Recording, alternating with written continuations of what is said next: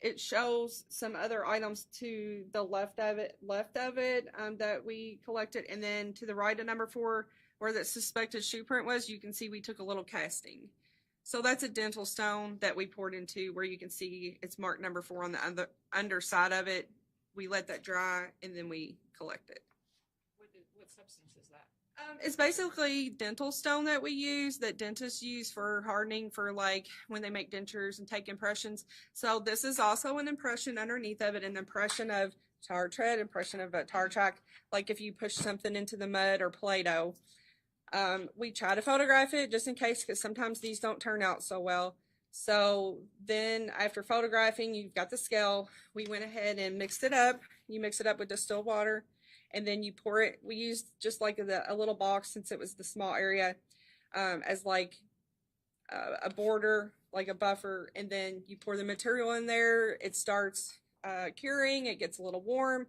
You have to leave it for a little while. It depends on the temperature outside, and then once it's dry, then you pick it up. You don't peel it off. You don't clean it off. You package it, let it dry a little further, and then that's going to eventually go to the crime lab. So here, hold on, I'm just gonna flip this around. Sorry. So now you can see, if you remember where markers 5 and 6 were, is where our victims were. They've been removed. And now we're going to look for any other evidence that could have been underneath of them. We've got a little bit better view of that area, so we may put additional markers out now. It shows Exhibit 4 still in relation to where they were at. So are those markers exactly where they were when the victims were still present? Yes. And who removes victims from scenes? The coroner's office. They will call either ties or a pickup service, but they'll be there to supervise that along with the detectives. What is ties? I'm not sure of the exact acronyms, but they come and transport bodies to the coroner's office for a medical examination.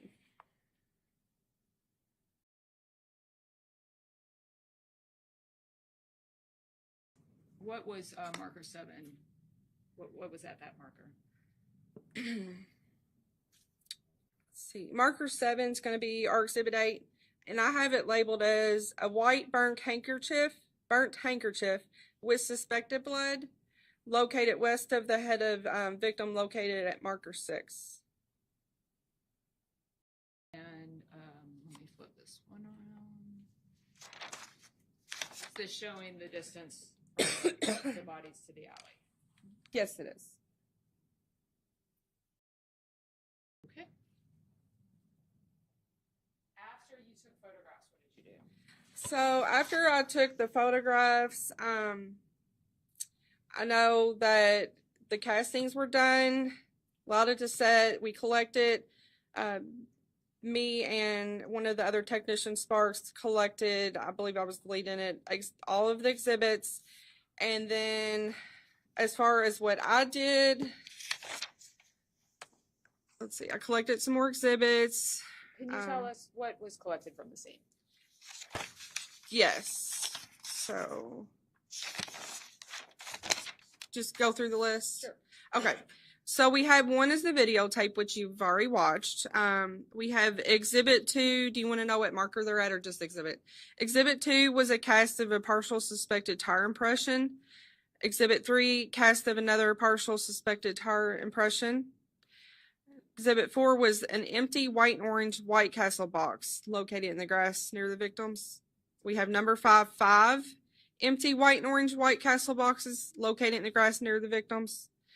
5A is a wet napkin because it came out of that box. We labeled it an A. It was a wet napkin which fell out from one of the boxes.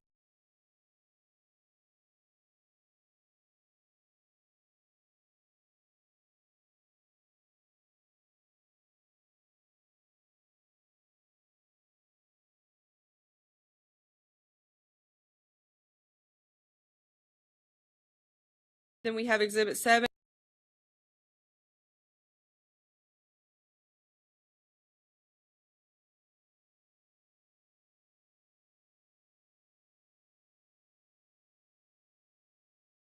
A torn piece of a brown bag with blue appears to be a White Castle's bag located in the grass.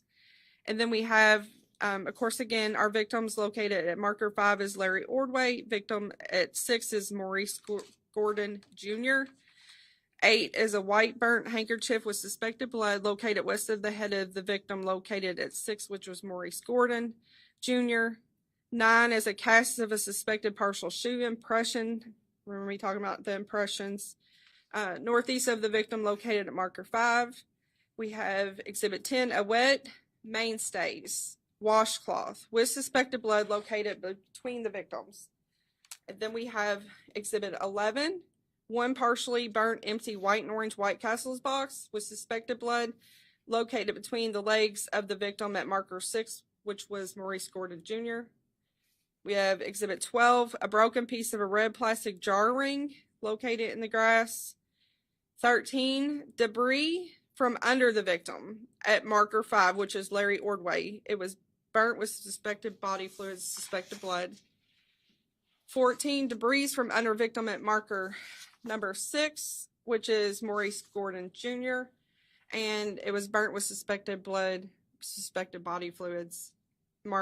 Exhibit 15, a piece of blue plastic located under the victim located at marker 6, which is again Maurice Gordon Jr. That was the exhibits I collected. And would you have packaged them as you described earlier in the brown paper and taken them back to CSU? Yes, I would have put them in their initial bag. They may have remained in that bag and then labeled, or they may have been packaged further. Did you take fingerprints of the victims? Or did you observe your partner? I observed the technician Sparks that was there with me taking them. Okay. And is that because you all didn't know who they were at that time? From what I can recall, they did not know, just from what I can recall, they did not know who they were at the time or had to verify, but that's why he took them to be examined. Okay. And how long were you at the scene there at River Park? So I have that I got there, my time's listed, at 13:10, which is 1:10 p.m. And actually, I'm sorry. I got the call at 1:10 p.m. I got there at 1:38. So 1:38 p.m., 13:38 hours. And then I cleared the scene at 17:15, which is going to be 5:15. So from 1:38 to 5:15. And did you do anything on this case the next day? Yes, I did. What was that? And I'm sorry, it's been a while, so I have to refer to my report. So the next day is going to be the 23rd. I responded to pathology, which the location at that time is 810 Barrett Avenue still, to the autopsies of both victims. What is an autopsy? An autopsy is a medical examination of someone that's deceased, and often with circumstances that are other than a normal death. The medical examiner and myself will take pictures, observe and document the body and collect any evidence, take weights of organs and different things, and then so that they can make a determination of death. And does CSU attend all autopsies of suspected homicides? Yes, we do. Did you take photographs during these autopsies? Yes, I did. And were they done simultaneously or one at a time? What do you? Did the doctors do one autopsy and then stop and do another, or do you? I did both autopsies, so I would have had to done one at a time. Okay. May I approach her? I'm going to show you what we have marked as 52 through 64. You know, if those are photos that you recognize.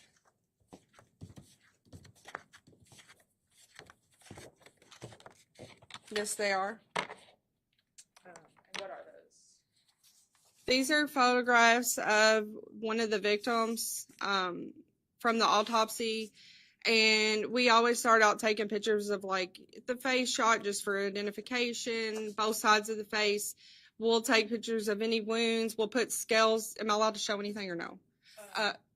That's okay. We'll put scales down. It's a little ruler. Sometimes they're a sticky little ruler. Sometimes they're a large ruler, just so that you can get a good view of the size of something. For example, if it's a wound, if it's a laceration, if it's, a piece of hair. And then also we'll show like if there's any defensive wounds, any damage to the tissues, any clothing. But that's what the photographs would be. And then we'll also lay the clothing on the brown paper again so that you can get a better view of it before it's packaged and transported again. How long has student these as, I forget what I said, 53 to 64? Same section.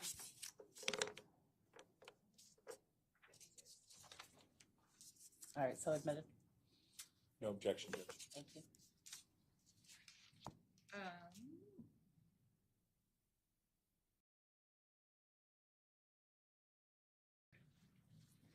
If you could now tell the jury specifically about each photo.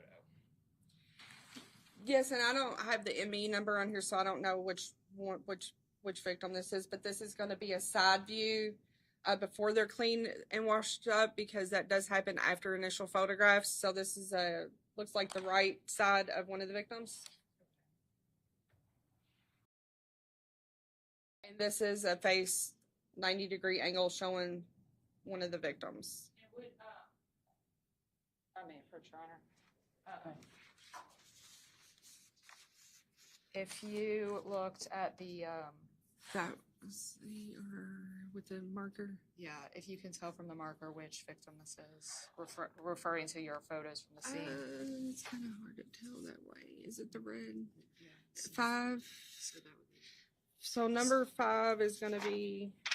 Let me refer to my notes again. This is the other.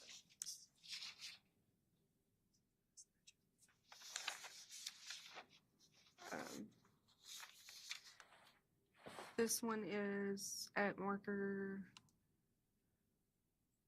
Kind of hard to tell from here.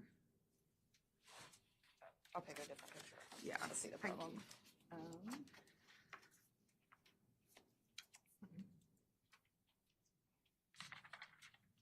I just don't want to guess. Okay, so referring to Exhibit 45, which shows the markers Okay. by the feet of the boys.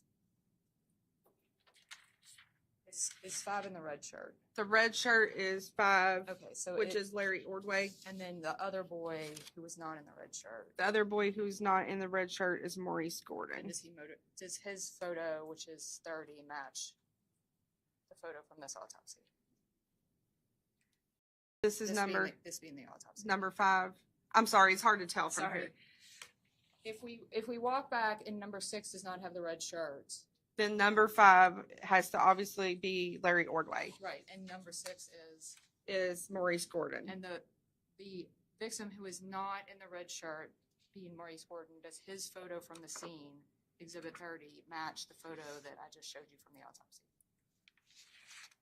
The one that's up there. Uh-huh. I'm Sorry. is the one in the not in the red shirt. Right. So that is Maurice Gordon Jr. I'm sorry. I'm it's just sorry, hard to that tell was from really pictures. I don't want to confusing. guess. Yeah. Right. So So this is Here's Maurice all these Gordon here. Jr.'s autopsy photographs. Better correct than guessing.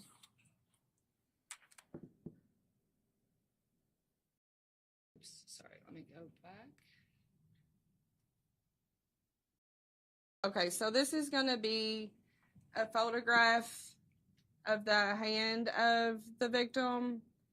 And if I'm looking down at it, you can see it appears that the thumb is this way, so the left hand, and it's got charring on the fingers and skin sloughage and a removal on it.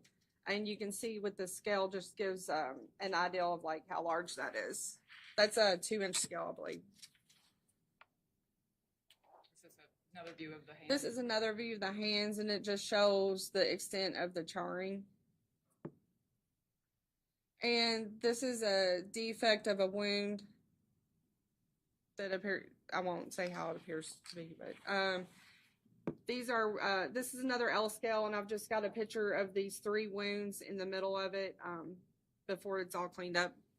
And were his organs out of the body when found? Yes, they were. If you look above that scale, that's going to be intestine.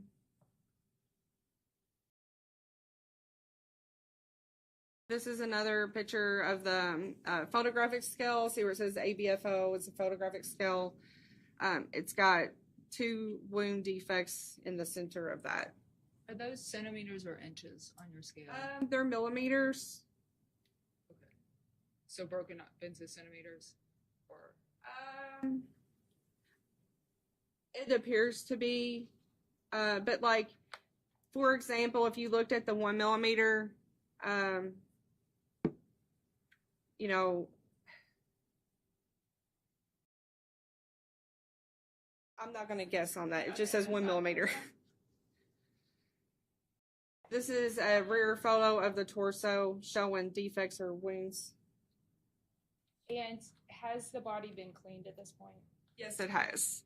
Why does that happen? Because that way, now that we've already got the photographs at the scene that you saw what they look like as is, and then you have photographs as is at the medical examiner's office, they want to clean the body up, the victim, because it'll show more wounds, it'll show bruising, it might show patterns. You can't see it as good when there's a lot of blood, you know, with the coloring, everything just kind of runs in together. So this way you can get an ideal of exactly how the edges of everything looks too. And this is going to be another photograph of the wounds cleaned up. Another photograph of those 3 wounds. Now you can see the torso. To me, that appears to be the navel. So you've got, you know, just here I can see 1, 2, 3, 4, and then a large 5, and then a large mass of possibly more than 1 defect together. This is a picture of the clothing that was on the victim. As I talked about, we put some of that paper down, just that way we could lay the clothing down as soon as we got it from the autopsy. That way you could get a good view of it. With the charring, you know, it could further deteriorate in a bag, and it's nice to get a picture before further deterioration. This is a picture of the boxers that was collected, Lucky brand, and then we've got a scale down just for reference. Here we've got some debris and pieces from the clothing that have come off, and charring, and again the scale. Is this listed as a white t-shirt? Let me look. Suspected white t-shirt. Let's see.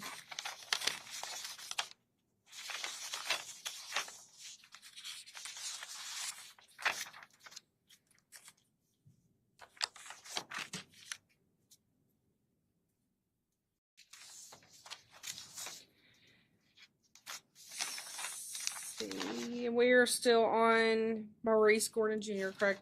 So I have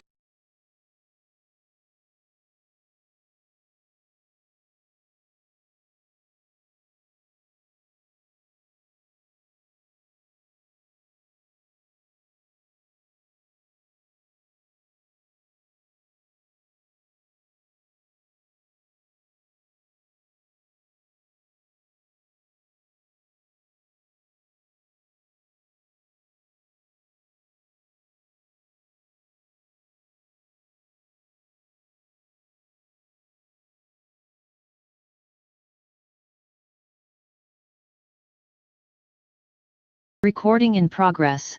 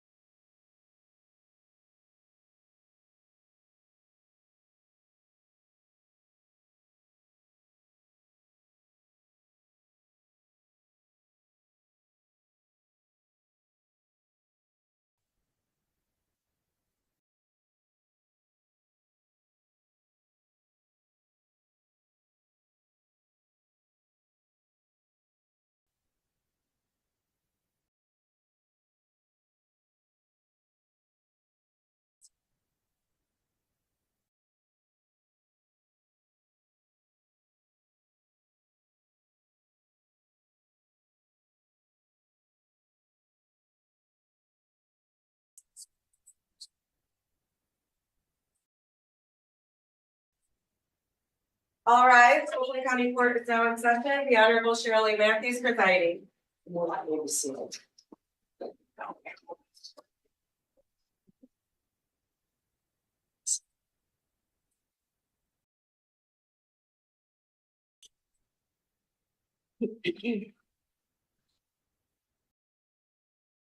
Honor, calling People versus James Crumbly, case number 22279989 FH. Calling People versus Jennifer Crumbly, case number 222799990 FH. Good morning, Your Honor. Marielle Lehman on behalf of James Crumbly. Good morning. Hi, Judge. Good morning. Anjali Prasad standing in for Shannon Smith today on behalf of Jennifer Crumbly. Good morning. Karen McDonald on behalf of the people. Thank you, Mark Keith, from Bad People. Good morning. Well, you may be seated. My understanding is that we're here today pursuant to a motion filed by the prosecution with regard to potential client waiver form. The brief in support is labeled former client safeguards. And there was also a former client waiver form produced by the prosecution.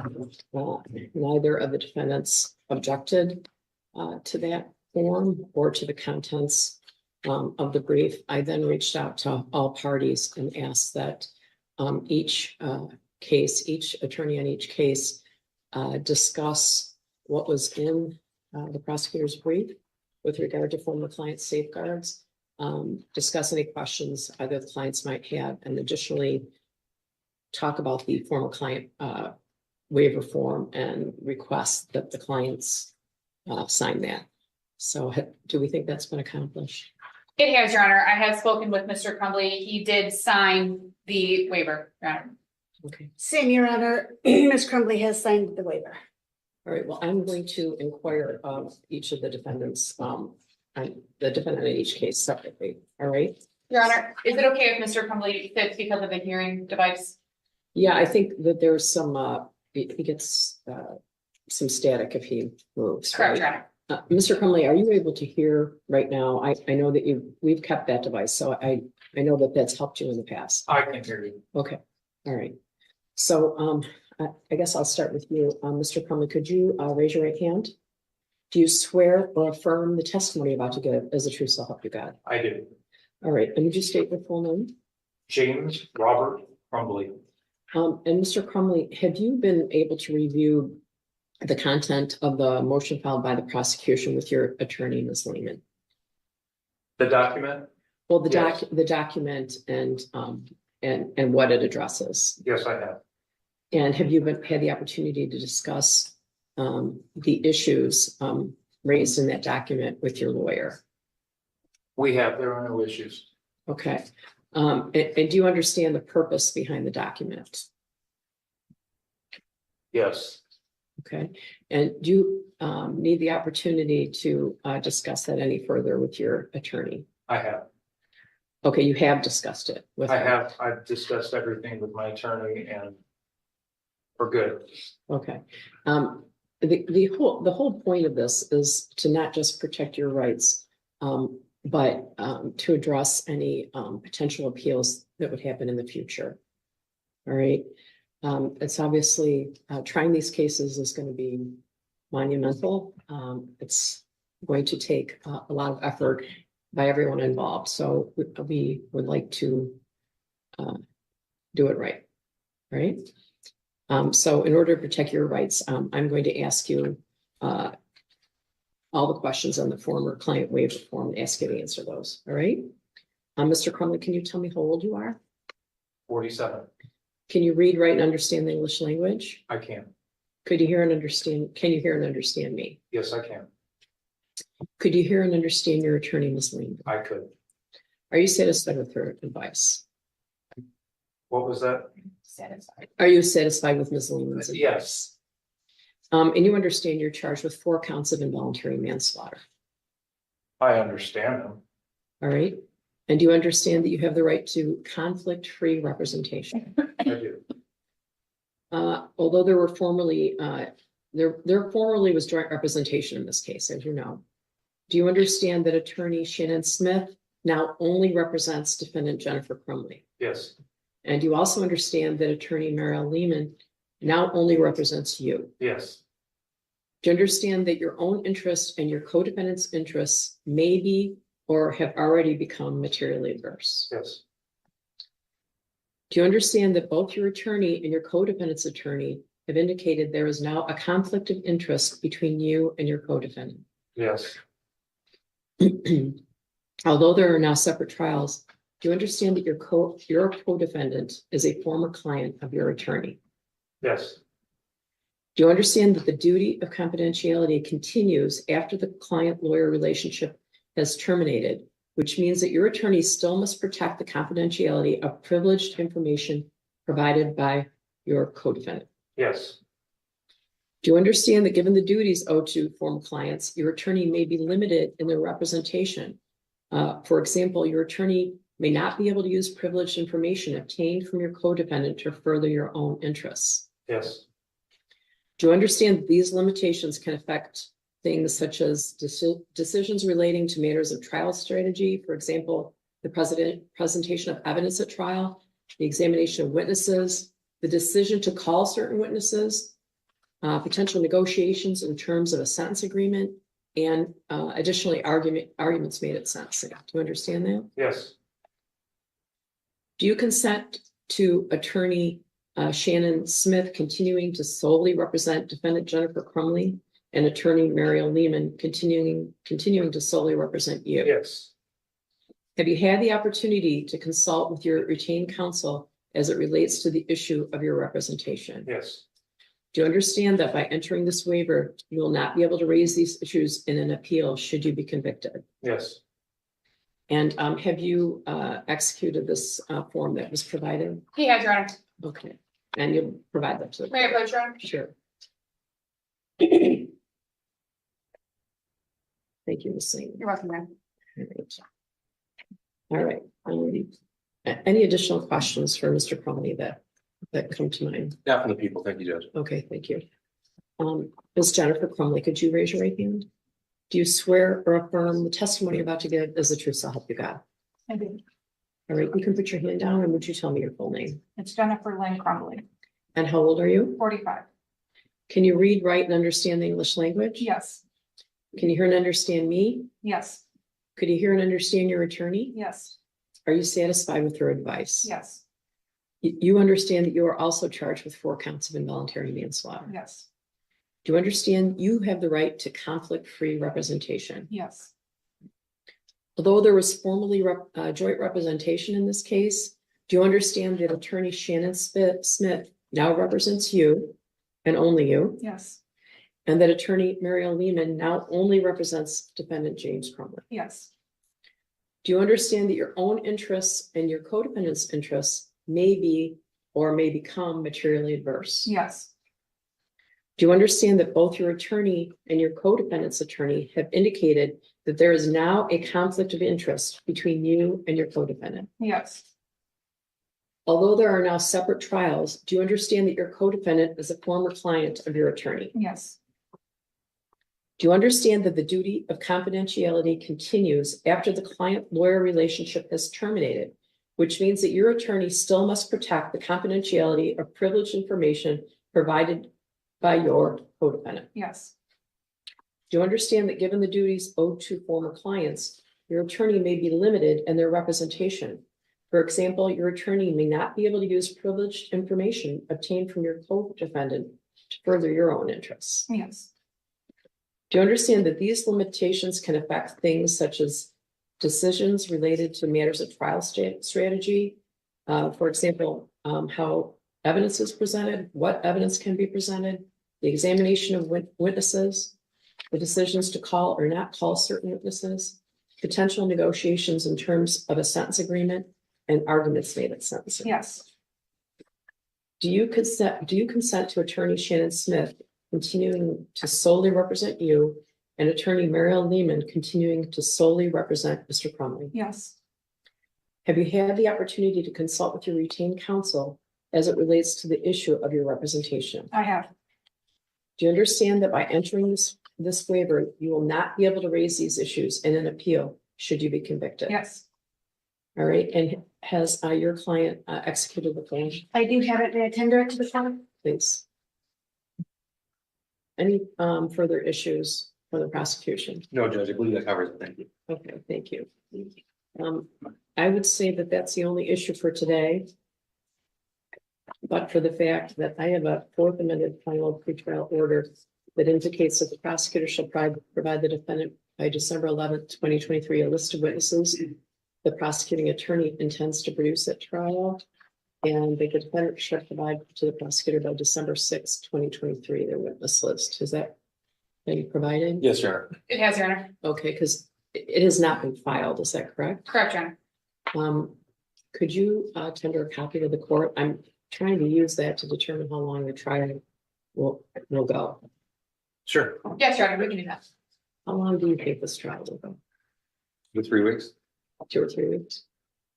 Okay, is that your guess? Each, yes, I think Each? 2 or 3 weeks each, Your Honor, yes. Okay, so I suppose the pretrial order doesn't say file it, but if you could provide it to us, I think that'd be helpful.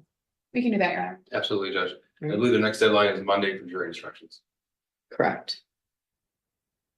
I, at the moment, can't think of a good reason not to give a special jury instruction, but anything else right now?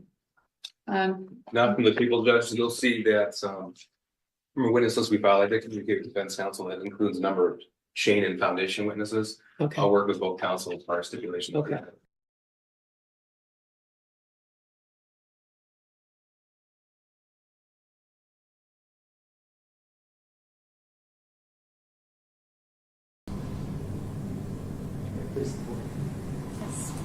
Opposing counsel. Ladies and gentlemen of the jury. Callous and Casual was the first murder. The two that followed were calculating and cruel. In May of 2016, Brice Rhodes snuffed out the life of Christopher Jones, Larry Ordway, and Maurice Gordon. The evidence is going to show that these acts occurred basically as two acts. And so if this were a play, these would be the characters that are involved in the first act. We have Maurice Gordon and Larry Ordway. Despite having different last names, these two are brothers that live together. They went to school at Olmsted. They liked playing basketball. They enjoyed rapping. They were always hanging out together. They had a home. They had a family. But from time to time, they would be out of the house for a few days. That wouldn't be anything unusual for them. They were born 2 years apart and a day. So they almost had the same birthday. And unfortunately, they both died on the same day, which we'll get to a little bit later. So these two brothers that were always hanging out together, 16 years old and 14-year-old, were friends with several people, one of which was Jacory Taylor. Now, Jacory, you're going to hear testimony from him. He's going to testify. He had a rough go of it. He had lost his job at White Castles. He was in and out of people's houses. He would stay in the stairwell at his girlfriend's house. He was just kind of on the boundary of things. And he was friends with both Larry and Maurice. And Jacory goes by Corey also sometimes. And Maurice Gordon also goes by Reese. And they were mutual friends with Brice Rhodes, the defendant here, who went by Rambo. Brice Rhodes, was 25 years old at the time in 2016 when he's hanging out with 14-year-olds and 16-year-olds. Jacory was 17 years old. And there's one more person in the spring group.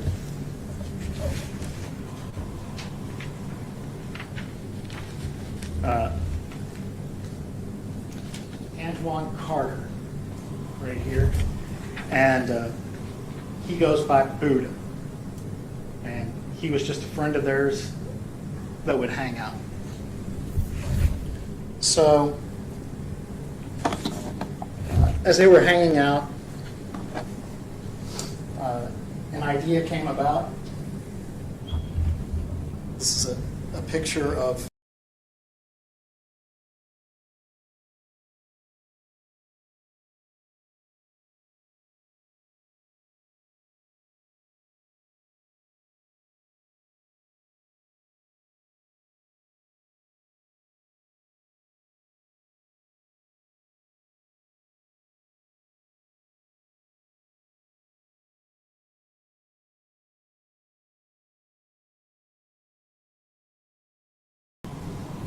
one night with Brice Rhodes, they came upon an idea. And the idea was basically there was a hit out on somebody, and they were going to kill that person and collect on the hit. And Brice Rhodes was aware of this hit and knew who would pay on it and knew who the target was.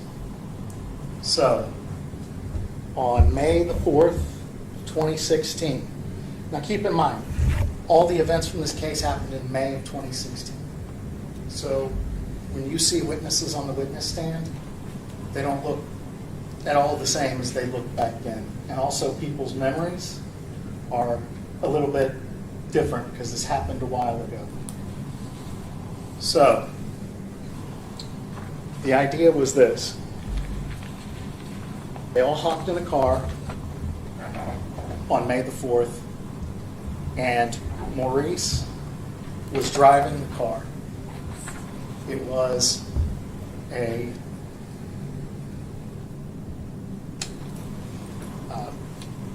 blue Mazda that was owned by the defendant, Mr. Rhodes. The front passenger seat was Larry. Brice Rhodes was in the back behind the driver's seat. And Ja'Cory Taylor was on the right behind the passenger seat. Trailing in a different vehicle was Ja'Cory Taylor, Antoine Carter. He's in a truck that's following behind his car. So it's nighttime, and they're driving around looking for this guy, looking to collect the price on his head. As they approach,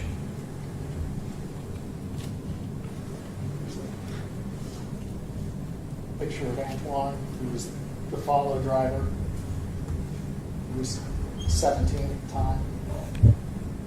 As they approach 41st Street, there's video of a car driving by, then video of the truck. What happened was a man was walking out in the streets, and he had long braids. And so he looked like the guy that Brice Rhodes believed the hit was on. So Brice Rhodes rolled down his window. The guy was walking out of the street. Cars parked in the road. He's walking out into this, away from the street, in between the cars. Brice Rhodes yells out the window to him, "Hey, get out the road, bitch," and then shoots him one time in the side. The bullet wound is going to go through his arm and into his side. Police are going to be alerted that there was a shooting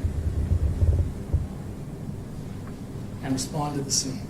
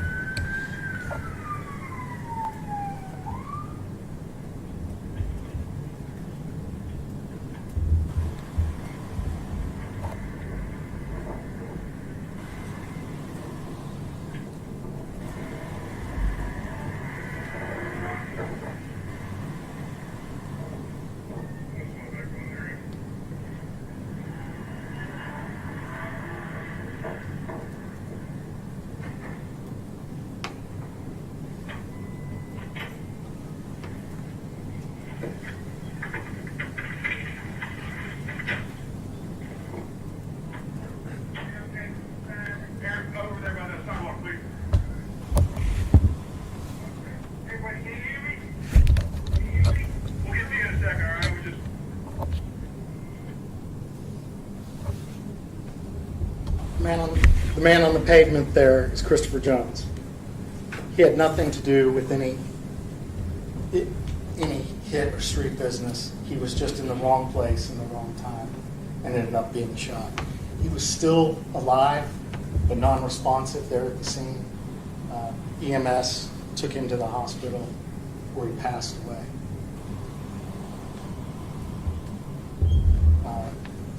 This is the intersection of the nearest street the police reported to. There's another picture of Mr. Jones. And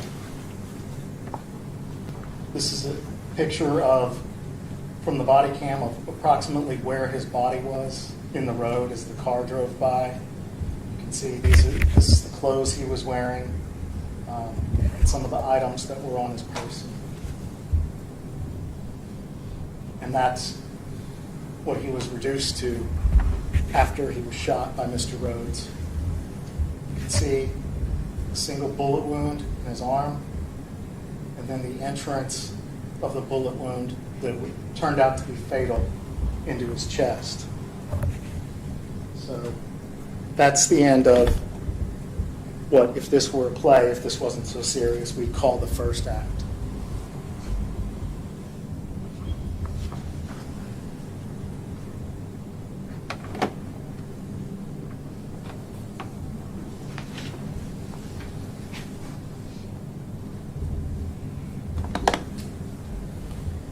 Now, a couple different ways it happened, but essentially, Brice Rhodes became aware by overhearing a phone conversation with Jacory talking to Maurice that they were talking about the murder that had happened, that their family knew about it.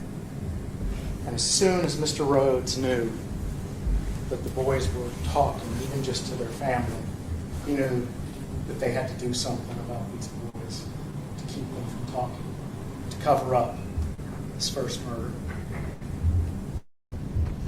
So this is a black Dodge Charger that Mr. Rhodes had access to and often drove. And you're going to hear testimony that on the 22nd of May, just a couple of weeks later, this black Charger picked the boys, Larry and Maurice, up at their house. And that was the last time that anybody from that apartment was going to see them alive again.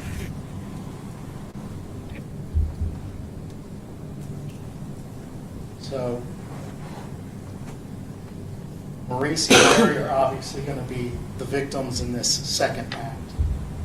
And it's going to be carried out by a defendant named Tyrion Coleman, by Antoine Carter, who was involved earlier, and by Corey Taylor, and by Mr. Rhodes himself. So I'm going to leave that up there for your reference. So this is Brice Rhodes' apartment that he lived at with his mom.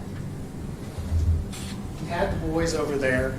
It was 4 of them, well, the 6 of them, 4 individuals listed there, Maurice, Larry, and another individual.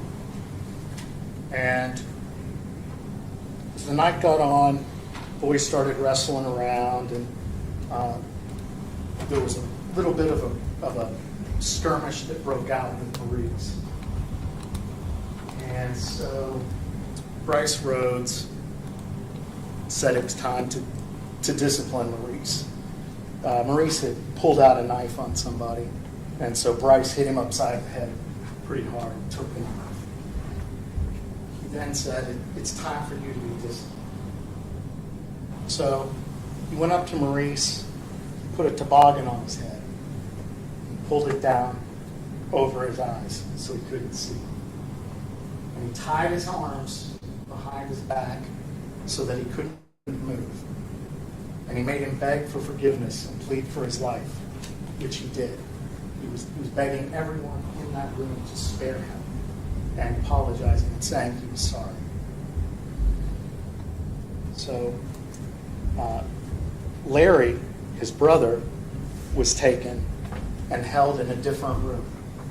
And from Larry's room, he could hear his brother pleading for his life, and he could hear what happened to his brother.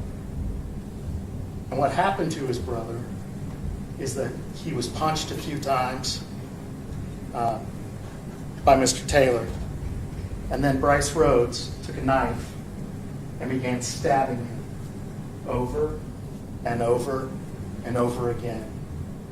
In the chest, in the midsection, and in the genitals. He was screaming and crying out for help, and his brother was helpless a room away to do anything about it. When they were finally done, they rolled Maurice over, and then they brought Larry into the room. And then they repeated the process. They took the toboggan off, they put it on Larry's head, they put something over Larry, and they started stabbing him until he died there in that apartment.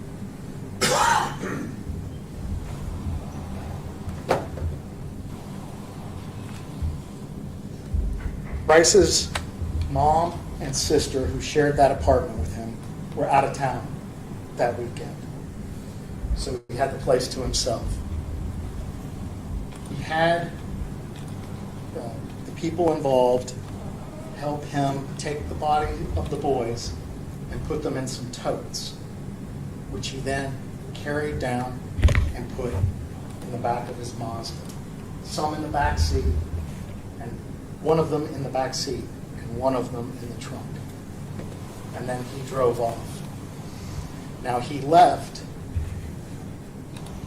Anwan and Jacory at the house to clean up, because there was blood all over the carpet.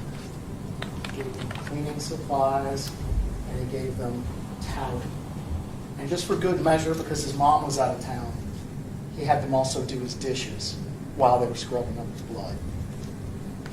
He and other individuals went and dropped the body of the boys off, dropped their bodies off.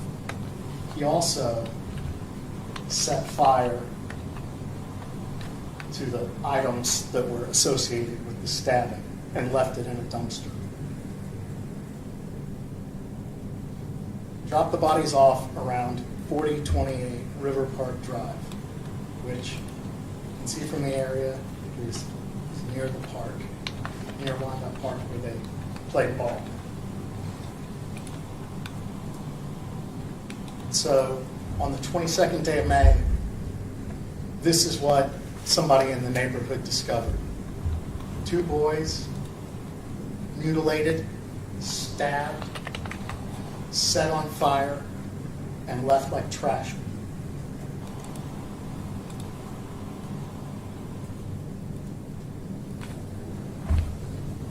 So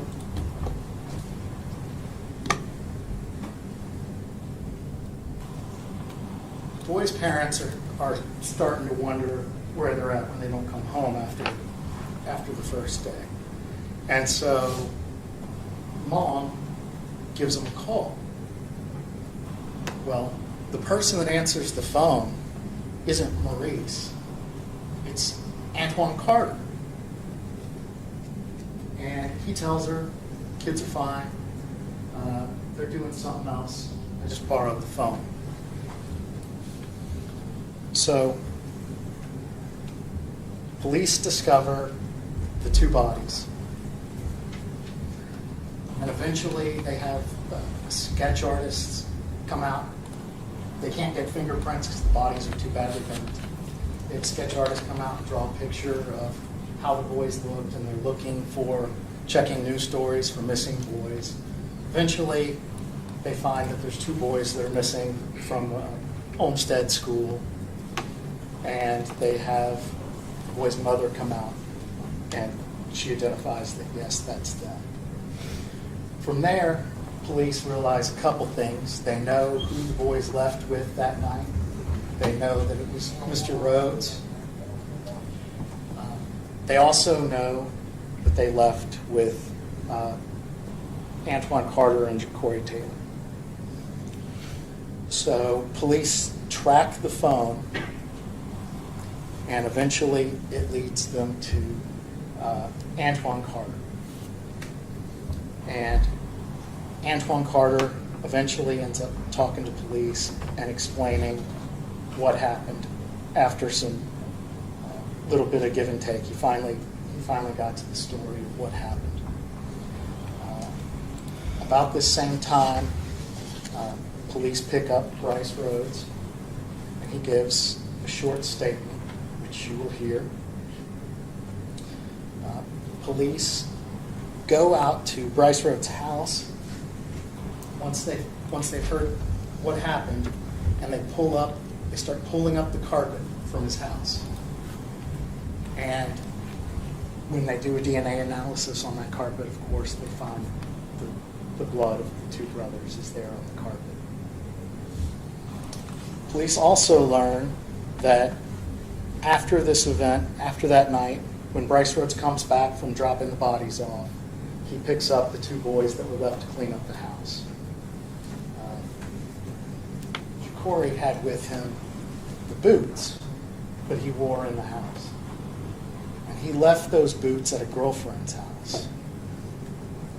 And so police got a search warrant. They go to that girlfriend's house, and those boots, the DNA on those boots, comes back to the boys as well, corroborating what was said earlier. He also gives a statement to police, and it pretty much matches the statement of Antoine Carter that I've just relayed to you. So, here's a picture of the apartment, how cleanly the flooring was stripped from Brice Rhodes' place. Another thing that police did once the investigation got underway was they went and looked at Brice Rhodes' blue Mazda that had transported the two victims in the tote sacks. And you'll notice this is a picture of the back seat of the Mazda. All the cloth seating has been ripped out of it. And then this is a picture of Ja'Cory at the police station giving his statement. You can see, I want you to remember how young he truly is. At this point in time, he is 5'5", weighs 122 pounds. Brice Rhodes is a 25-year-old grown man. There's a picture of the boots that were recovered from the girlfriend's house.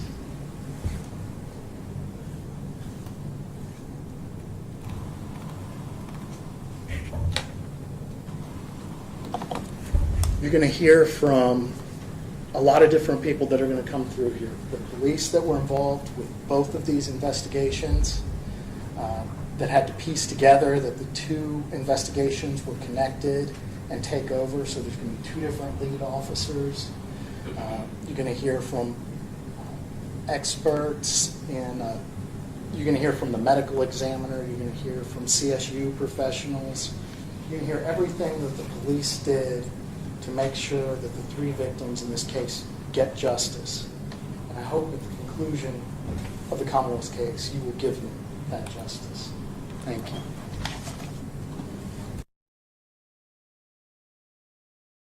Oh, yeah, Crystal. That's right, Crystal.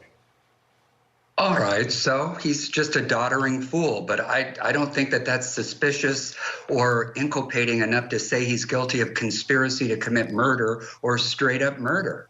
You're always going to have what I call warts in a criminal case when you're under indictment or under suspicion, because that's what's drawing attention to you. You say and do and, act out on crazy notions and things that just don't make sense when you have law enforcement trying to piece together a missing person, And I just, based on that, I don't think there's enough evidence. Well, it certainly looks fishy. Come they've on, got it's not evidence. enough. They've got evidence against his son Joseph.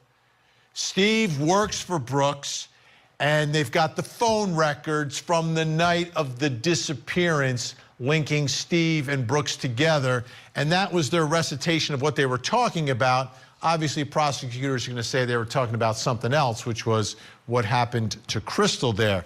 Ben Chu, you represented one of the great actors of our time, Johnny Depp. What did you think of the performance in the interrogation by Brooks Houck and his co-star on the phone, Steve Lawson? I think it left a lot to be desired. I don't think he was Johnny Depp, that's for sure. Yeah. Philip, can I go back to you on that? I mean, I'm listening to the two talk to each other, and I'm like reminded, like, it almost sounds like, you know, Real Housewives of Orange County, or maybe not to that level, right? Maybe it's Real Housewives of Utah, Salt Lake City, I don't know. But it's just like that bad acting where they have like sort of a script and they're trying to ad-lib and seem like they're really in the moment, but they're not actual actors, so they can't pull it off, and they come across very awkward. You know, like not even as good as those made-for-TV Christmas movies that we've been watching all month long. Well, if the prosecution's narrative is to be believed, it really sounds like that they have rehearsed and kind of role-played what would go down and what they would say if they were ever interrogated by the police. And chances are so much time went by between the time they talked about it and rehearsed it and went through it and the time that they're actually sat down by police and now being questioned rather closely and intimately, they couldn't remember all the details. So they're kind of reminding each other, giving each other little cues, you know, so that they could jar each other's memory about what to say, what not to say. But again, I don't think it's cryptic enough to say it's proof beyond a reasonable doubt of conspiracy to kill. I don't see it yet. Bernarda, do you think prosecutors will dangle an offer to one of the Lawsons, the father or the son? And do you think it would be predicated upon information related to where Crystal is? Absolutely. One of the goals, and I'm sure for the family of the deceased, is that they want the body. And one thing as a prosecutor, as a former homicide prosecutor, is that when you're dealing with cases where you don't have the body and the family is really intent and like, just let me get the body so I can lay that person to rest, that they will make one of the conditions of the plea to actually the whereabouts of the body. Also, what the prosecutor is going to do, depending on the strength of the case, if they see that their case is not as strong towards one person, they are going to be willing to flip one of the defendants, usually the one that is the less culpable in the sense that that person wasn't the one who physically killed the deceased in this case. And that way they'll be able to flip that person to testify against the other two. So we still got to wait and see because we don't know what all the evidence is. All we're seeing is this little clip, but this little clip doesn't look good for anyone. You know, I can't remember what I said the other night. Do you remember what I said? Can you tell the officer? Because I just... Come on. That stunk to high heaven. All right. These guys are great, though. Bernard Villone and Philip Dubé. Ben Chu with us the whole hour. Up next. The Oxford school shooter was just 15 when he committed mass murder. Today he was sentenced. Was justice served? I've worked hard all my life. I've gone from being a local reporter to becoming a law student to then even going on to teach other lawyers, all before I came to Court TV. As a journalist, lawyer, and teacher, I learned the secret to success is speaking in your authentic voice. And I bring that lesson to my show, Opening Statements, every morning on Court TV. Opening Statements with Julie Grant. Weekday mornings at 8, 7 Central. Only on Court TV.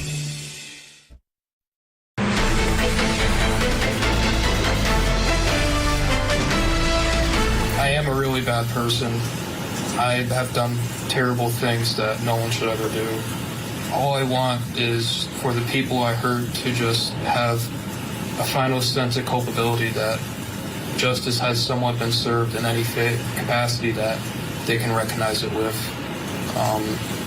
Any sentence that they ask for, I ask that you do impose it on me because I want them to be happy and I want them to feel secure and safe, and I do not want them to worry another day, because I really am sorry for what I've done, for what I've taken of them. I cannot give it back, but I can try my best in the future to help other people, and that is what I will do. That's the Oxford school shooter. He was 15 years old when he committed mass murder at his high school. Today was his sentencing, and a little bit refreshing there, not asking for any mercy, talking about the victims and their families. That is refreshing.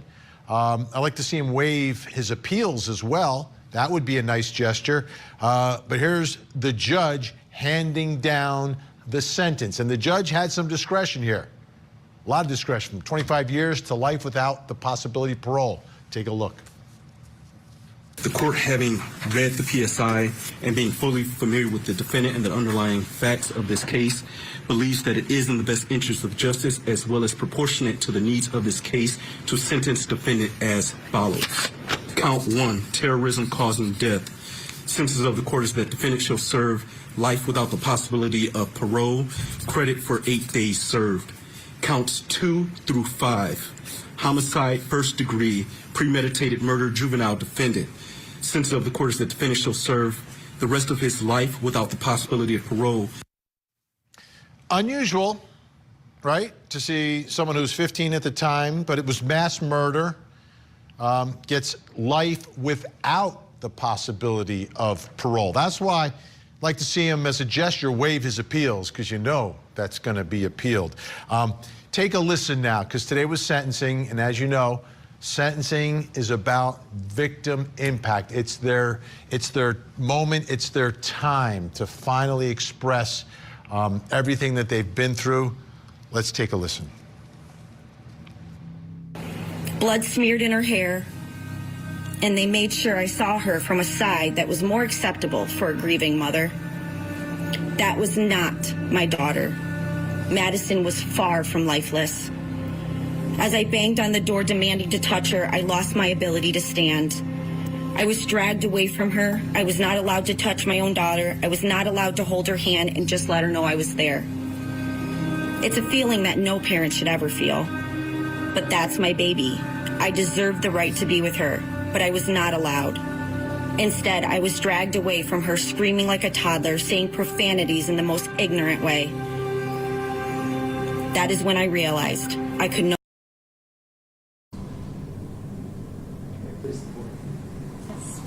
Opposing counsel.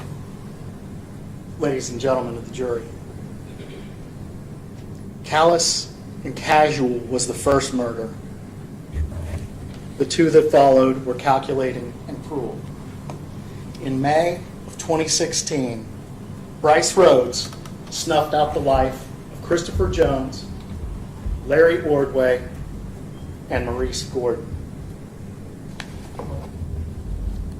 The evidence is going to show that these acts occurred basically as two acts. And so if this were a play, these would be the characters that are involved in the first act.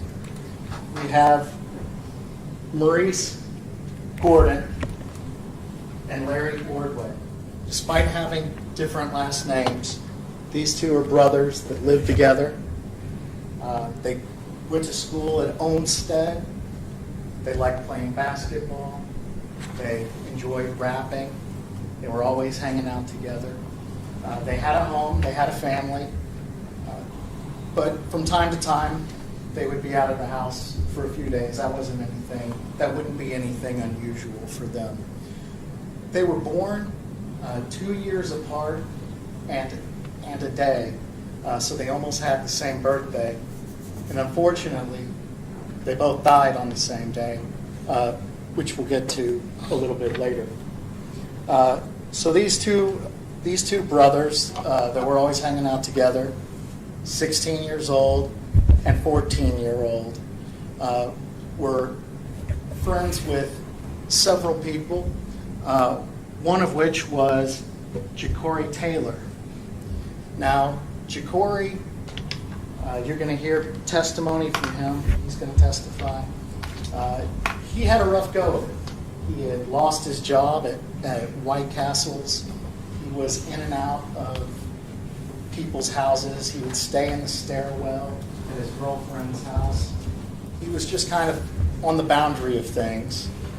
And he was friends with both Larry and Maurice. And Jacory goes by Corey also sometimes. And Maurice Gordon also goes by Maurice. And they were mutual friends with Brice Rhodes, the defendant here, who went by Rambo. Rambo, Brice Rhodes, was 25 years old at the time in 2016 when he's hanging out with 14-year-olds and 16-year-olds. Jacory was 17 years old. And there's one more person in the spring group.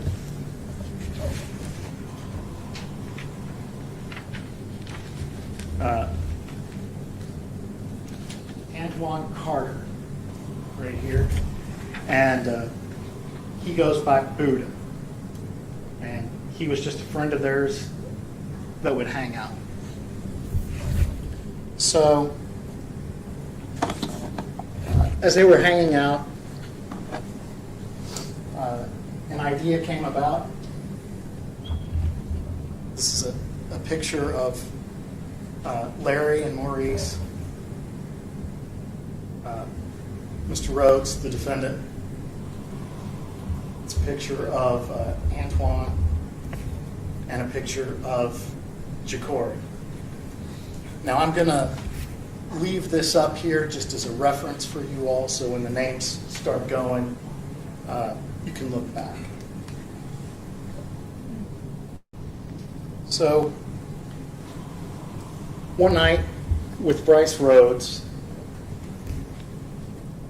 they came upon an idea.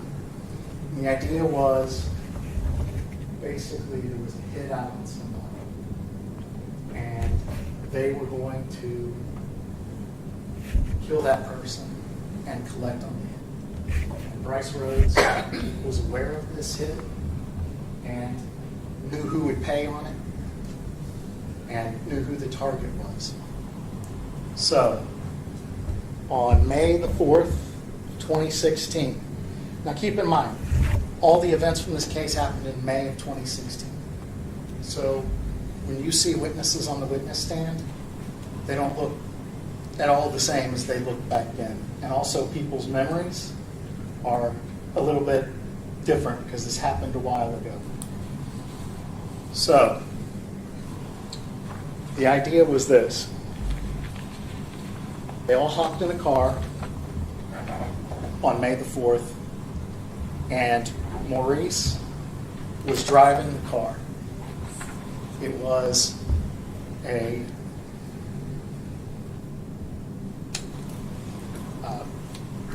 blue Mazda that was owned by the defendant, Mr. Rhodes. The front passenger seat was Larry. Brice Rhodes was in the back behind the driver's seat. And Jacory Taylor was on the right behind the passenger seat. Trailing in a different vehicle was Jacory Taylor, Antoine Carter.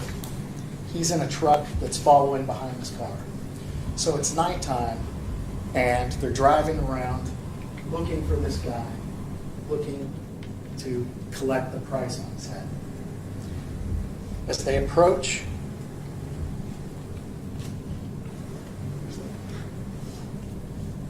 picture of Antoine, who was the follow driver, who was 17 at the time. As they approach 41st Street, there's video of a car driving by, then video of the truck. What happened was a man was walking out in the streets, and he had long braids. And so he looked like the guy that Brice Rhodes believed the hit was on. So Brice Rhodes rolled down his window. The guy was walking out of the street. Cars parked in the road. He's walking out into this, away from the street, in between the cars. And Brice Rhodes yells out the window to him, "Hey, get out the road, bitch." and then shoots him one time in the side. The bullet wound is going to go through his arm and into his side. Police are going to be alerted that there was a shooting and respond to the scene.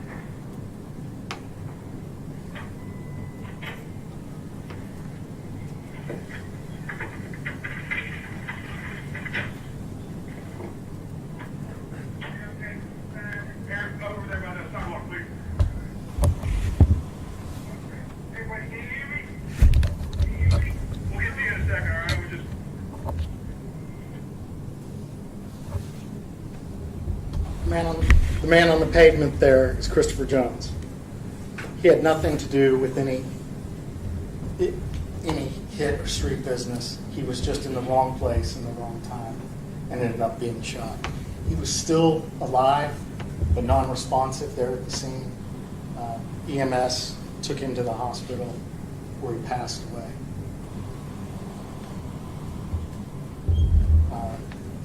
This is the intersection of the nearest street the police reported to. There's another picture of Mr. Jones. And this is a picture from the body cam of approximately where his body was in the road as the car drove by. You can see this is the clothes he was wearing, and some of the items that were on his person. And that's what he was reduced to after he was shot by Mr. Rhodes. You can see a single bullet wound in his arm, and then the entrance of the bullet wound that turned out to be fatal into his chest. So that's the end of what, if this were a play, if this wasn't so serious, we'd call the first act.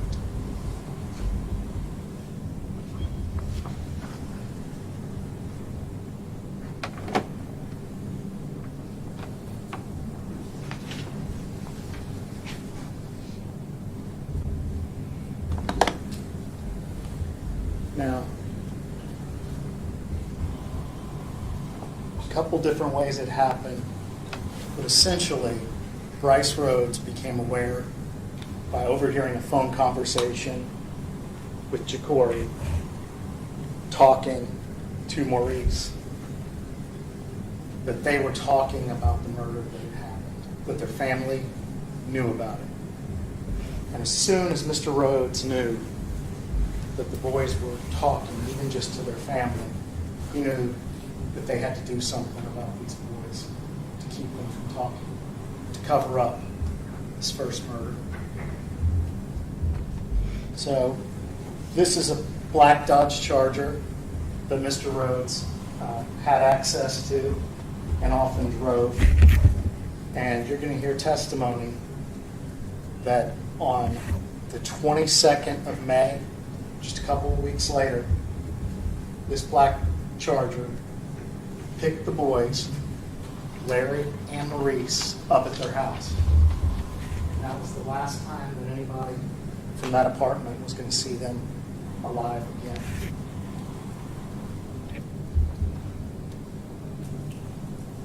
So Maurice and Larry are obviously going to be the victims in this second act. And it's going to be carried out by a defendant named Tyrion Coleman, by Antoine Carter, who was involved earlier, and by Corey Taylor, and by Mr. Rhodes himself. So I'm going to leave that up there for your reference. So this is Brice Rhodes' apartment that he lived at with his mom. He had the boys over there.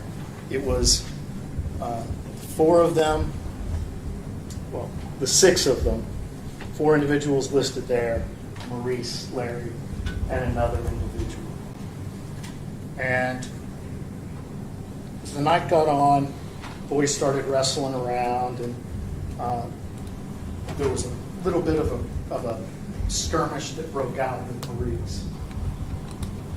And so Brice Rhodes said it was time to discipline Maurice.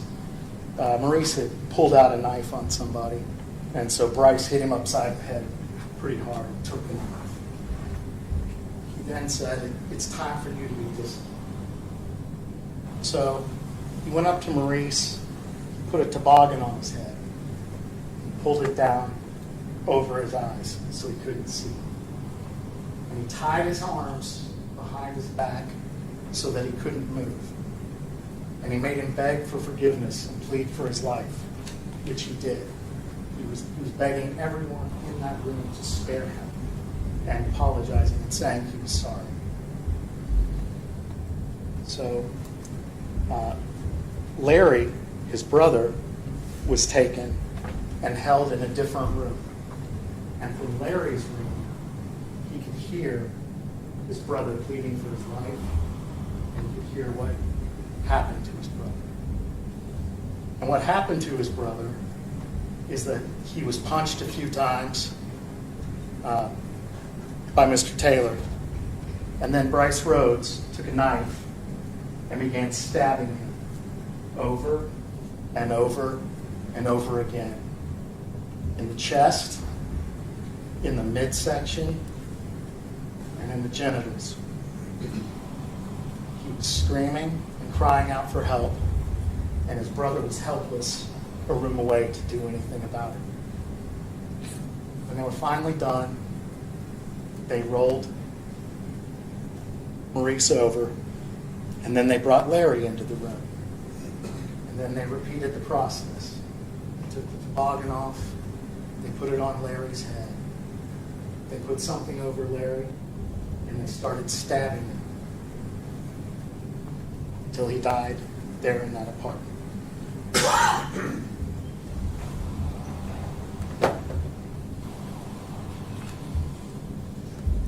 Brice's mom and sister, who shared that apartment with him, were out of town that weekend. So he had the place to himself.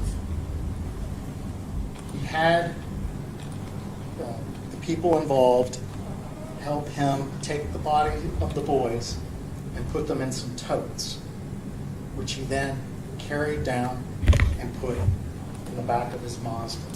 Some in the back seat, and one of them in the back seat, and one of them in the trunk. And then he drove off. Now he left Anwan and Jacory at the house to clean up, because there was blood all over the carpet. He gave them cleaning supplies, and he gave them towel. And just for good measure, because his mom was out of town, he had them also do his dishes while they were scrubbing up the blood. He and other individuals went and dropped the body of the boys off. Dropped their bodies off. He also set fire to the items that were associated with the stabbing and left it in a dumpster. Dropped the bodies off around 4028 River Park Drive, which you can see from the area is near the park, near Wyandotte Park where they play ball. So on the 22nd day of May, this is what somebody in the neighborhood discovered. 2 boys, mutilated, stabbed, set on fire, and left like trash.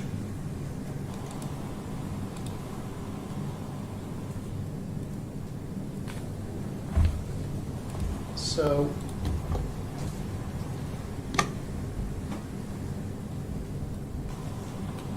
boys' parents are starting to wonder where they're at when they don't come home after the first day. And so mom gives them a call.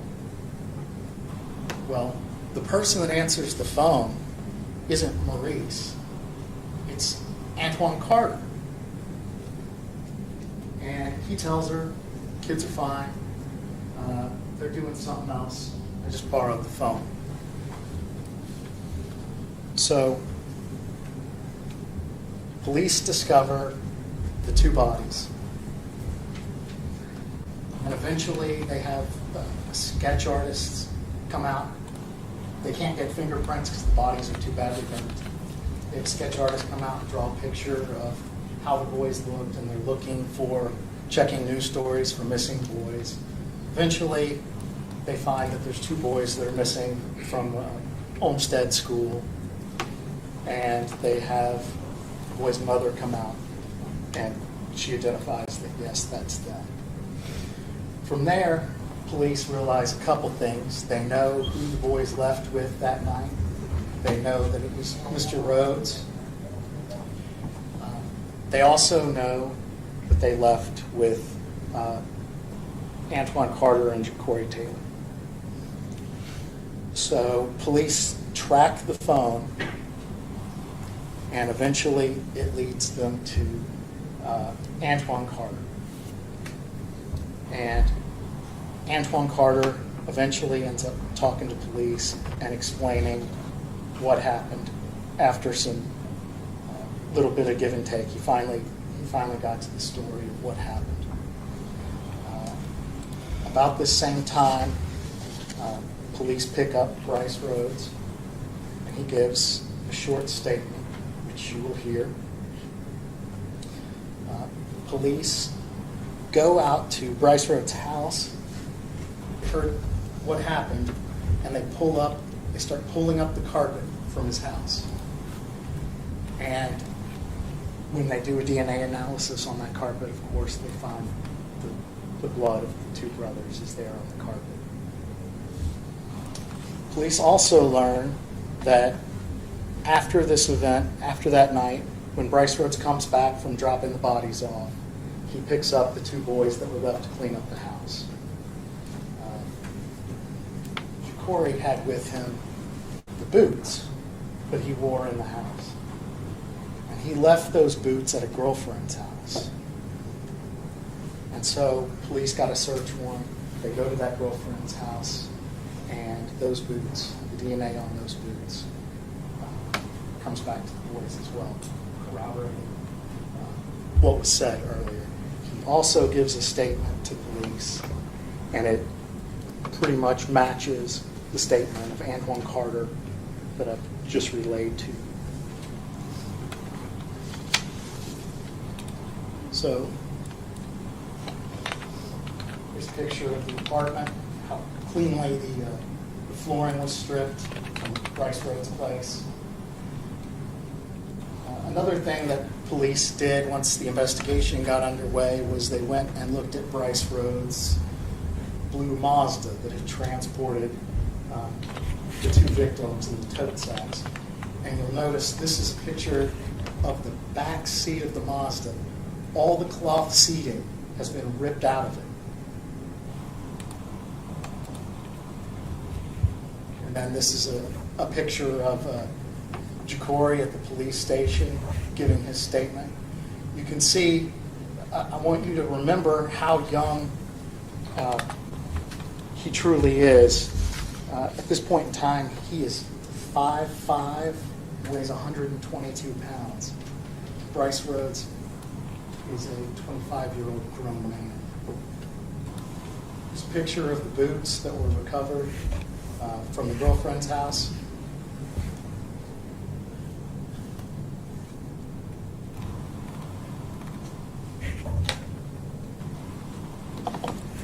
You're going to hear from a lot of different people that are going to come through here. The police that were involved with both of these investigations, that had to piece together that the two investigations were connected and take over. So there's going to be two different lead officers. You're going to hear from experts in, you're going to hear from the medical examiner, you're going to hear from CSU professionals. You're going to hear everything that the police did to make sure that the three victims in this case get justice. And I hope at the conclusion of the Commonwealth's case, you will give them that justice. Thank you.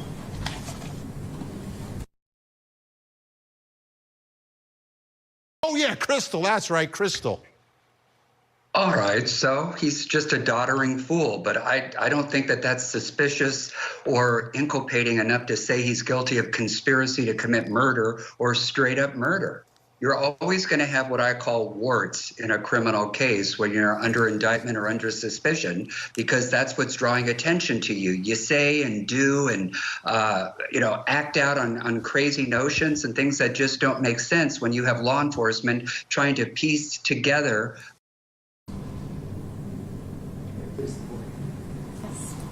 Opposing counsel. Ladies and gentlemen of the jury, callous and casual was the first murder. The two that followed were calculating and cruel. In May of 2016, Brice Rhodes snuffed out the life of Christopher Jones, Larry Ordway, and Maurice Gordon. The evidence is going to show that these acts occurred basically as two acts. And so if this were a play, these would be the characters that are involved in the first act. We have Maurice Gordon and Larry Ordway. Despite having different last names, these two are brothers that live together. They went to school at Olmsted. They liked playing basketball. They enjoyed rapping. They were always hanging out together. They had a home, they had a family, but from time to time, they would be out of the house for a few days. That wouldn't be anything unusual for them. They were born 2 years apart and a day, so they almost had the same birthday. And unfortunately, they both died on the same day, which we'll get to a little bit later. So these two brothers that were always hanging out together, 16 years old and 14-year-old, were friends with several people, one of which was Jacory Taylor. Now, Jacory, you're going to hear testimony from him. He's going to testify. He had a rough go of it. He had lost his job at White Castles. He was in and out of people's houses. He would stay in the stairwell at his girlfriend's house. He was just kind of on the boundary of things. And he was friends with both Larry and Maurice. And Jacory goes by Corey also sometimes. And Maurice Gordon also goes by Reese. And they were mutual friends with Brice Rhodes, the defendant here, who went by Rambo. Rambo, Brice Rhodes, was 25 years old at the time in 2016 when he's hanging out with 14-year-olds and 16-year-olds. Jacory was 17 years old. And there's one more person in the spring group.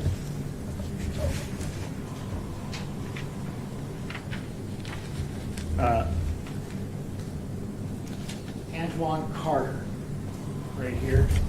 And he goes by Buddha. And he was just a friend of theirs that would hang out. So, as they were hanging out, an idea came about. This is a picture of Larry and Maurice,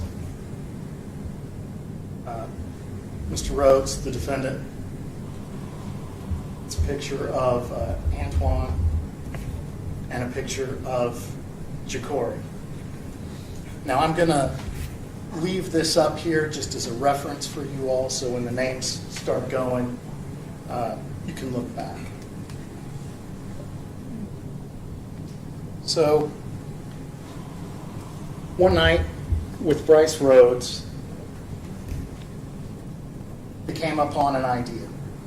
And the idea was basically there was a hit out on somebody, and they were going to kill that person and collect on the hit. And Brice Rhodes was aware of this hit and knew who would pay on it and knew who the target was. So on May the 4th, 2016, now keep in mind, all the events from this case happened in May of 2016. So when you see witnesses on the witness stand, they don't look at all the same as they looked back then. And also people's memories are a little bit different because this happened a while ago. So the idea was this. They all hopped in a car on May the 4th, and Maurice was driving the car. It was a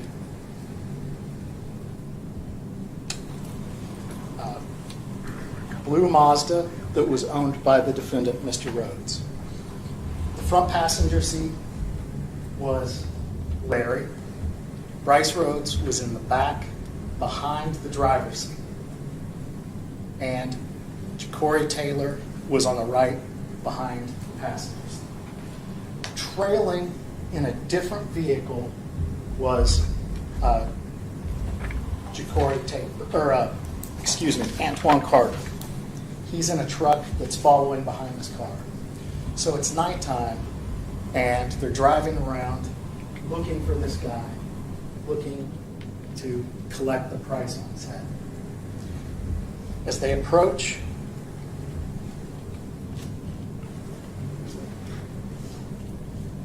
picture of Antoine, who was the follow driver, who was 17 at the time.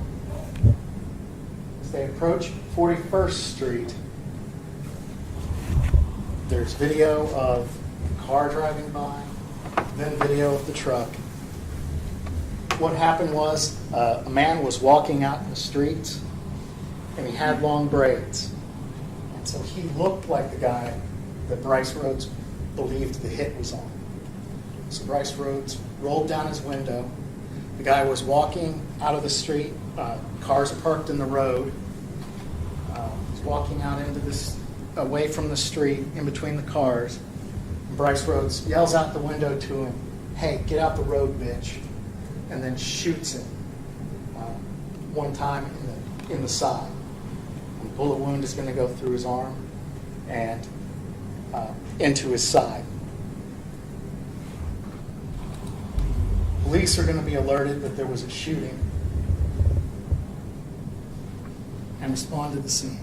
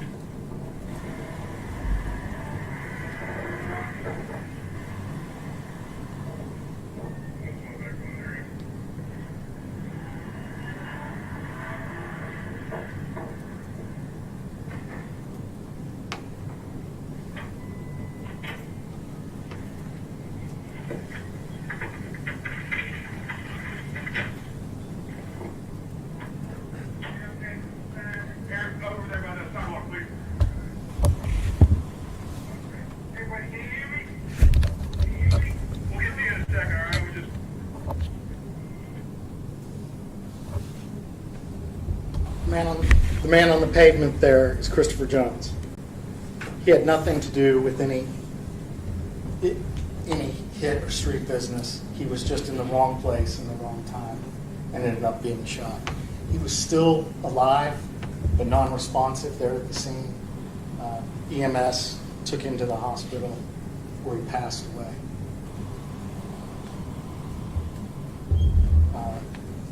This is the intersection of the nearest street the police reported to. There's another picture of Mr. Jones. And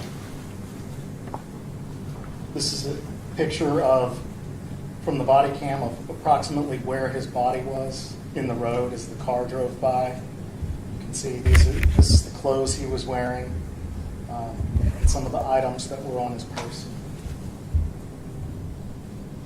And that's what he was reduced to after he was shot by Mr. Rhodes. You can see a single bullet wound in his arm, and then the entrance of the bullet wound that turned out to be fatal into his chest. So that's the end of what, if this were a play, if this wasn't so serious, we'd call the first act.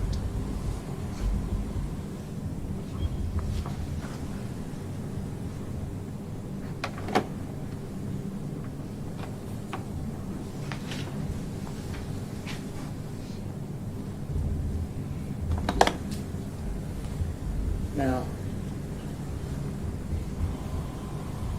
a couple different ways it happened, but essentially, Brice Rhodes became aware by overhearing a phone conversation with Jacory talking to Maurice that they were talking about the murder that had happened, that their family knew about it. And as soon as Mr. Rhodes knew that the boys were talking, even just to their family, he knew that they had to do something about these boys to keep them from talking, to cover up his first murder. So this is a black Dodge Charger that Mr. Rhodes had access to and often drove. And you're going to hear testimony that on the 22nd of May, just a couple of weeks later, this black Charger picked the boys, Larry and Maurice, up at their house. And that was the last time that anybody from that apartment was going to see them alive again.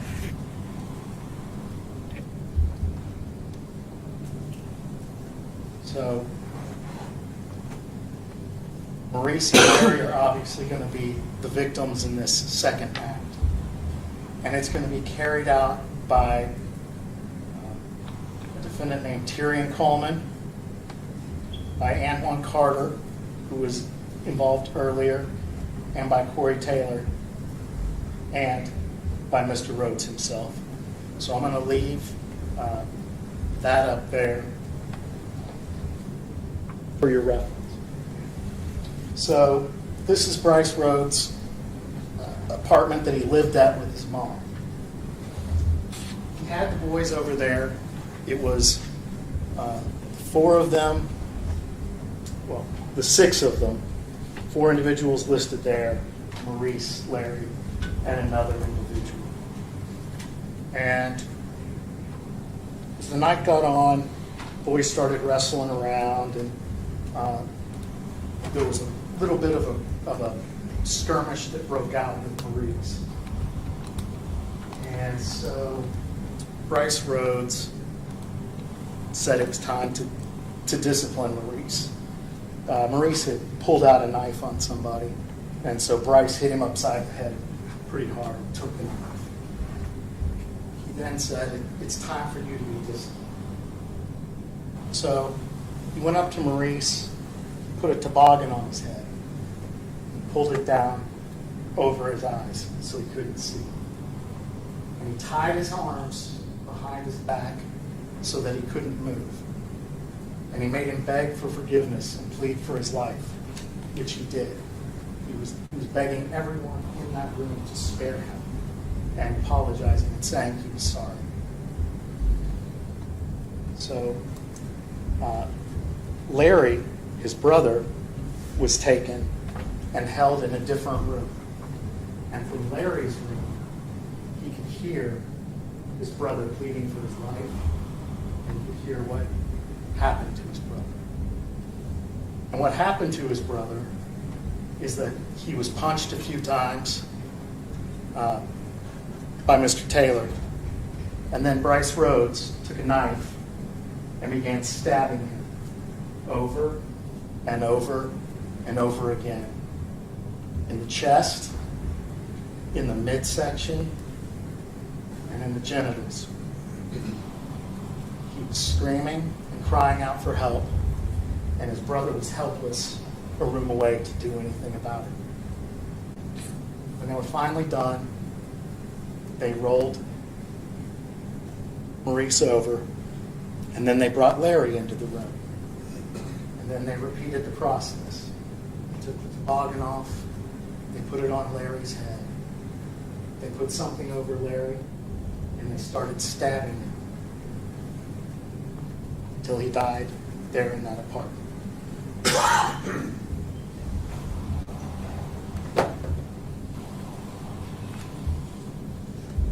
Brice's mom and sister, who shared that apartment with him, were out of town that weekend. So he had the place to himself.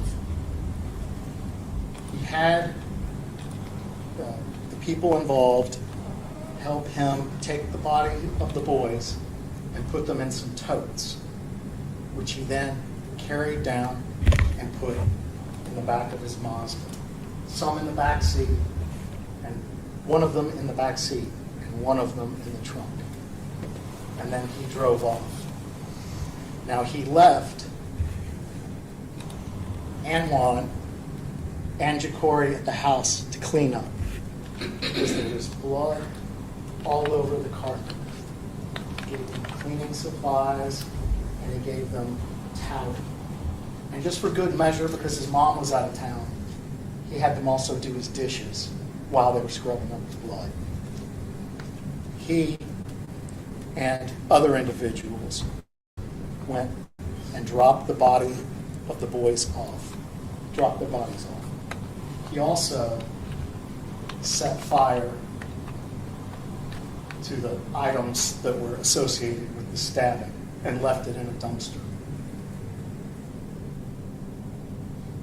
Dropped the bodies off around 4028 River Park Drive, which you can see from the area is near the park, near Wyandotte Park where they play ball. So on the 22nd day of May, this is what somebody in the neighborhood discovered. 2 boys, mutilated, stabbed, set on fire, and left like trash.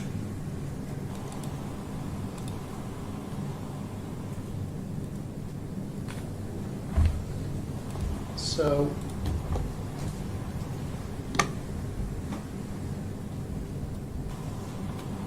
boys' parents are starting to wonder where they're at when they don't come home after the first day.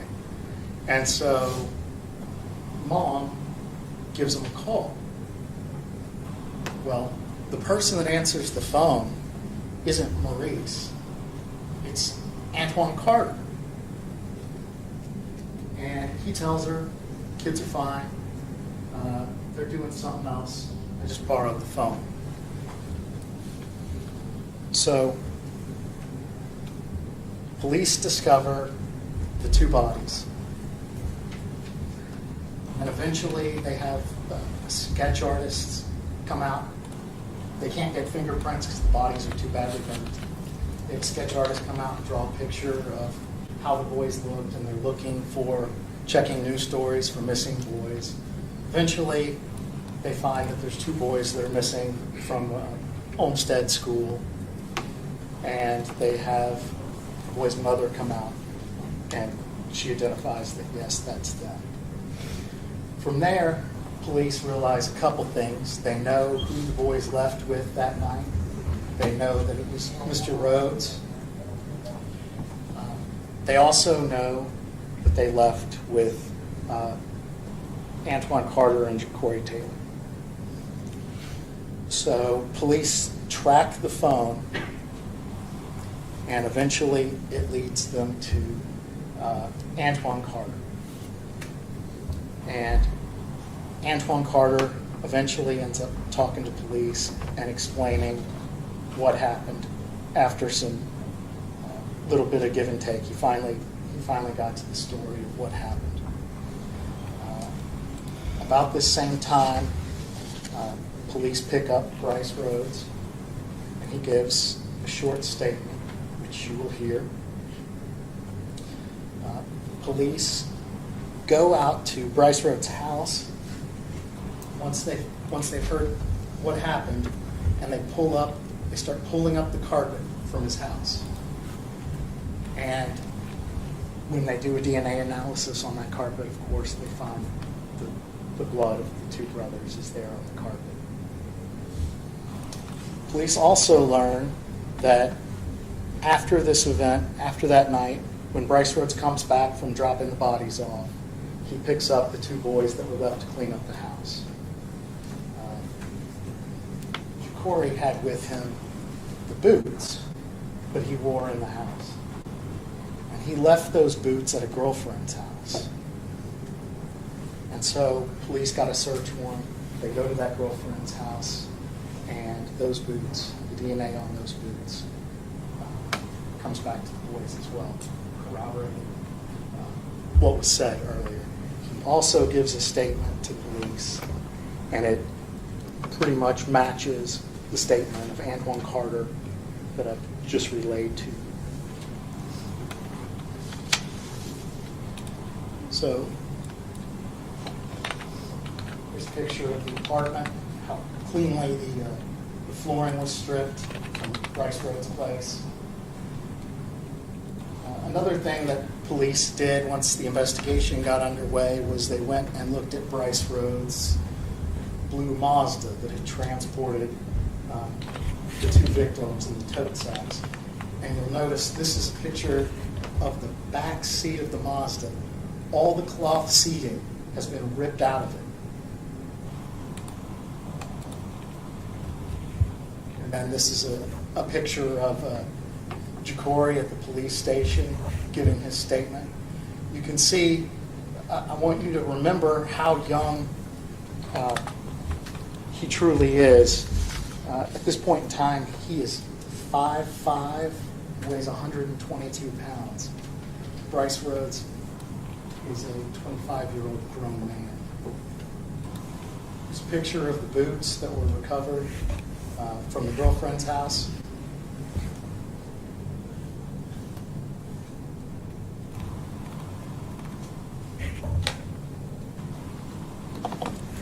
You're going to hear from a lot of different people that are going to come through here. The police that were involved with both of these investigations that had to piece together that the two investigations were connected and take over, so there's going to be two different lead officers. You're going to hear from experts you're going to hear from the medical examiner, you're going to hear from CSU professionals. You're going to hear everything that the police did to make sure that the three victims in this case get justice. And I hope at the conclusion of the Commonwealth's case, you will give them that justice. Thank you.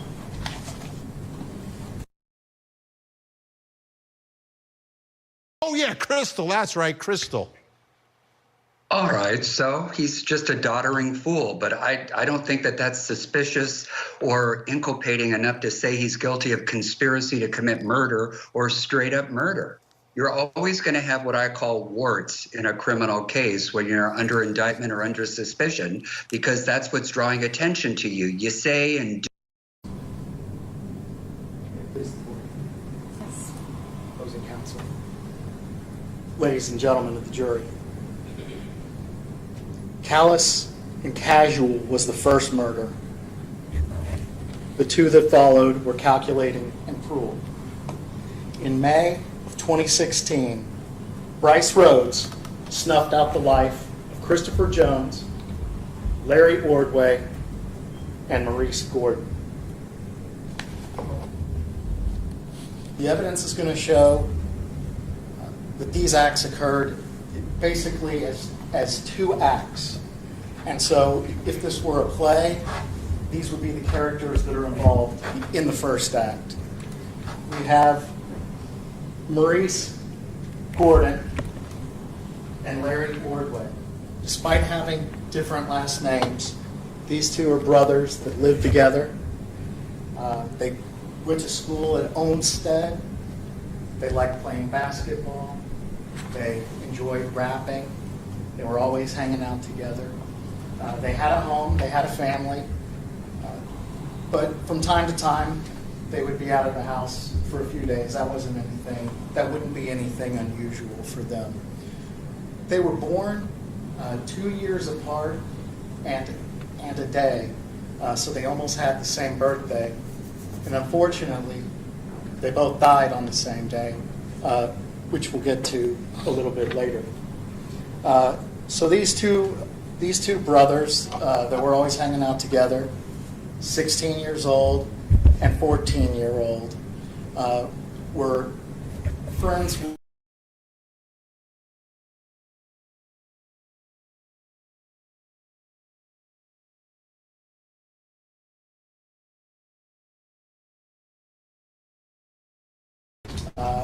He had a rough go of it. He had lost his job at White Castles. He was in and out of people's houses. He would stay in the stairwell at his girlfriend's house. He was just kind of on the boundary of things. And he was friends with both Larry and Maurice. And Jacory goes by Corey also sometimes. And Maurice Gordon also goes by Maurice. And they were mutual friends with Brice Rhodes, the defendant here, who went by Rambo. Brice Rhodes, was 25 years old at the time in 2016 when he's hanging out with 14-year-olds and 16-year-olds. Jacory was 17 years old.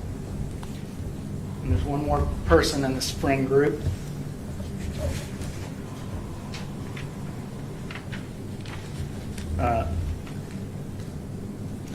Antoine Carter, right here. And he goes by Buddha. And he was just a friend of theirs that would hang out. So, as they were hanging out, an idea came about. This is a picture of Larry and Maurice, Mr. Rhodes, the defendant. It's a picture of Antoine and a picture of Jacory. Now I'm going to leave this up here just as a reference for you all, so when the names start going, you can look back. So, one night with Brice Rhodes, we came upon an idea. And the idea was, basically, there was a hit out on somebody, and they were going to kill that person and collect on the hit. And Brice Rhodes was aware of this hit and knew who would pay on it and knew who the target was. So, on May the 4th, 2016, now keep in mind, all the events from this case happened in May of 2016. So, when you see witnesses on the witness stand, they don't look at all the same as they looked back then. And also people's memories are a little bit different because this happened a while ago. So, the idea was this. They all hopped in a car on May the 4th, and Maurice was driving the car. It was a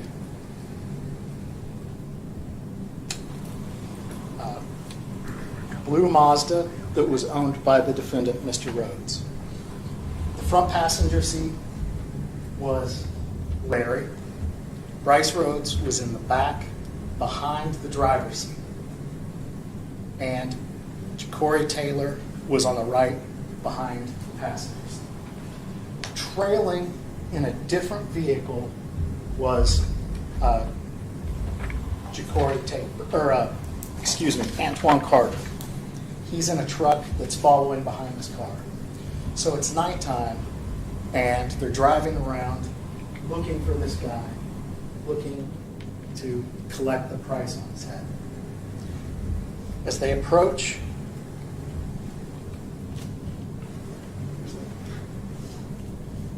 picture of Antoine, who was the follow driver, who was 17 at the time. As they approach 41st Street, there's video of the car driving by, then video of the truck. What happened was a man was walking out in the streets, and he had long braids. And so he looked like the guy that Brice Rhodes believed the hit was on.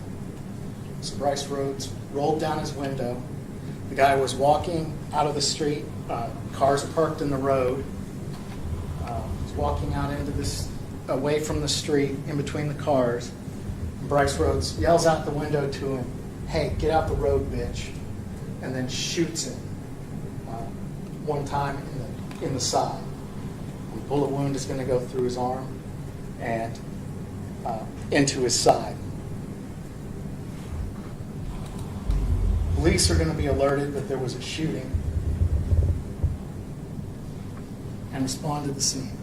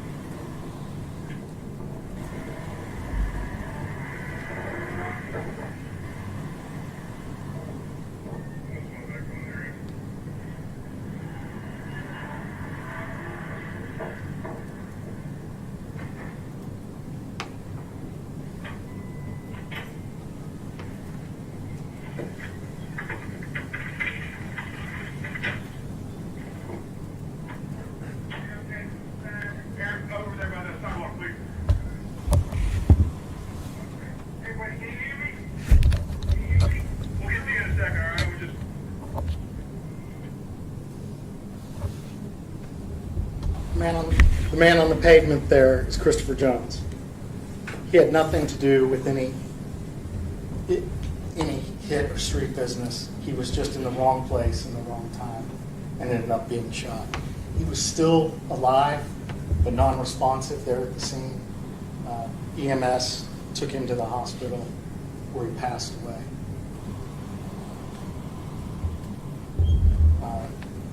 This is the intersection of the nearest street the police reported to. There's another picture of Mr. Jones. And this is a picture from the body cam of approximately where his body was in the road as the car drove by. You can see this is the clothes he was wearing, and some of the items that were on his person. And that's what he was reduced to after he was shot by Mr. Rhodes. You can see a single bullet wound in his arm, and then the entrance of the bullet wound that turned out to be fatal into his chest. So that's the end of what, if this were a play, if this wasn't so serious, we'd call the first act.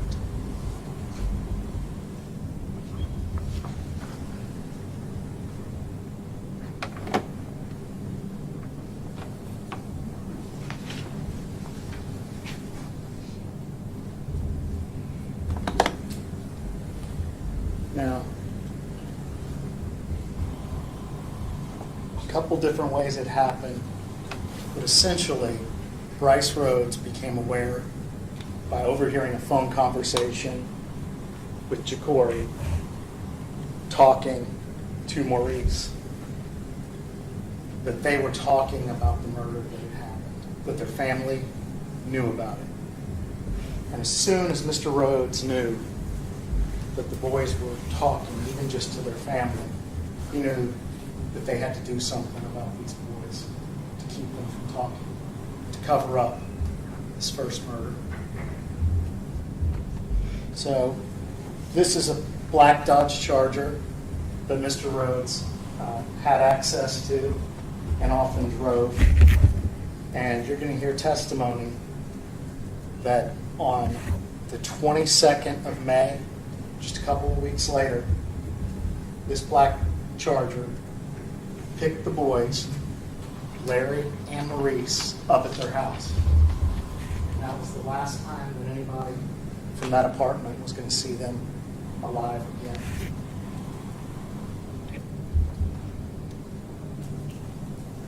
So Maurice and Larry are obviously going to be the victims in this second act. And it's going to be carried out by a defendant named Tyrion Coleman, by Antoine Carter, who was involved earlier, and by Corey Taylor, and by Mr. Rhodes himself. So I'm going to leave that up there for your reference. So this is Brice Rhodes' apartment that he lived at with his mom. He had the boys over there.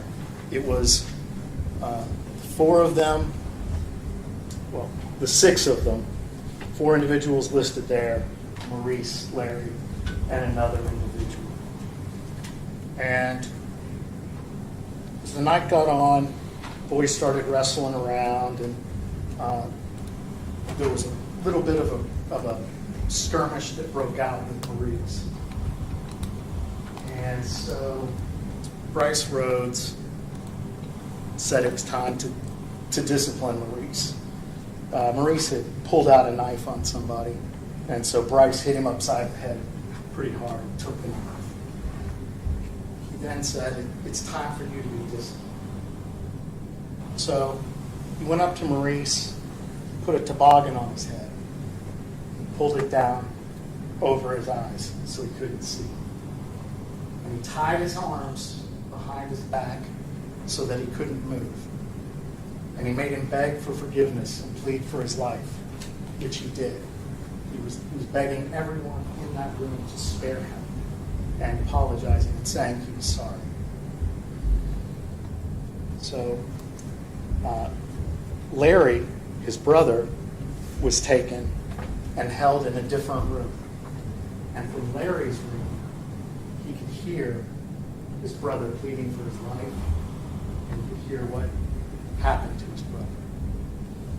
And what happened to his brother is that he was punched a few times by Mr. Taylor, and then Brice Rhodes took a knife and began stabbing him over and over and over again, in the chest, in the midsection, and in the genitals.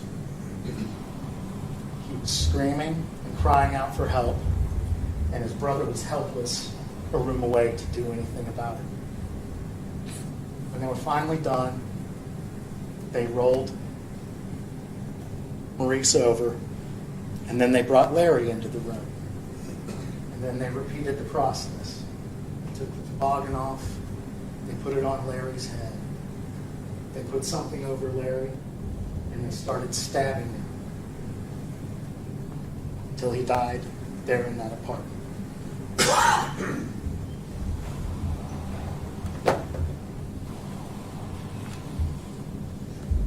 Brice's mom and sister, who shared that apartment with him, were out of town that weekend. So he had the place to himself. He had the people involved help him take the body of the boys and put them in some totes, which he then carried down and put in the back of his Mazda. Some in the back seat and one of them in the back seat and one of them in the trunk. And then he drove off. Now he left Antoine and Jacory at the house to clean up because there was blood all over the carpet. He gave them cleaning supplies and he gave them towel. And just for good measure, because his mom was out of town, he had them also do his dishes while they were scrubbing up the blood. He and other individuals went and dropped the body of the boys off, dropped their bodies off. He also set fire to the items that were associated with the stabbing and left it in a dumpster. Dropped the bodies off around 4028 River Park Drive, which you can see from the area is near the park, near Wyandotte Park where they play ball. So on the 22nd day of May, this is what somebody in the neighborhood discovered. 2 boys mutilated, stabbed, set on fire, and left like trash.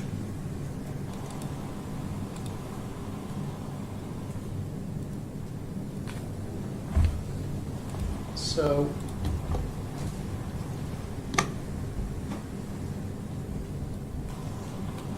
boys' parents are starting to wonder where they're at when they don't come home after the first day. And so mom gives them a call. Well, the person that answers the phone isn't Maurice, it's Antoine Carter. And he tells her, kids are fine, they're doing something else, I just borrowed the phone. So, police discover the 2 bodies. And eventually they have sketch artists come out. They can't get fingerprints because the bodies are too badly burnt. They have sketch artists come out and draw a picture of how the boys looked, and they're looking for, checking news stories for missing boys. Eventually, they find that there's 2 boys that are missing from Olmsted School, and they have the boy's mother come out, and she identifies that, yes, that's them. From there, police realize a couple things. They know who the boys left with that night. They know that it was Mr. Rhodes. They also know that they left with Antoine Carter and Jacory Taylor. So police track the phone, and eventually it leads them to Antoine Carter. And Antoine Carter eventually ends up talking to police and explaining what happened after some little bit of give and take. He finally got to the story of what happened. About this same time, police pick up Brice Rhodes, and he gives a short statement, which you will hear.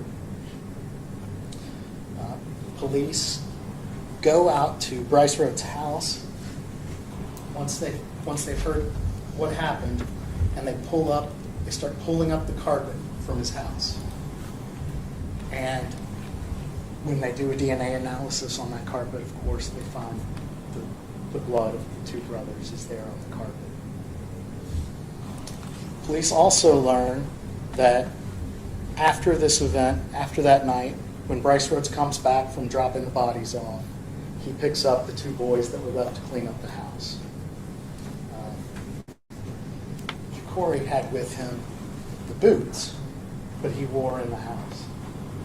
And he left those boots at a girlfriend's house. And so police got a search warrant. They go to that girlfriend's house, and those boots, the DNA on those boots, comes back to the boys as well, corroborating what was said earlier. He also gives a statement to police, and it pretty much matches the statement of Antoine Carter that I've just relayed to you. So, here's a picture of the apartment, how cleanly the flooring was stripped from Brice Rhodes' place.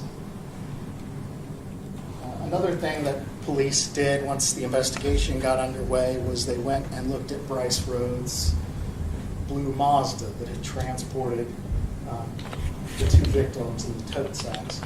And you'll notice this is a picture of the back seat of the Mazda. All the cloth seating has been ripped out of it.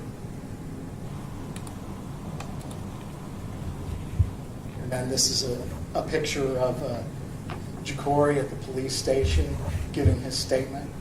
You can see, I want you to remember how young he truly is. At this point in time, he is 5'5", weighs 122 pounds. Brice Rhodes is a 25-year-old grown man. This picture of the boots that were recovered from the girlfriend's house.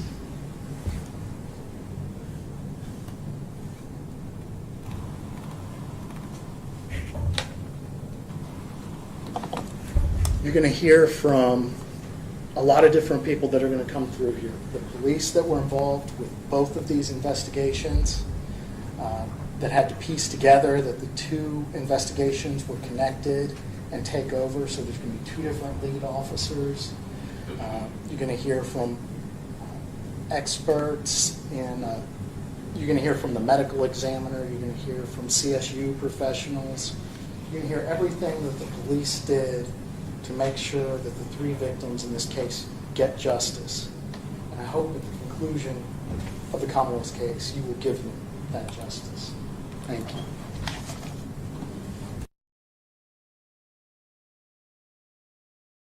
Oh, yeah, Crystal. That's right, Crystal.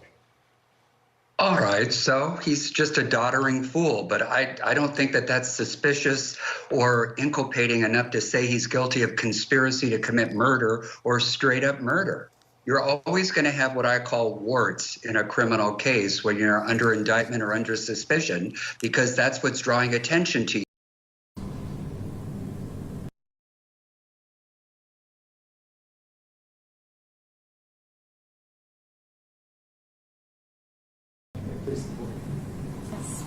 Opposing counsel. Ladies and gentlemen of the jury.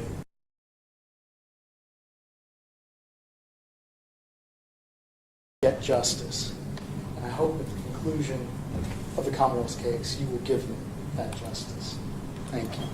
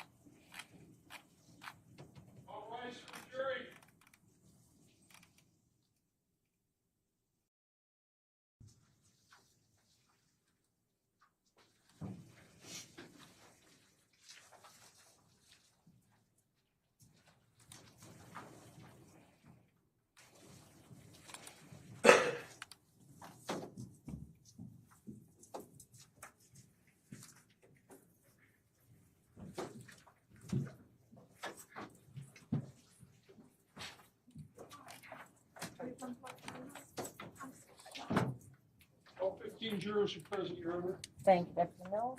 Be seated.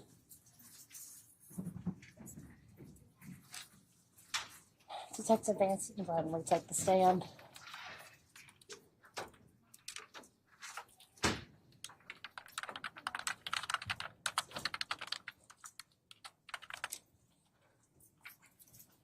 All right, and I will just remind you, you're still under oath. Anything we need to talk about with regard to the admonition? Excellent. All right, Mr. Griffiths.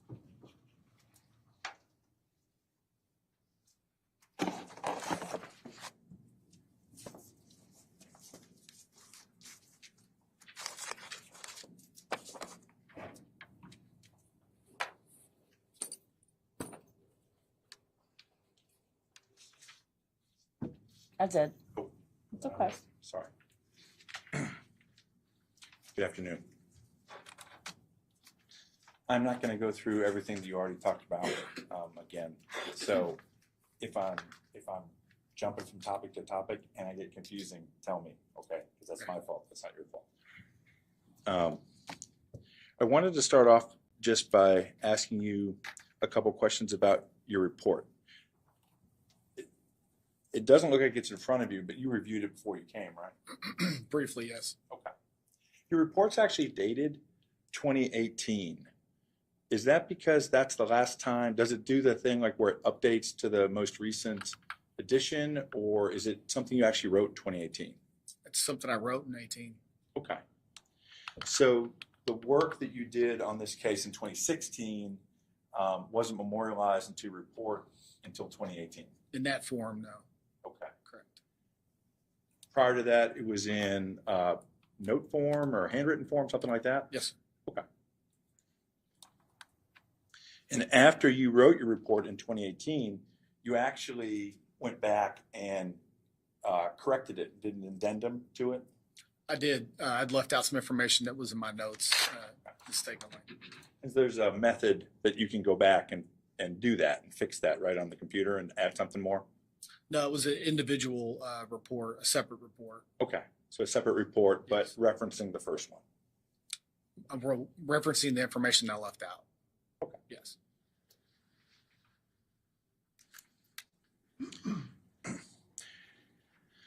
You did a few different things in this case, and you laid them out.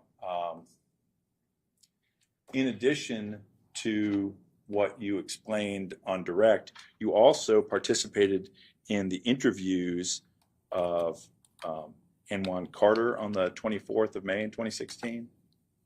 If you say that, yes, I agree. I do not recall. Okay. It's been some time. And you participated in the interview of, and when I say N1 Carter, I'm talking about the suspect in this case, N1 Carter. Okay.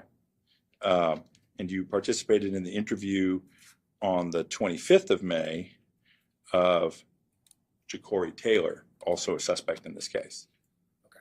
Do you remember participating in the interviews, sitting down and questioning the suspects in this case? I do not. Okay. Would you be surprised that there's transcripts provided by the prosecution that lists you as the detective actually doing questioning? It would not surprise me at all. Okay.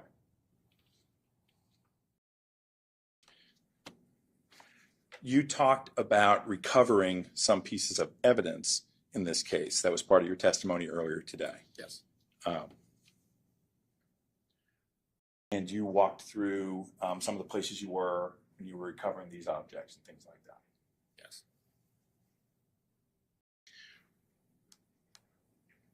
When you were interviewing Jacory Taylor, you told him that one of the objects that you had recovered was the back seat of the Mazda.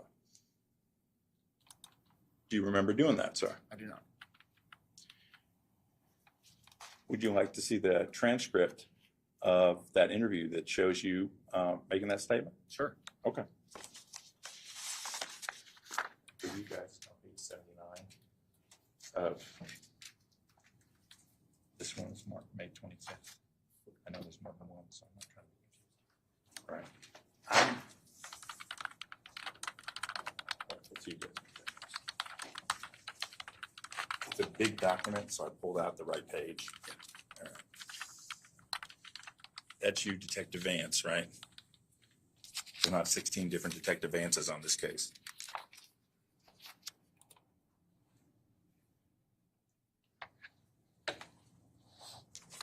And I'm not trying to rush you, so you tell me when you've read it. It's in the middle. I'm going to open mine to the. Are you referencing line 15 on page 79 and on down? Yes.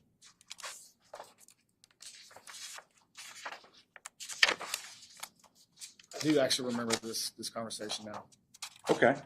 So now that you're looking at this, you're able to remember the conversation? I remember that we were called, we as the police department was called to a location, a dumpster, and it was in the south end, which was what prompted, allowed me to recall that memory. Yes. In the transcript.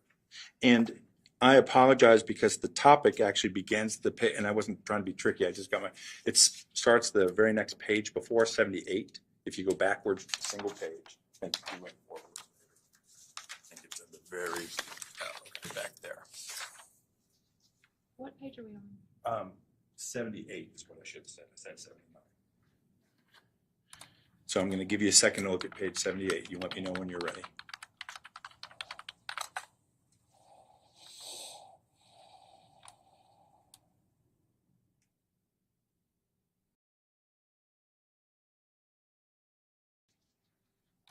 Okay.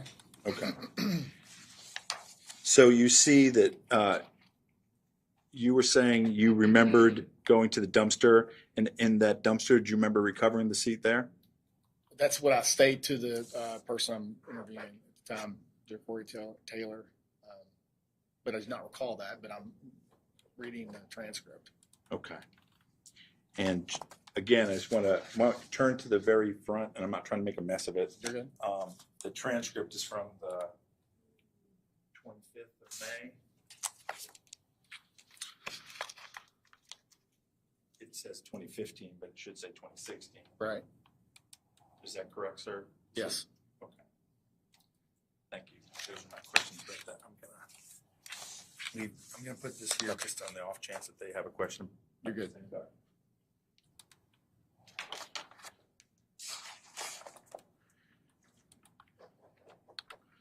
Okay, and I want to ask you about other items that you recovered, some of which you testified about a little bit. I just want to make sure I'm clear on it. You testified that you recovered a phone, yes, right? And you recovered that from one of the other suspects in the case, specifically Antoine Carter? Yes. All right. And that phone turned out to be the property of one of the victims? Yes. Okay. You also recovered boots from a friend of one of the other suspects, Corey Taylor? Yes. Okay. And those boots turned out to be the property of one of the victims in the case? Yes, I believe so, yes. And you participated in the arrest of Mr. Rhodes?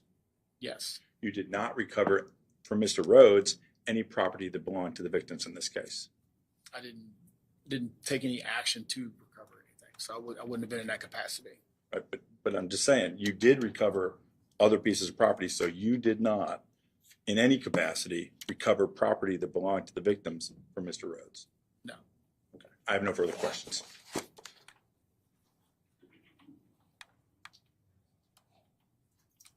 When you were doing these interviews, were you the only detective interviewing them? No, I was not. Do you all sometimes take turns come in and out of the interview rooms? We did.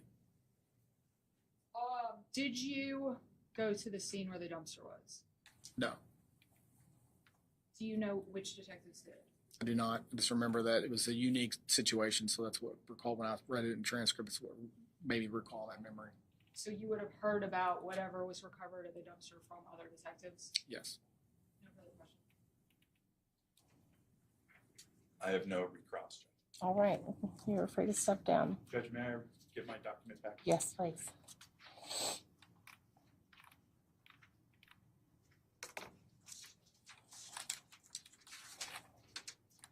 Someone would like to call their next witness? Your Honor, the Commonwealth calls Chris Middleton. Middleton.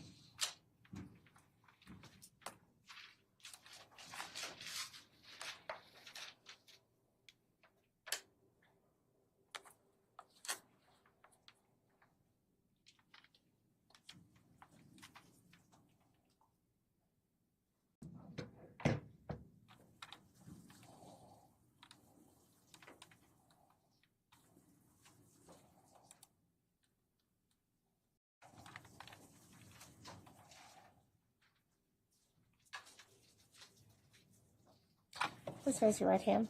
Do you swear to tell the truth and the whole truth? Thank you. Could you tell the jury your name? Chris Middleton. And where did you work? Used to work for Louisville Metro Police Department. How long were you there? 21 years. And how did you come to leave? Retirement. Where are you now? I'm retired, working for a sales agency. Okay. Were you in the police department in May of 2016? Yes. What unit were you with? He's in the homicide unit. Okay. How long were you a homicide detective? Altogether, approximately 13 years.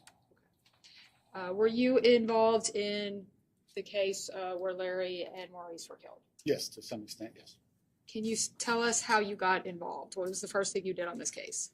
I believe the first thing I did on it was assist in the arrest of Mr. Rhodes, and then in the drafting and executing of search warrants.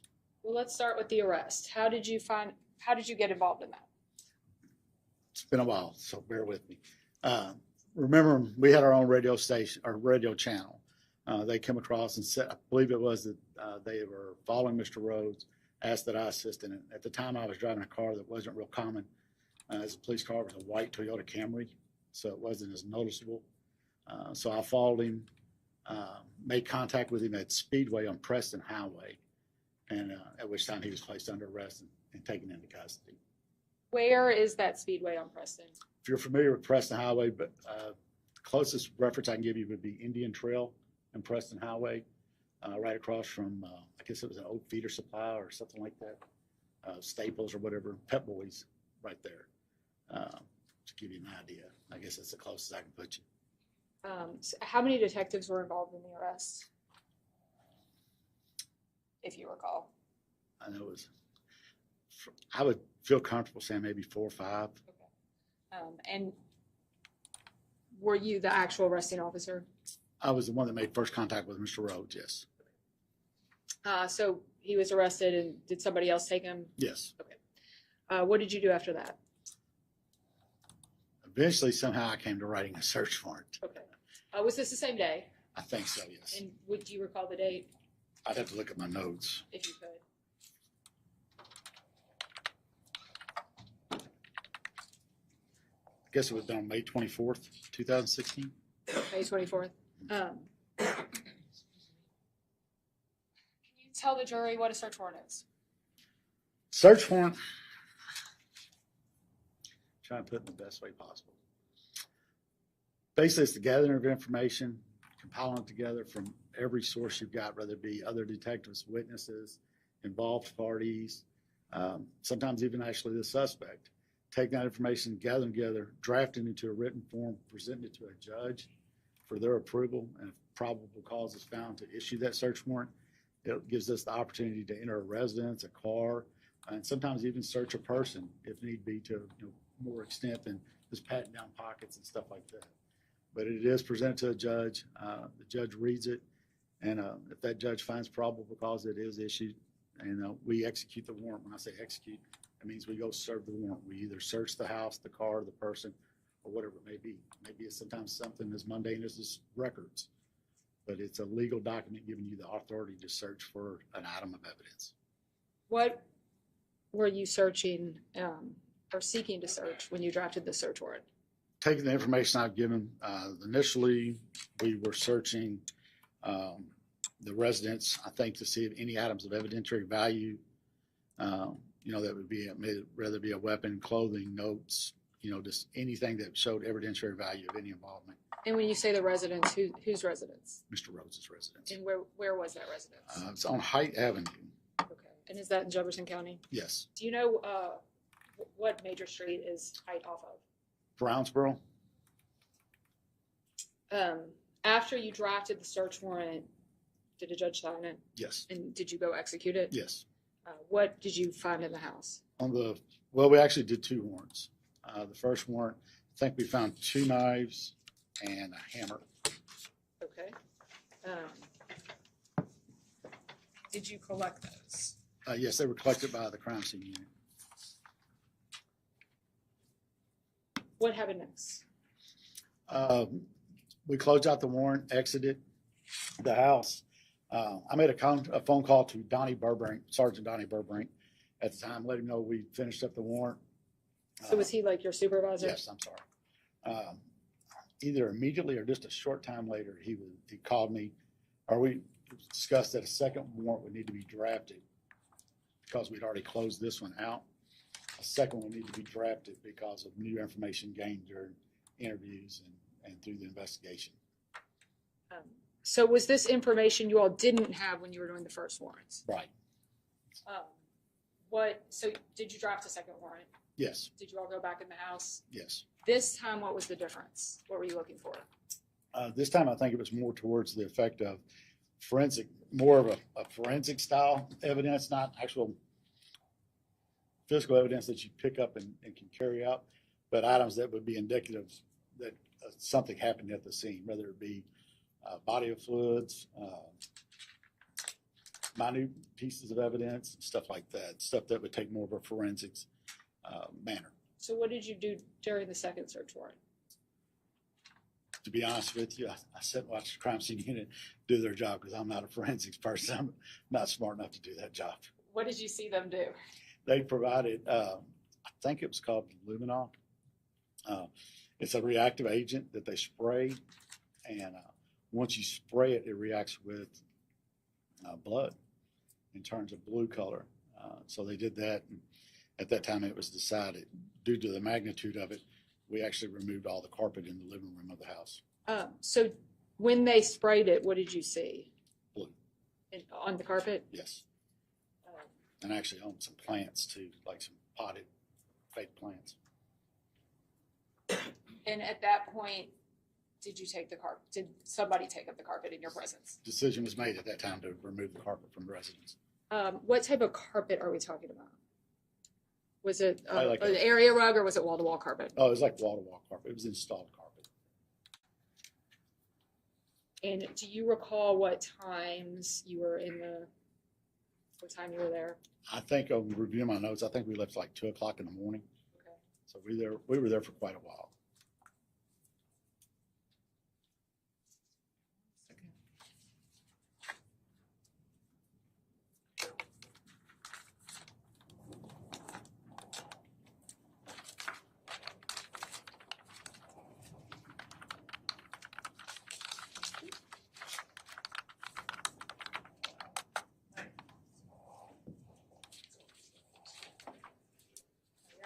Approach the witness. Amen. I'm showing you what we've marked as 74 through 87. Did you just look at these pictures outside? Yes, I did. Do they fairly and accurately represent the apartment on Heights that evening? Yes. How long is to introduce 74 through 74 to 87. 87. 87. Any objection? No. Admitted.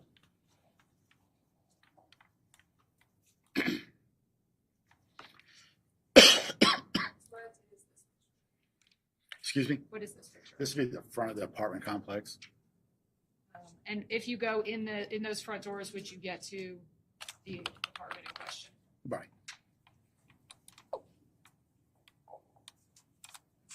Is this the living room of the apartment? Yes. Into the kitchen, I guess? Right. That's the Another kitchen. angle. Mhm. Let me just turn this one. And what room is this? That's a bathroom. Let's get in the bathroom.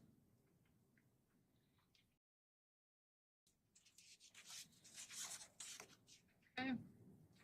Is that looking into a bedroom? Yes. Oops.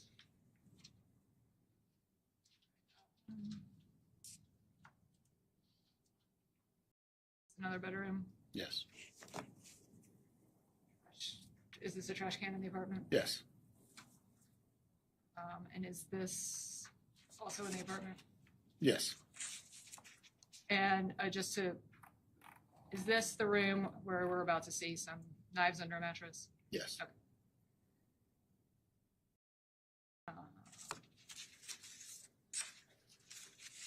Were those in the same bedroom? I believe so, yes. And at this point, do you have any idea if these are connected to this case? I have no idea, and you know that's part of the search warrant. You have your known injuries or your known situations, and then part of the search warrant. This could be possibly related, and possibly could not be, but it's collected in the effect of that it could be. Okay. And then is this one of the knives you collected? Yes. And is that the other one? Yes. And were those the only two things you collected during the first search warrant? Yes.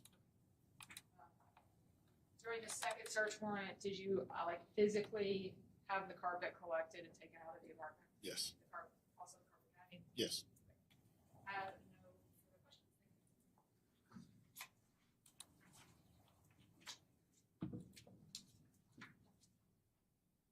I missed what you said your job is now. Work for a sales agency, sir. Okay. I might still call you detective at a reflex. Okay. Your involvement in this case was only the arrest and then the search warrant, is that Yes. correct? Mm-hmm. So you didn't go out to any of the other scenes or anything else? Not that I remember. We were, just so busy. It was help when you can help. Okay.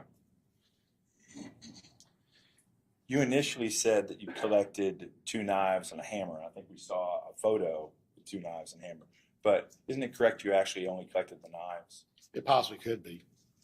I think I didn't look at my notes when I said that. And to be honest with you, these are, it says small knife and large knife, but like I said, they're so, when you copy stuff, it's hard to read. So. Okay, I wasn't sure. You said it's so, but I wasn't sure what the end of the sentence was. So you were, and I think you just said this, but I'm trying to make sure I got it right.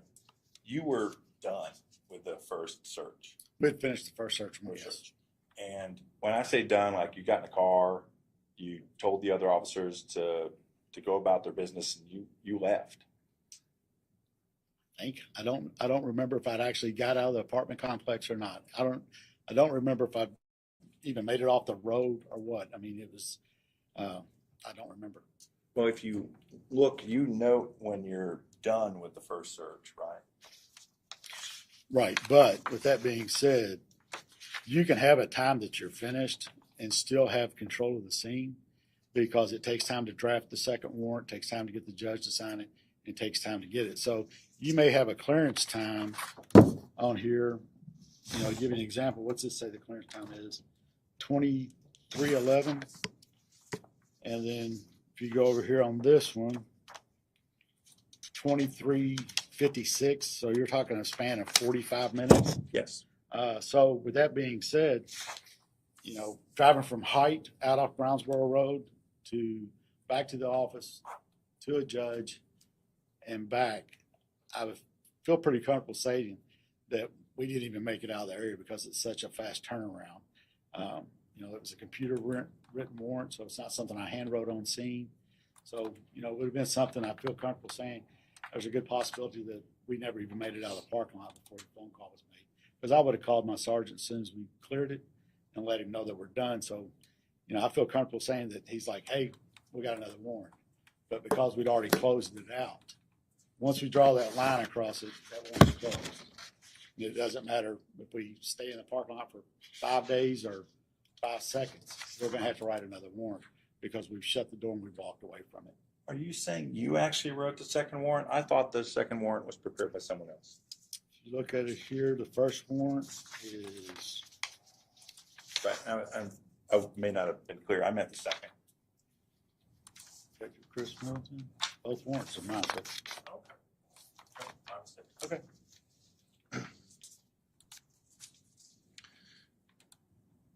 And you're saying you prepared the second one by computer? Yeah, they're all done by computer these days. I mean, I haven't written a hand warrant since probably '06. Okay.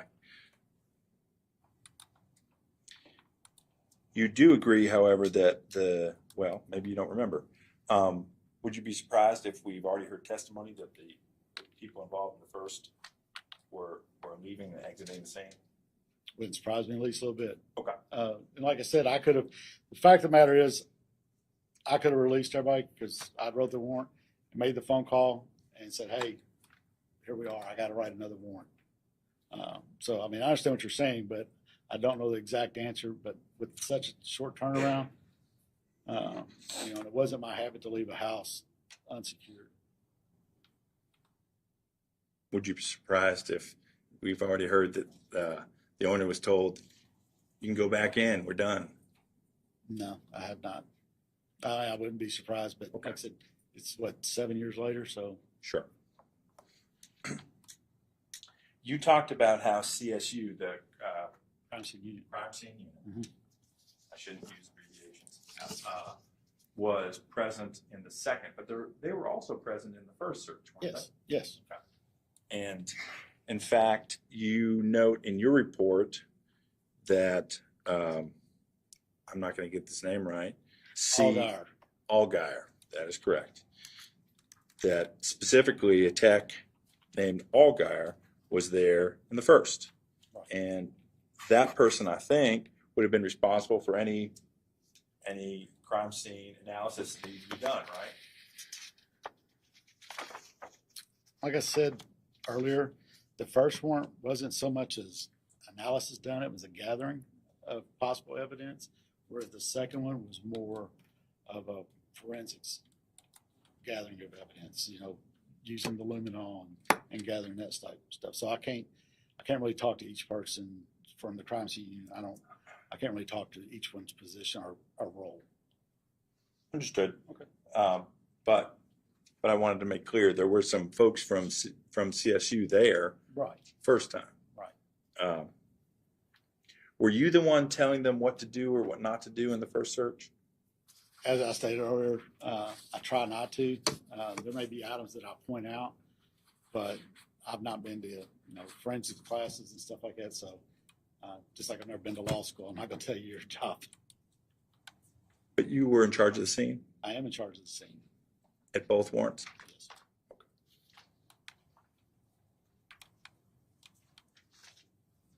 Okay. Luminol, well, you're not. Hopefully we have some people from CSU come in and testify. You talked a little bit about how luminol works a second ago. Luminol actually hits on a wide variety of things, doesn't it? It does, and it's not an end all thing. It's I guess a large majority. I wouldn't put a percentage on it, but a large majority of your evidentiary, you have what's called, I guess, a presumptive. Be a fair word. Sure. Presumptive reaction, and so with further investigation, further analysis, that proves what you thought. It's same thing to old high school science. Hypothesis and theory and all that. And you get your evidence from doing your proper testing. You also processed a search warrant on the Mazda in this case. I did do a search warrant, yes. So let's talk about the Mazda for a second. When you went and processed the Mazda, were you the one who removed scratch that? When you got there and were processing it, it already was missing its back seat. Is that correct? Possibly. I don't remember much about the Mazda at all. Do you have an indication in your report? I don't think I do. I think my report deals more with the house. I may not have even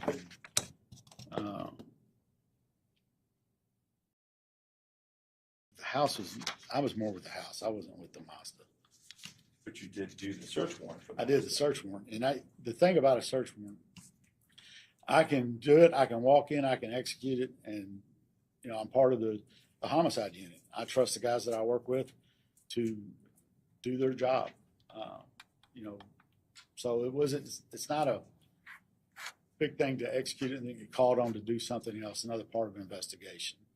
So, you're not always present once it's done.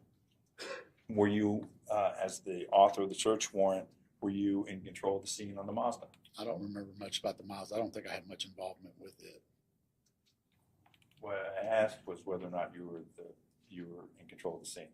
Like I said, I don't remember much about the Mazda. I couldn't tell you if I was there with it or not. That's what I answered. Okay. So you're not sure? Right. Okay. Yeah.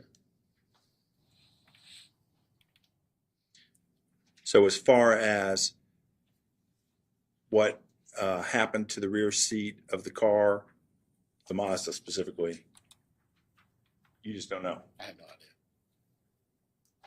Thank you. I have no further questions. Have a good day.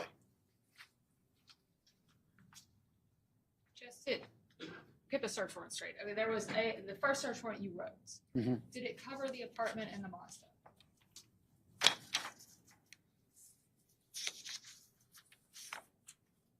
Yes.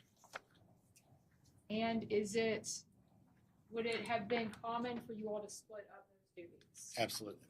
And would the Mazda have been searched on scene or at the auto garage? Could have been done either way. And as far as you remember, you just participated in the search of the apartment. Right. What was the difference between the information you all possessed between the first warrant and the second warrant that caused you to search differently? My understanding was due to interviews that were Judge, conducted. I'm going to object to hearsay. What approach?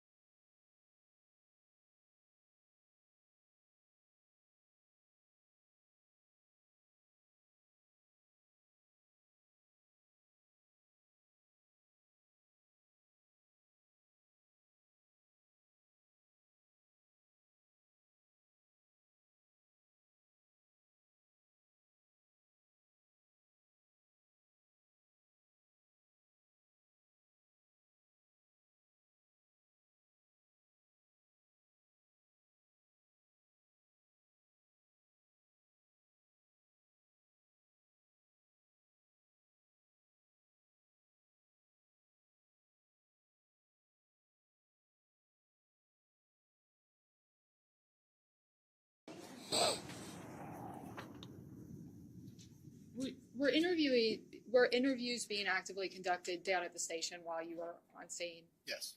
And is it your understanding that more information came to light that led the homicide unit to believe that this actually was the crime scene? Yes. Thank you. No further questions. Briefly. I sat down and looked again at your report, which I believe is the exact document in front of you. You testified a minute ago, I think it's by mistake, that you closed out and finished the first warrant at 23:11. Like I said, it's hard to read, but it's what it appears to say. I think it says 22:11, a whole hour earlier.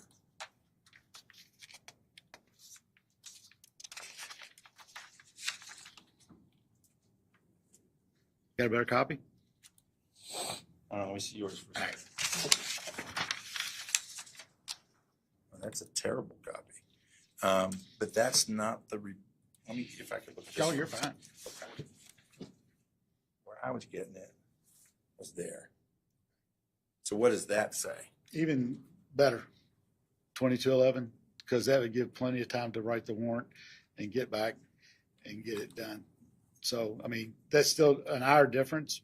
Doesn't make it's not a deal. Well, let me make sure that it's clear, though, what we're talking about with the jury.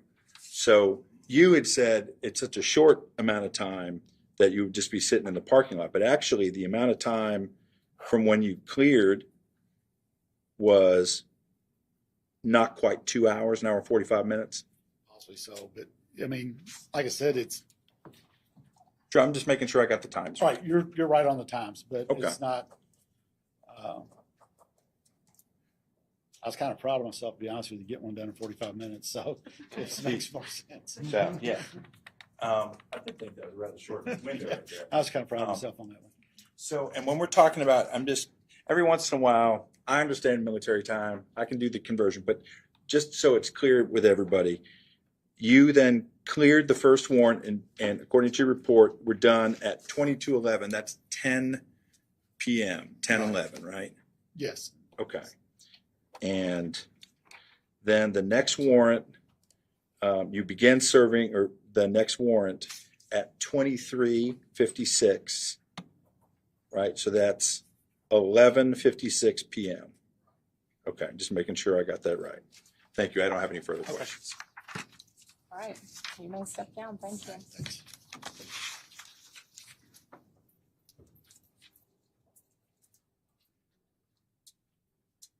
Yeah, you're free to go. Thanks. Someone's ready to call their next witness. Yes, you all call Christopher Jensen. Thank you. Oh, can you all come up for just a second?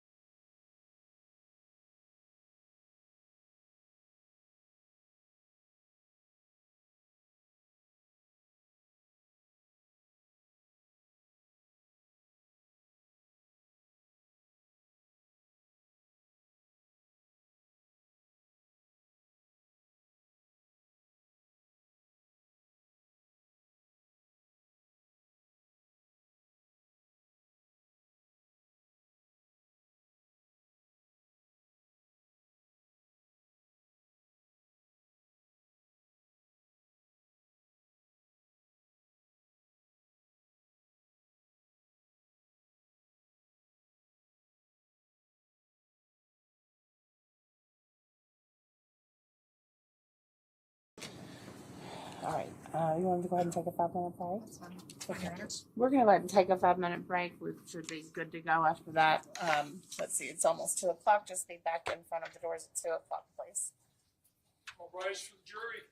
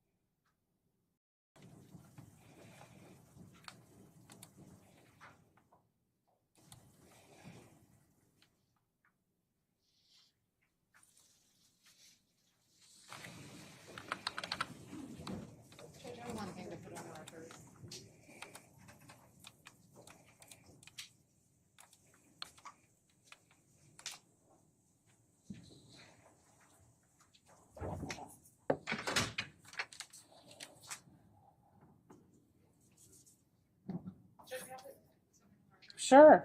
Thank you. So we have been trying to figure out what happened to this second scene video because it's listed on the CSU report. Detective Snelly's been talking to Dana Lawrence and what is he with? Forensics? He's with our photo forensics. He just got back to us during lunch today and said they'd found this video, but it's basically blank. Detective Snyder Second scene meaning height. Uh-huh. Not blank, but black. It's just Oh. black. So Detective Snyder drove it over to us quickly and asked for a copy. But Mr. Cunningham went down and viewed it, and I'll let him speak to what he saw. Okay. I've made some notations on when you can see some stuff. I mean, somebody was kind of filming in the dark. There's a point in the middle where you can see some flash of red, and then a minute or two later, you can see somebody's hand come into focus, but you have a sense that something's recording, but otherwise it's pretty black. Well, let me ask this. Was there ever a working video? Like, was it, do we know if it ever worked after it was taken? It looks like they were trying to film the Blue Star, and that's why it's dark. But I don't know. This is the first time that we have had a copy of this, and Detective Tonelli has never had a copy of it. So, Kimmer, who's coming later from CSU to testify, is the one who took it. Has anybody asked that person about it?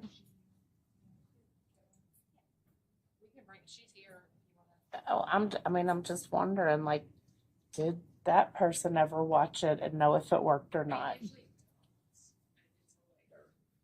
I mean, it seems like you do that before you left the scene. It's a little shocking to me. Judge, I'd like to put on the record, it's probably obvious, but we also have never had this before today. Sure. I understand. I'm just trying to figure out, like, was it ever a working video? Not to our knowledge. Okay. It's given that they were blue starring during this. I assume that's what they were trying to film. Yeah. And they back then did not film search warrants, so I was surprised when there. I gotcha that there was even film at all. Mm-hmm. Okay.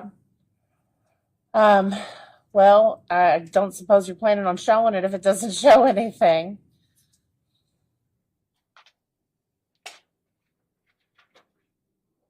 I'm sorry. You're fine. Take your time. Oh, okay. So I guess apparently when they first started filming the Blue Star, even the light from the camera itself would bleed out what they were trying to film. So they didn't know how to use the camera to record the process. I gotcha. But so my question is, I'm assuming you're not planning on showing it. No, I just didn't want. We found out about. Okay, that's fine. I think you've done everything that you can do, and you all can have tonight to look at it and decide if you want to make any motions related to it, or if it's just it doesn't work. We all got it when we got it. Move on. Okay. I did have one question. The witness who. By the way, thank you for driving it over. The witness who is involved in the person who was. Are you currently planning on calling them today or tomorrow? Today.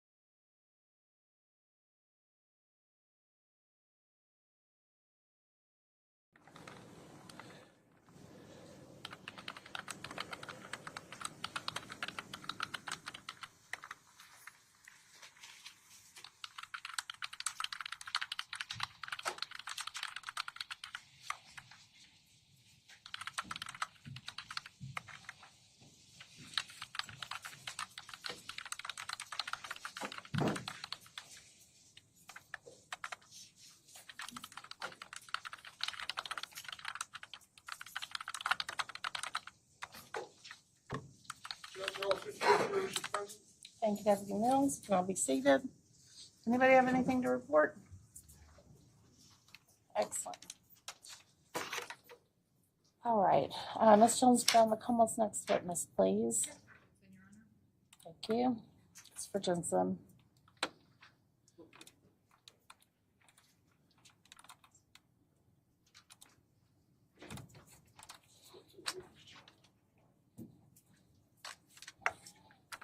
Mr. Jensen, good afternoon. I'm going to need to swear you in. If you could raise your right hand for me.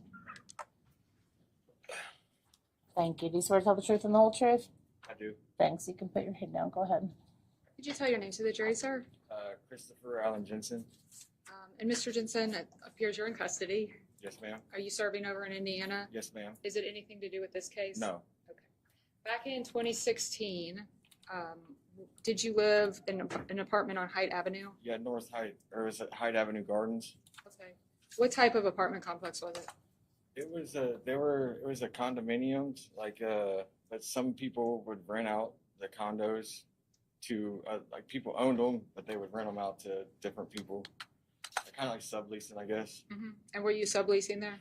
I wasn't, but I lived with somebody who was. I was their roommate. Okay.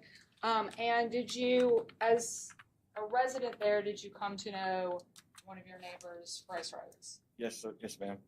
And were you acquaintances who talked and texted occasionally? Yeah, we weren't really all that close. We didn't know each other for very long. It was just on occasion we would see each other. Okay. And what type of car were you driving back then? It was a 2016, I believe, Dodge Charger. What color? It was black.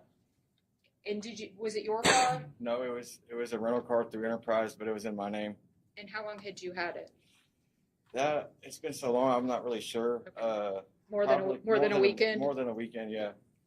Was there a point where he borrowed the car from you? Yeah, he borrowed it once and brought it right back to me, and then the second time he borrowed it, it didn't come back. Do you recall when this was? No, honestly, it's so long ago. It was warm outside. I know that. In relation to, did a detective question you about this? Yes, ma'am. Do you recall when that was? I can't really give you dates exactly. Did the detective question you at the time? There were a lot of detectives at the scene doing an investigation. Yes, ma'am. Okay. How long before that had Mr. Rhodes borrowed the car? It was the day when the car didn't come back. That's when detectives came and knocked on my door. Okay. And you said 2 days before that was when he borrowed it for a short period of time? Yeah, it was back to back, one day and then the next day. So he borrowed it 2 times, and then the second time didn't come back, and that's when the detectives were at my door. Do you recall what day you told the detectives that he borrowed it? No, ma'am.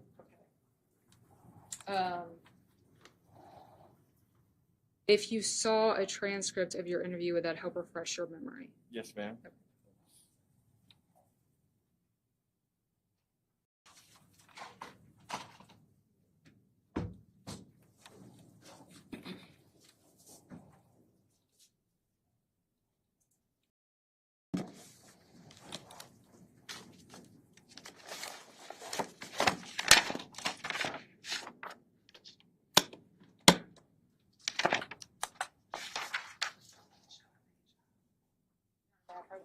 Yes. I'm showing you page 5. Okay. You can just look towards the bottom.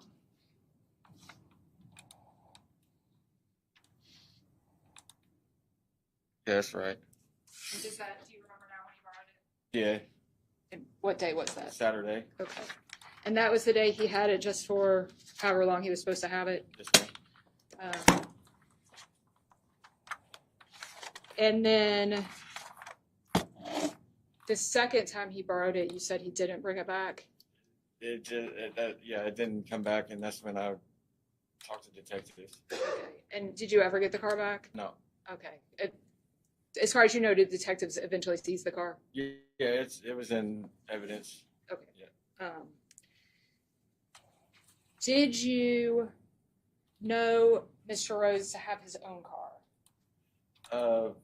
Yes, I believe it was a Mazda. Like I've seen him drive a Mazda, light blue Mazda 4-door. Light blue Mazda, okay. And did you tell detectives that he usually drove a light blue Mazda? No, I don't believe I did. Hold on 1 second. If I showed you a part of your interview, would that help refresh your recollection?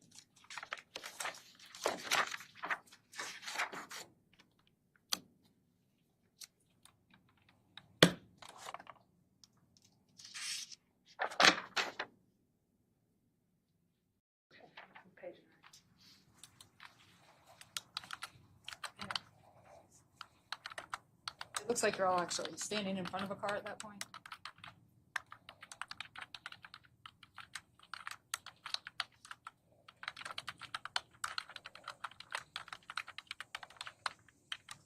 Yes, ma'am.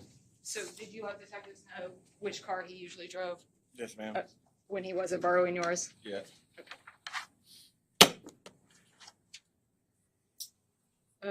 What were you all doing that Saturday when police came?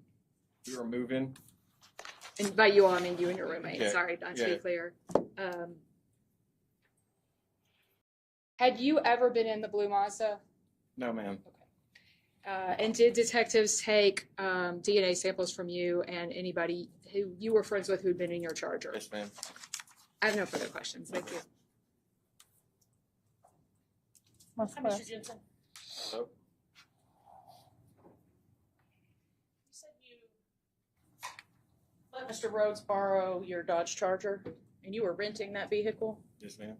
You don't have any idea how many Dodge Chargers are in Louisville in 2016, correct? When Mr. Rhodes picked up that vehicle from you, there was no one with him in the car, correct? No, ma'am. And when he dropped the vehicle off, there was no one with him in the car, correct? First time? Either time. Well, the first time there's nobody in the car. The second time I didn't see it because it didn't ever come back to me. So And you actually received a text from Mr. Rhodes that told you he was in Elizabethtown, correct? honestly, it's been so long, I can't really recollect that. I don't know. It was in 2016. I don't really remember details like that. I have no further questions. Any redirect? No. All right, you're free to go. Thank you. Thank you.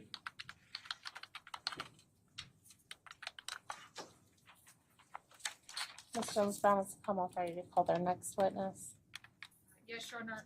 The Commonwealth calls Detective Rutherford. Thank you.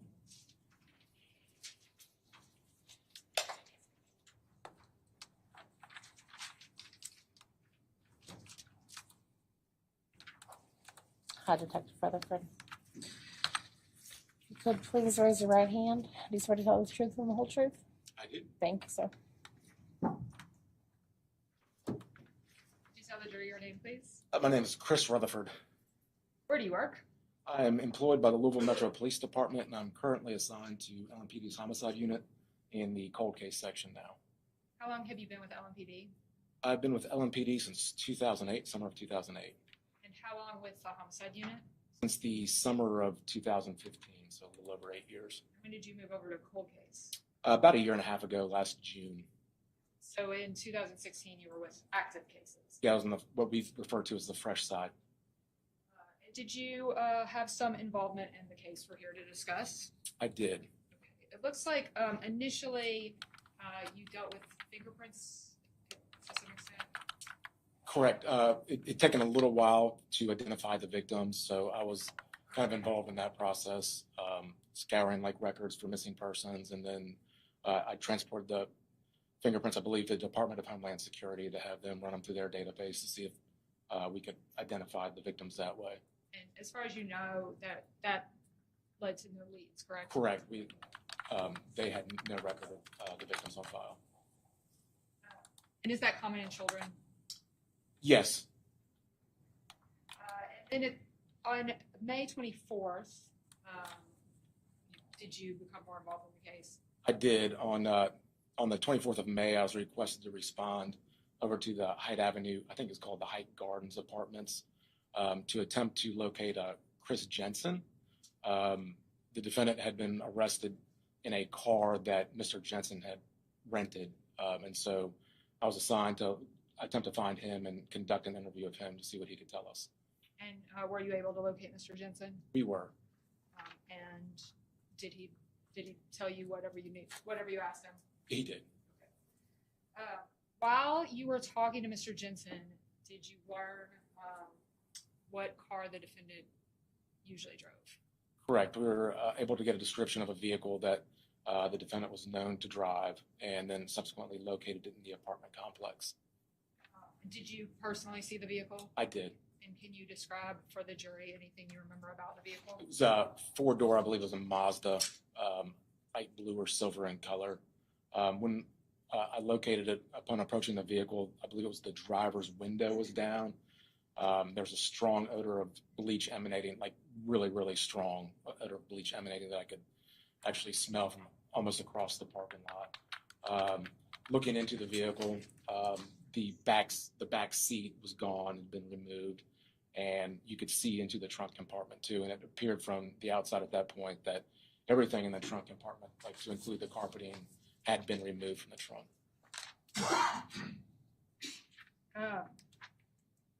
Did you also take buckle swabs from anybody involved with the Charger? Correct. Anybody that we had known that had been in the vehicle since Mr. Jensen had it, we requested buckle swabs for comparison purposes if they were needed. And why is that? For the lab to process any testing, for instance, if you're a known person that's been in that vehicle, they would want your DNA sample to be able to rule you out from somebody else's DNA that was located in that car. So you had to get anybody who might have been in the Charger. Right. Any known persons that Mr. Jensen, who's the renter of the vehicle, knew were in his car, we requested DNA samples from. And at that point in the investigation, did you all have any idea of how much or how little the Charger would be involved? I personally did not.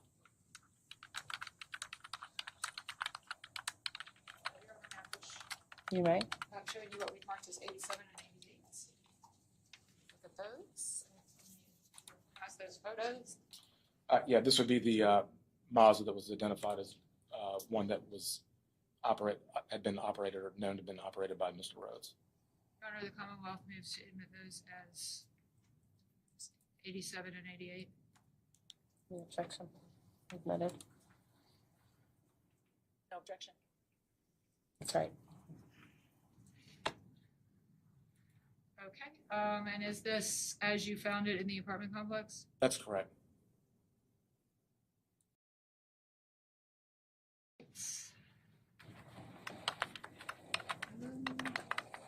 I have no further questions. Thank you. Detective, you just testified that the windows in that vehicle were down. In the picture that you said reflects the way you found it, the windows were up. As my recollection is, the driver's window was down.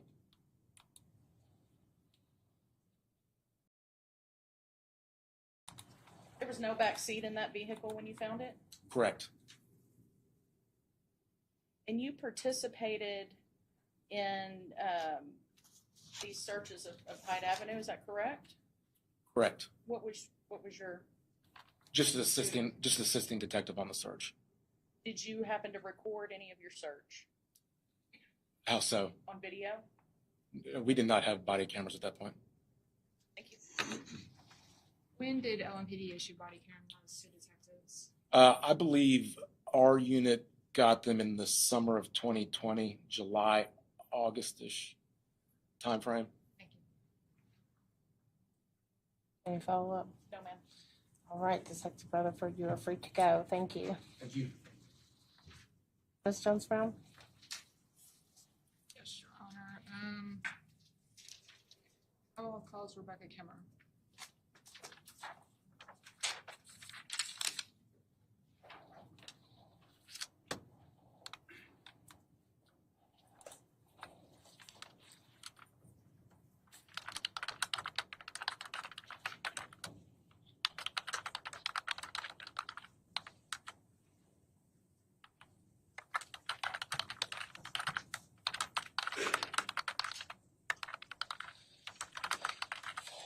Hi, please raise your right hand. Do you swear to tell the truth and the whole truth? Thank you. You may have a seat.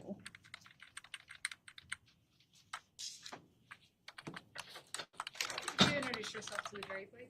Hi, my name is Rebecca Kimmer, Kimmer, and I am a crime scene technician with Louisville Metro Police Department, where I have worked for approximately 10 years.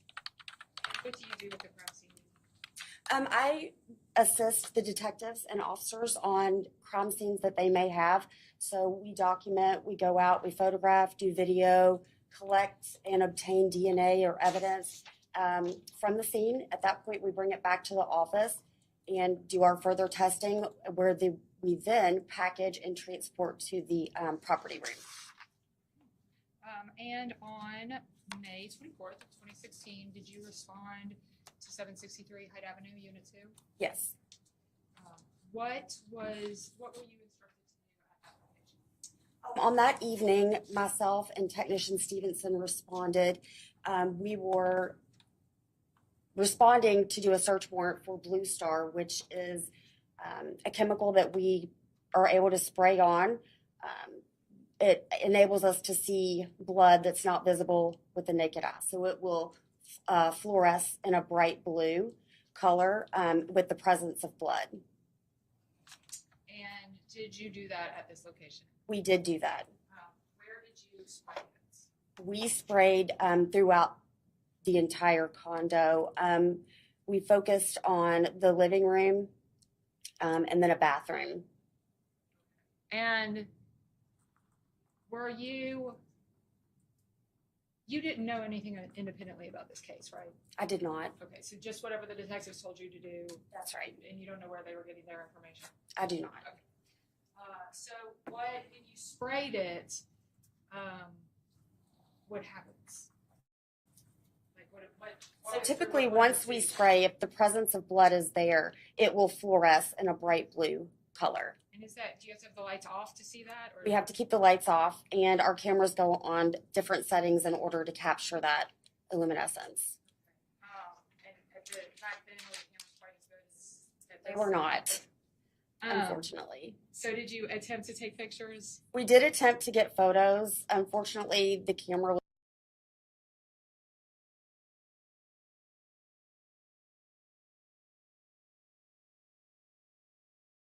was not successful either.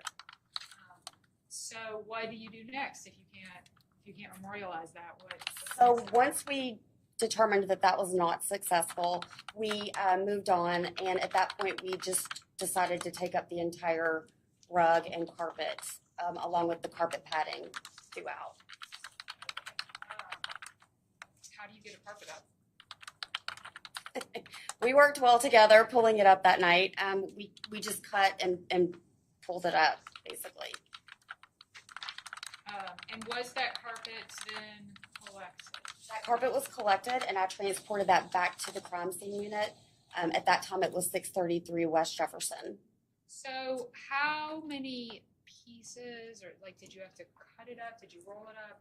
So once we took the entire carpet, we took it back to the office, laid it out, and at that point, in a more controlled environment, I was able to get better photos, and then I did carpet cuttings of areas that were presumptive to be blood.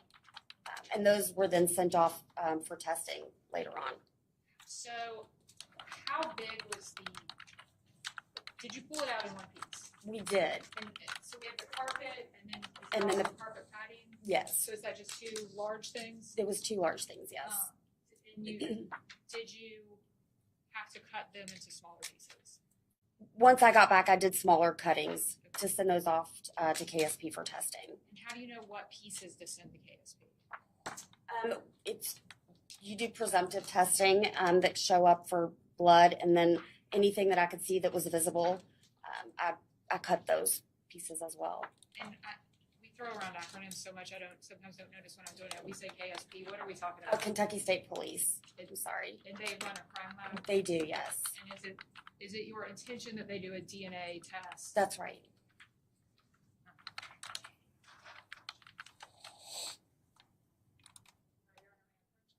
Yes. Showing you 89 through 98.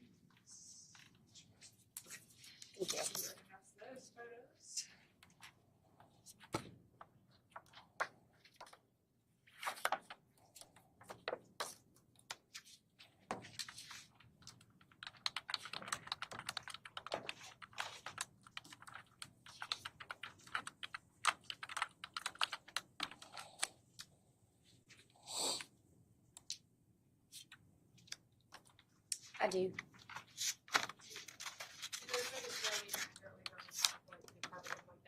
Yes. No objection. Thank you. Admitted. Just go through each picture and you just tell us what we're looking at. Okay, so that's the carpet that we rolled back and then the padding underneath there. And that's the padding. So that's the padding once we removed the carpet itself. Is this the living room?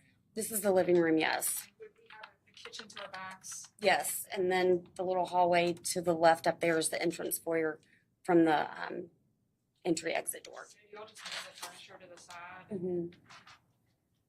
I think that evening they, in order, once we did everything that we needed to do process-wise, the detectives moved the couch and whatnot out onto the small patio there. Again, that's just more of the padding with the photo or the staining underneath. And in this photo, this is where we started to peel back the padding underneath, and that was just the floor there where it had soaked through. And just documenting the stains. Again, with the documentation of the stains. And just layering, so we just photographed layers as we took each layer off. Again, that's just the base. Are you all wearing gloves during this? Yes. And just more documentation of the stains and the layering. And is this the areas where the blue star reacted? Yes. And then that's just the padding again once more. Again, with the padding. And so you said that was, you have to dry that or? Yes, so that carpet was saturated. And so at that point, we took it back to the office. We laid down, we have brown paper that we lay down. We laid that down and then laid the carpet on top of that in order to let it dry on its own. And is that, as far as the carpet goes, was that? Yes. Other than city? Yes. The next day, were you called to another location? So yes, so later that evening, I believe, may I refer to my report? Are you unable to recall? I don't recall the time. Okay. Any problem with that? Okay, go ahead. I believe it was, so we were called back out at 2:56 in the morning to another search warrant. So would that have been on the 25th? Yes. Okay. Obviously of May 2016. Yes. Okay. Where were you called? We were called to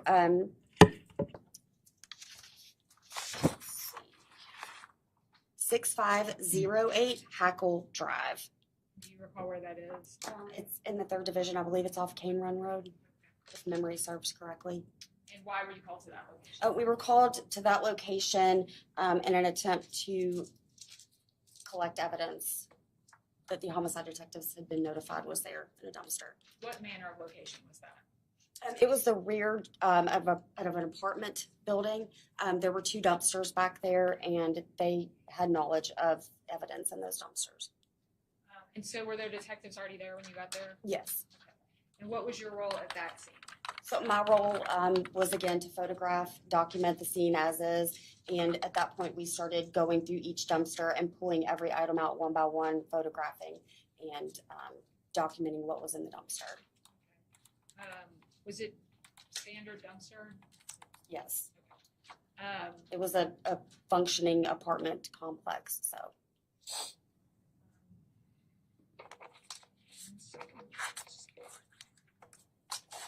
I'm just going to start with this while he keeps numbering. Right now, he's numbering 91.5.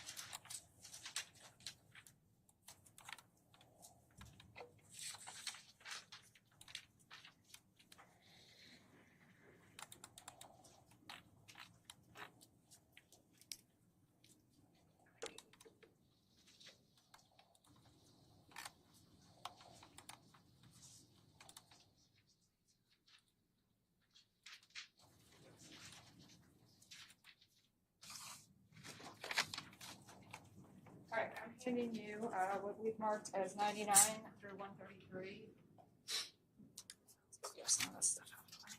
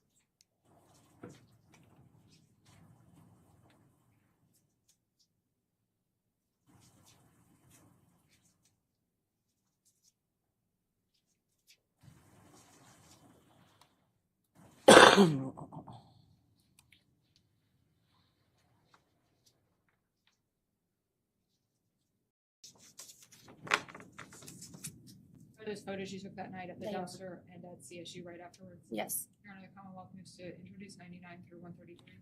No objection. Thank you. So admitted. Did you say 134? 33. 33, thank you. Is this the dumpster in question? Yes.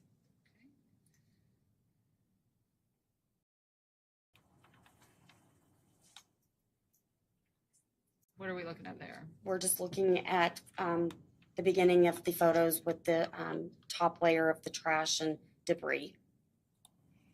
These are articles of burnt, looks like towels and blankets, or that top layer there. Another blanket or partial towel. And then just more of the burnt evidence. Again, with the burnt, that's one of the comforters that was removed. Did you all start taking stuff out? Did. So once we initially looked into the dumpster, realized everything's in there, we started to slowly peel back the layers. So we would photograph, take out, photograph again, and then go back for another, what I would say, like a layer. And again, this is just another photo of once we cleared off that top portion. So there would have been debris covering this layer in the beginning. That's right. And then this was the pink blanket that was on top there in the previous photo. We just pulled it out and laid it out as best we could.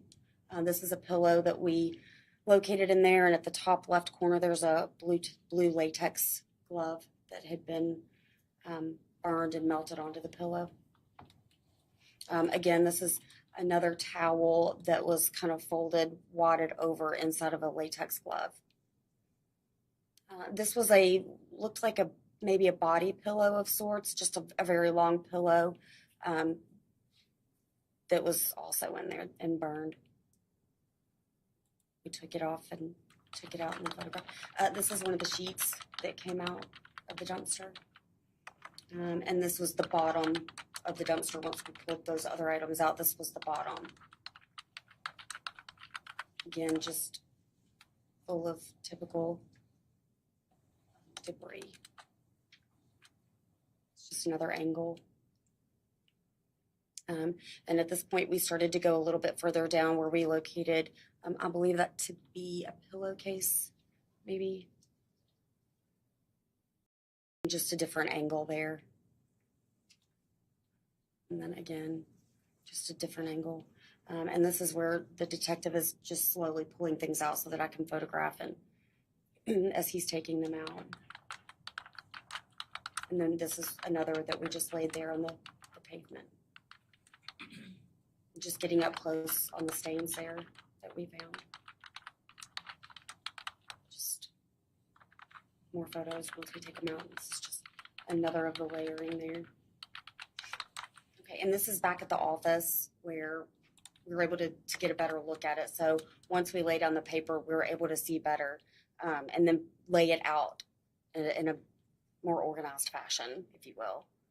And at that point, we also will look for different defects or anything that we can see with the naked eye. And then again, this is just back at the office where we're laying things out again, getting better photos in a more controlled environment. That looks to be the same as the previous, looks like a fitted sheet, possibly. I believe this was a pillowcase, if I'm not mistaken. And then just possible staining there that we wanted to document. And this is a pillow that I spoke on earlier. And this was a shoe that we recovered out of the dumpster that we brought back with us. And then this is the cell phone that we recovered.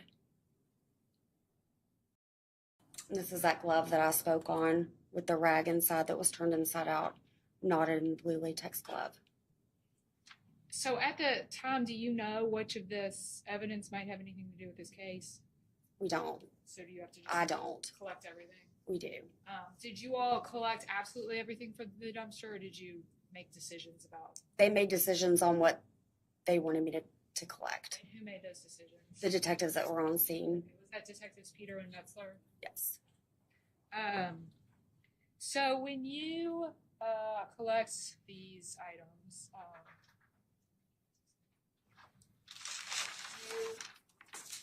does this open my front business? Yes. Okay.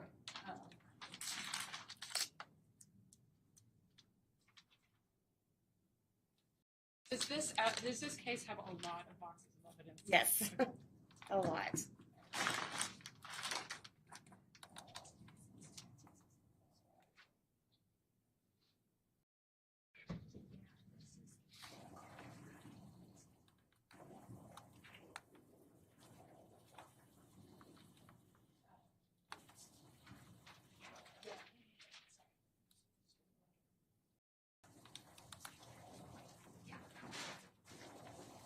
Judge, can we approach? Yes.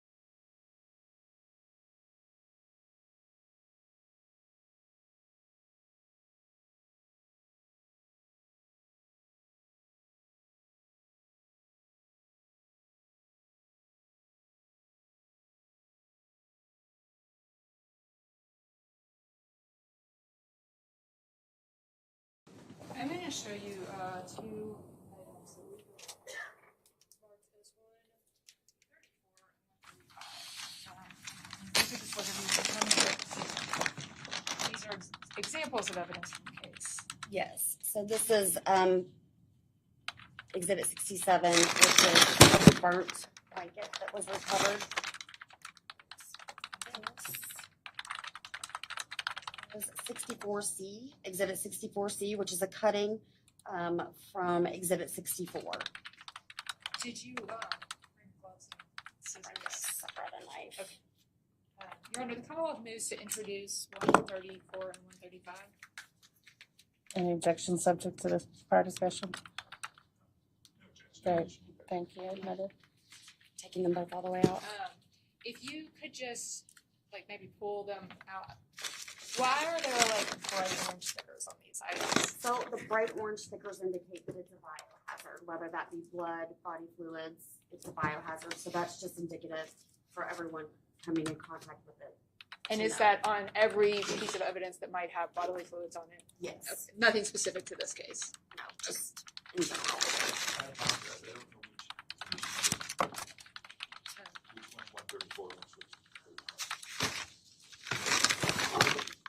This is 134, the blanket.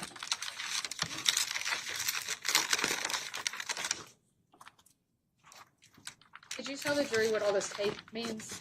So once we get back to the office, we will go ahead and package all of our evidence. So we package it, we make a label for it here with the information for each case, case number, name, location, and date. And then we will use the evidence stickers there, and the evidence stick goes across so that once that seal is broken, it can be signed and then documented down here as to who broke the seal, on what date and time was it broken. And typically there's a location. And does the blue tape signify something? This looks like it went to the lab, so they opened it once they did their testing. You want me to take it all the way out? If you could just show them, I don't know.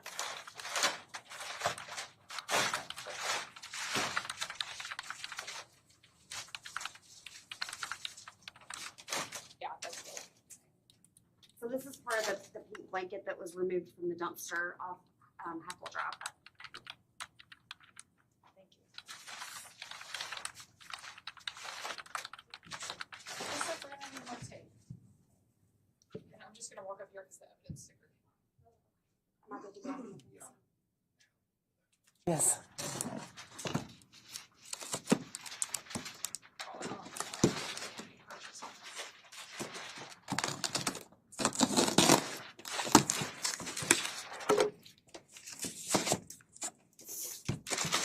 This is 64C.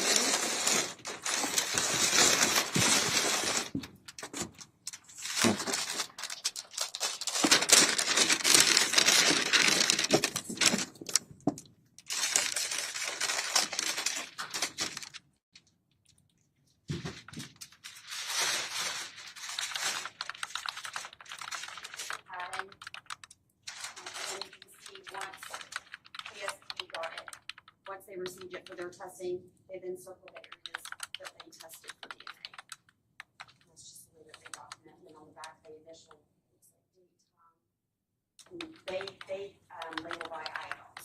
They don't go with our exhibit numbers.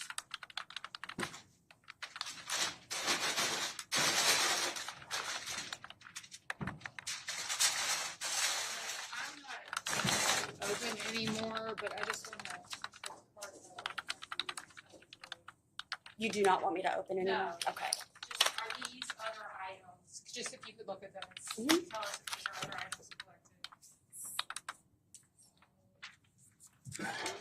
This is 64B, which is another cutting from the padding and the carpet that was collected that evening.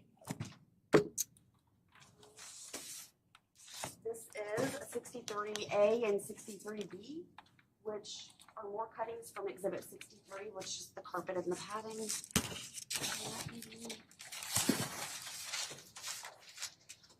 This is 64D, another cutting from Exhibit 64. Here we have 63E and 63F, which are two cuttings from Exhibit 63. And if you open these, would they look very similar? Yes.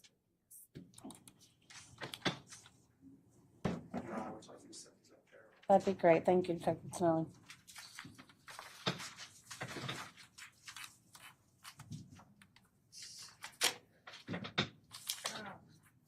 So, from the carpet, the top carpet, Yes. did you, when you submitted that to the lab, did you do it in these square pieces? Yes. And how, do you have a notation of how many pieces got sent to the lab? I do not. I wasn't the lead technician, so I was not in charge of sending those items off for testing. Would the lab have that? Yes. Yes. And then, what did you note? Okay, so from the apartment, you all collected carpet padding, and then you may have subdivided that into various pieces. That's right. Did you collect anything else from the apartment? Yes. So along with the carpet cuttings and the padding, we also collected one clear glass vase that had a brown artificial floral arrangement in it that had possible blood, and then we collected a silver mirrored vase with another brown artificial floral arrangement that may have also had possible blood. And those are the only things that I collected from that apartment. When you went to the dumpster, we saw a lot of pictures, and you said earlier that not every single, like you all wouldn't have collected, I don't even know, something on the bottom of the dumpster that, I won't put words in your mouth. Were there things from the dumpster you didn't collect? That's right. Okay. What was an example of the type of stuff you all were collecting?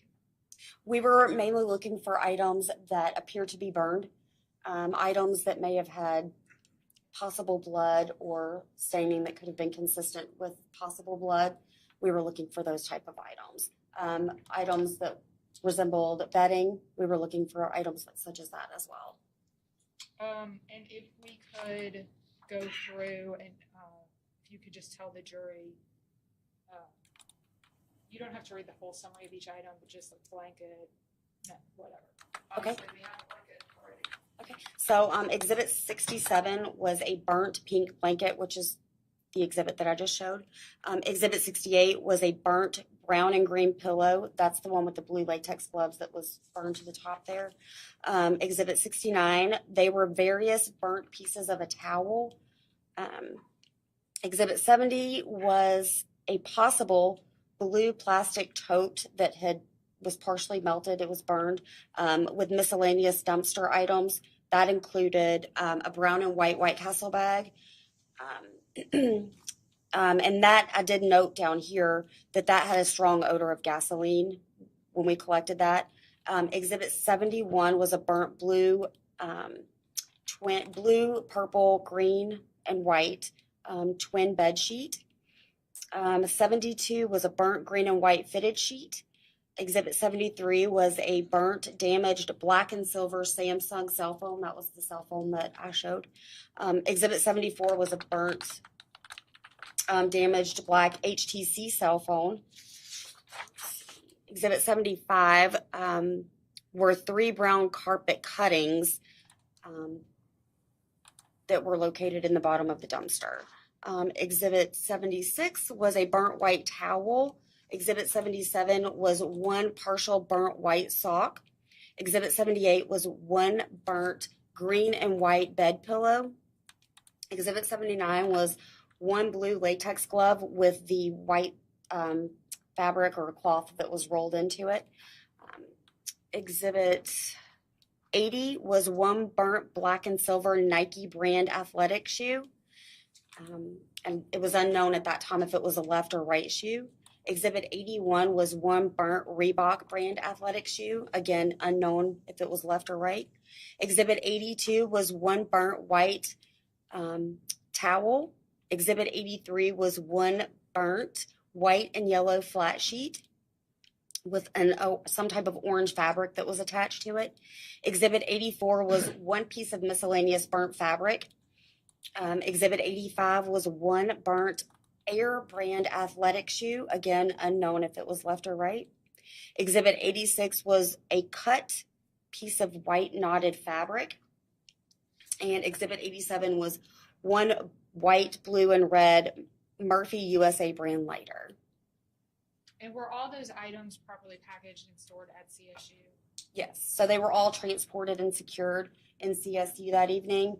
At what point I then photographed everything individually. I was able to get a better look at everything, document anything that I thought could possibly be blood or defects, and they were then packaged and transported to the property room for safekeeping. Is the property room a secure location? Yes. And is it from the property room that they're sent to the lab? Yes. Does the lab then send them ultimately back to the property room? Yes. And we actually go pick them up. We transport them back and forth. I don't have any further questions. Thank you. Cross exam. Oh, sorry. Go ahead, Mr. Griffiths.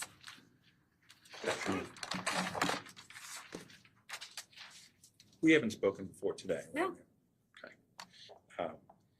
I bet you started and I missed how long you've worked for the MMPD. Approximately 10 years. Okay. And has it always been in the CSU unit? Yes. Okay. prior to that, you worked outside, someplace else? Or I've always been in the crime scene unit. No. I mean, prior to working for LMPD. Oh, yes. Prior to that, I worked for Norton Brownsboro Hospital. I was a medical lab technician there. Okay. So you started off talking about, I think, photos and things. Yes. You may not know this, but I just got, when I say just got, I mean like 10 minutes before you got on the witness stand, just got this video. Okay. Do you know what's on this video? I don't. Okay. This, I was told, but I haven't had a chance to watch it. Okay. Is maybe from the scene of the search warrant on Hyde Avenue. Yes. All right. When I watch this, what will I see? It's probably, most likely, going to be a dark video. That is the video that we took in an attempt to capture the Blue Star reaction when we couldn't get the Blue Star reaction on our camera. So then we attempted to do video and we were not able to capture it. So you said dark video. I just want to make sure what you mean, because It will be dark. Like, there should be darkness. The lights were off. It needs to be total darkness in order to capture those results. And so it will be completely blacked out. okay. And when you say that, you mean, and I won't see any results either. No, not on this video. We were not able to capture it on that video. Okay. Unfortunately. I assume that you folks, I mean, I know you're in the CSU, you're in the, what's the stand for? I know. Crime scene unit? Thank you. Mhm. I should know that. Yeah. Okay. You guys are made of procedures, right? You have procedures on top of procedures. Yes. So when you make a video like this, what's the procedure? In terms of, What happens to it? I mean, you don't like put it in your pocket and leave with it. no, at that time in 2016, our videos then became exhibits. So our video then turned into Exhibit 62, which was scene video. We labeled those, they became an exhibit, and they were secured then. So did you know that this was something that we just got today, this afternoon? When you told me just now. Just now? Yeah. Okay, I was curious. I wasn't sure. No. So somewhere along the lines from, were you the one actually holding the camera? Yes. Okay. Somewhere along the lines of you holding the camera in this courtroom, something did not go right. Right. If I'm just getting it now, 7 years later. Well, not that it didn't go right. We were attempting to capture the results of the Blue Star on video. We were not able to capture it due to the lighting, and the camera has to have a certain amount of filtering settings in order to capture those results. We thought we might be able to get it on video. We were not able to. It was just an attempt made. That wasn't the part of going right. I meant that you have procedures set up so if you record something on a video, everybody knows about it. It goes into the case. Yes, yes. Right. So you would assume that if you make a video, it doesn't pop up 7 years later in the middle of the trial, right? That's not the way it's supposed to Well, work. it was still considered an exhibit, so it could, because it's at that point, it's Exhibit 62, so it's still evidence. Right, but like these are in boxes and labels that we all knew about them and they all came to this courtroom. This was news. Typically, they were on a small cassette, so someone obviously put that onto that disc. I'm not aware of when it was put onto that disc, but back in 2016, when we would finish a video, we would label the video with our name, the date, the time that we did the video, and the case information, and then we would secure it not in a box, but in an envelope with the same labeling as that labeling there that you see, and labeled Exhibit 62. And you would expect that to go to the officers, Yes. the detectives. Yes, in the case, yes. And the That we would have, yes. prosecution and defense and everybody. Yes, anyone that needed access to that, yes. Just like all these other. That's right. Yes. So you would agree with me that something went sideways if the first time we're all getting it is today. I'm not crouching at you. No, yes, yes, that's a fair assumption. You're saying that when I look at this sometime later on today or tonight, that it will be a completely total darkness, black Yes. video with nothing on it. That's right.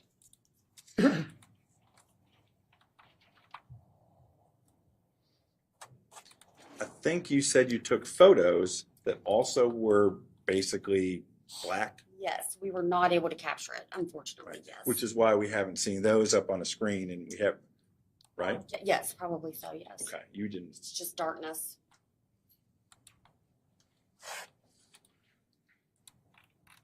And this probably is a dumb question, but I'm going to ask anyway. There isn't a second video, like you didn't have one when you went in, for example. You didn't have one walking in the door, doing when you're doing everything else.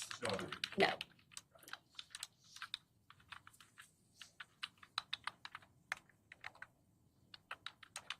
At scenes, the CSU does make videos and did make videos back then, right? Yes. Okay. So at the time that you were there executing, and I know you aren't the one executing the warrant, but you're part of the team. Yes. That was not considered a scene worthy of videotaping?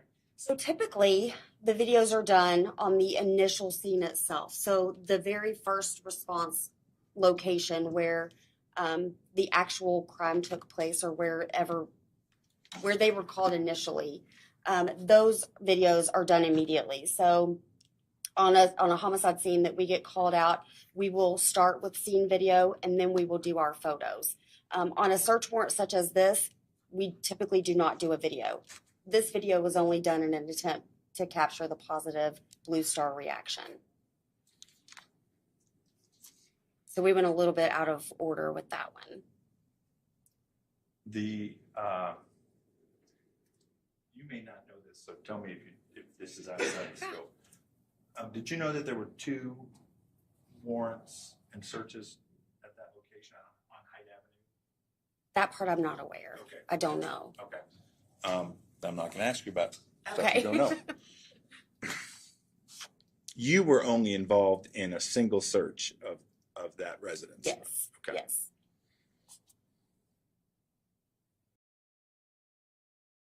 All right, I'm going to pivot to, am I right that there were only 2 locations, I'm going to say locations, 2 locations you went to? Yes, for myself that night, yes. And only 2 locations on this case, right? For me, yes. For you? Yes. I'm only talking about you. Yes. So let's talk about the other location. The other location was a dumpster, and the dumpster was really on it may not be the exact opposite side of town, but it's pretty close. Pretty close, you're Pretty right. close. It's southwest. Yes. When you got to the dumpster, you were not the first people from LMPD on the scene. That's right. Do you remember how many people were already there? If memory serves correctly, there were 3 detectives there. Okay. Yes. And do you know how long they've been there? I do not. That's not your job, right? You're not No. Once you arrived, does that make you in charge of the scene, or are other people still in charge of the They're scene? still in charge of the scene. Okay. We're an assist unit, so we work at their direction. Okay. I was trying to give you a promotion, I guess. Thank you. And how many people from your unit arrived? I know you were there. Were you the only person there? No, myself and technician Stevenson. She has since retired, but she was my assist that evening. Okay. Is that a normal 2 people kind of? Typically, if we work a big case, we typically work together so that we can assist one another. Okay.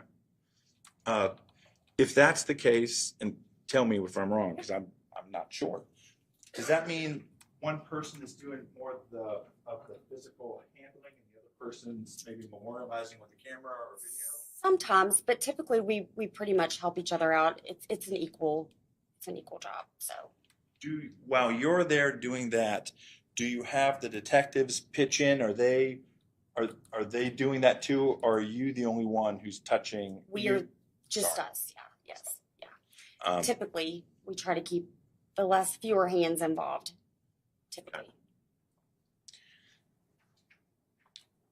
When you arrived at the scene, I shouldn't say scene, at that location, there was no fire going then.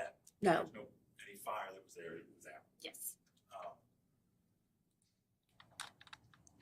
It's a dumpster, so one of the issues for you is you're not sure what items could have been in there before that have nothing to do with you. I couldn't tell, but it looks sort of like normal size dumpster. It's not It was standard. It wasn't some huge industrial size. No. Okay. So you were using your best judgment to determine which items were had evidentiary value and which did not. That's right. And you were also getting some input from the detectives there. as Majority well. of the input. Majority, yes. okay. So when you say majority, you mean that they're telling you that item matters. I don't think that item does. I'm not trying. You tell me. Is that right or is that wrong? We were kind of bouncing ideas off of one another. Again, we were going by what we could see visibly with the naked eye. If something appeared to be blood, we really honed in on that. And then burnt items that appeared to be heavily damaged or that were close in proximity to one another that looked like they had all been dumped together. That's kind of what we were looking at, if that helps. Okay. But an item that had previously been in that dumpster, if there was a fire, would still be burned. True. Yes, that's true. Okay. Some of the things, like the latex glove and the pillow, they had kind of meshed together. Some of the things you could tell that were inside that tote, they may have had a little bit of blue plastic still on them. Again, we were working at their direction, so kind of going by what they instructed. Okay. And as you were taking items out, you're also photographing them, and we saw a whole bunch of photos. Yes. All right. For the most part, unless something, I think that one was like stuck, just for the most part, everything that is evidence worthy gets its own photo, right? Yes. Yes. Unless they're stuck together or Yes. something like that. Yes. So we saw a whole bunch. I don't know. I think it was, my math is right, 34 photos from the dumpster. So. Does that sound right? Okay.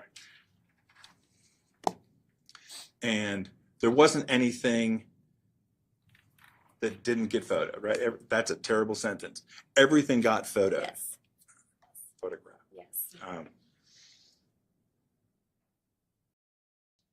There is no photo of a car seat, back seat. Not that I'm aware of. No. Well, I mean, you just saw the Yeah, photos, no. right? Yeah. Right there. Yeah. And also, you have some. I mean, we all don't have perfect recall from 7 years ago, but you remember the event, right? And the reason there's no photo of a big old car seat is because when you got there, as far as what you saw, you didn't see a car seat. That's right. If you had seen a car seat, you certainly would have taken a picture of it. That's right. If you had taken a car seat into evidence, you would have Packaged it. packaged it. Yes. Right. In fact, something as big as that requires a whole lot of extra packaging and making sure. And, okay. Because you have procedures for big items, right? Yes. Yes. So anything like that, you certainly would have taken a photo of, and you would remember probably. Yes. And you're sitting here under oath today, and you're saying, no car seat. No car seat. So any car seat that was there would have been gone before you arrived. Yes. I Okay. did not document or collect a car seat.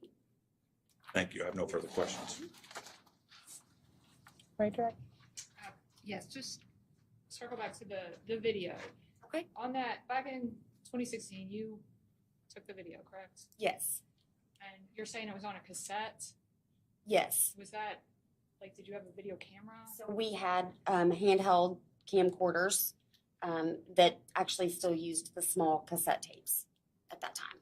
They So were did- very tiny. When you got, and were you able to review it on scene? No, no.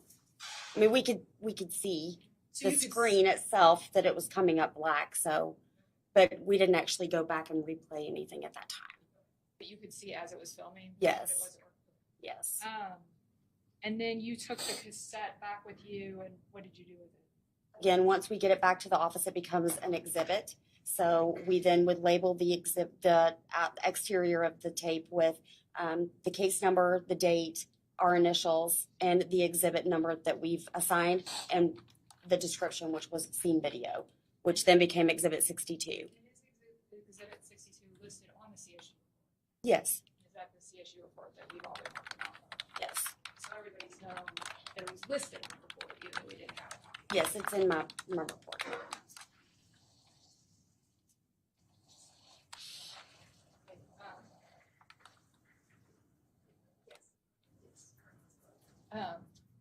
So, hold on, let me let the light come on. Maybe that's it. All right. That's probably it. Okay, so I'm gonna just hit play. Again, in order to capture the results from the Blue Star reaction, it needs to be total blackness. That's why you see this dark video here. Yeah, they're right over there. You can go move them. And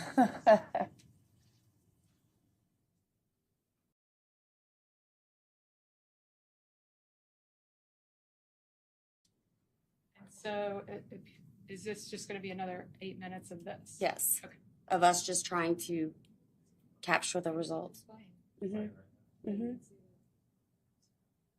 Okay, just for the record, can we see the numbers moving 44, 45? Yes. Yeah. No. Is there ever audio with, No. with CSU, videos? No. All right, thank you. I'm going to stop this so we can turn the lights back on.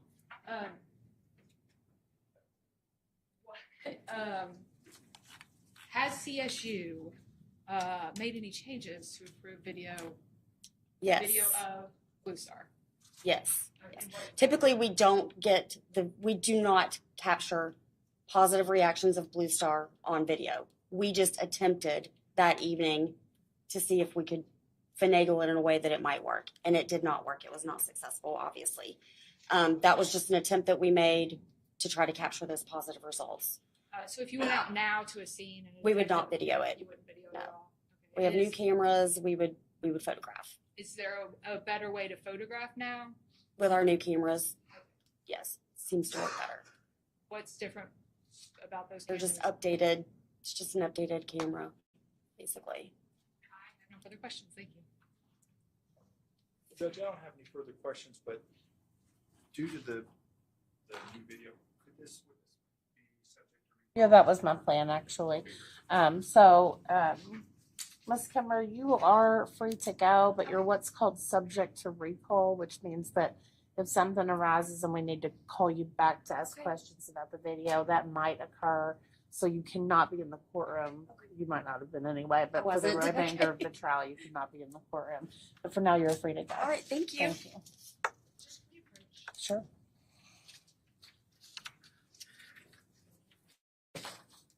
You're fine. Does anybody need a break? Yes. Okay.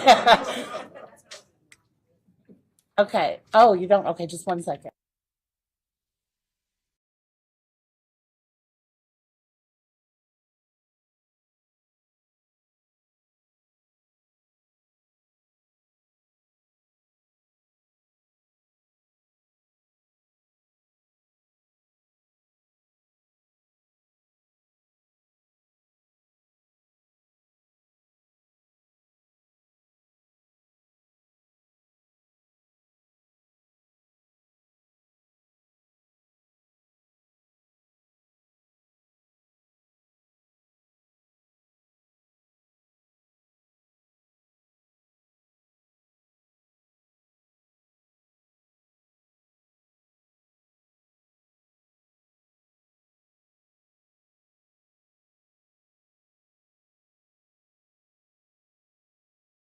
All right, we're going to take a 10-minute break. I would ask y'all to be back about 3:20 or at 3:20 outside the courtroom doors.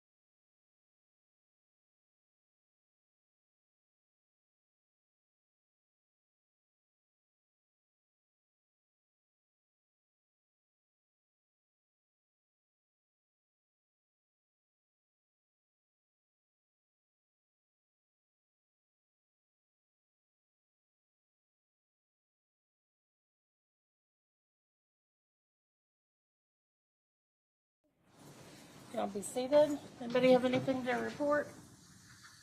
Okay,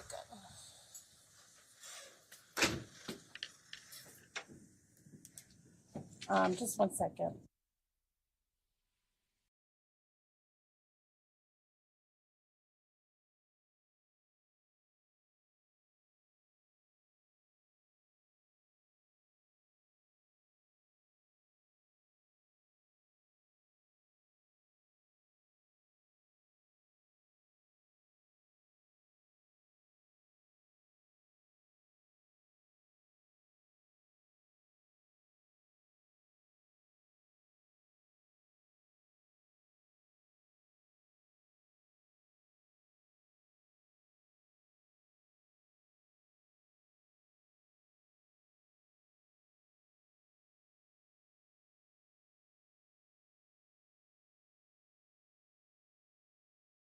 Okay.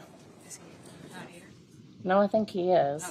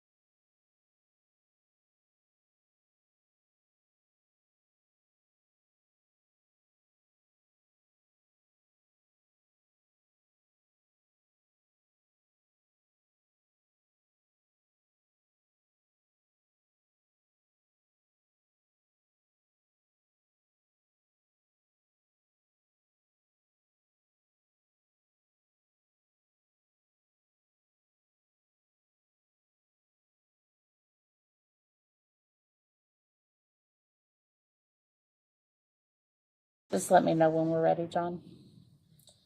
Y'all can sit down. Okay.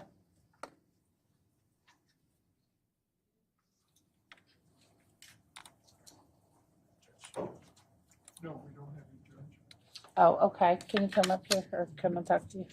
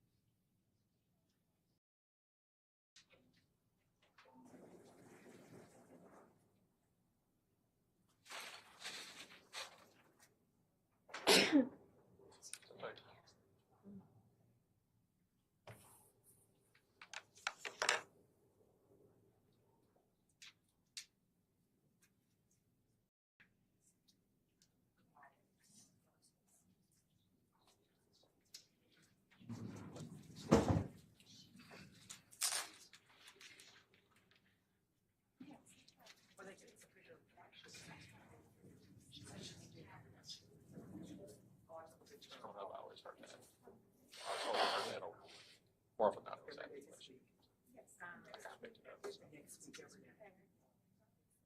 Parents, cousins, you know.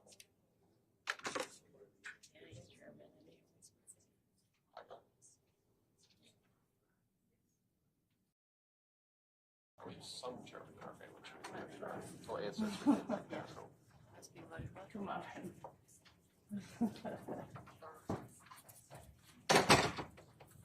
you all want to come up.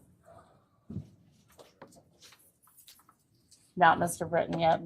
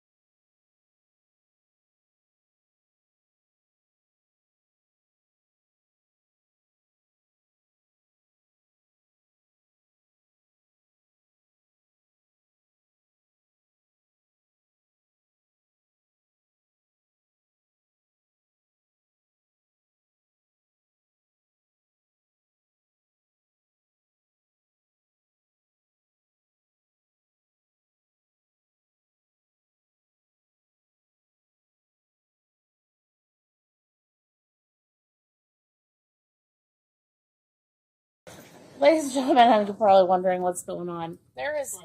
Our next witness is actually in custody, like the earlier witness was, but they're having trouble locating him, which is odd.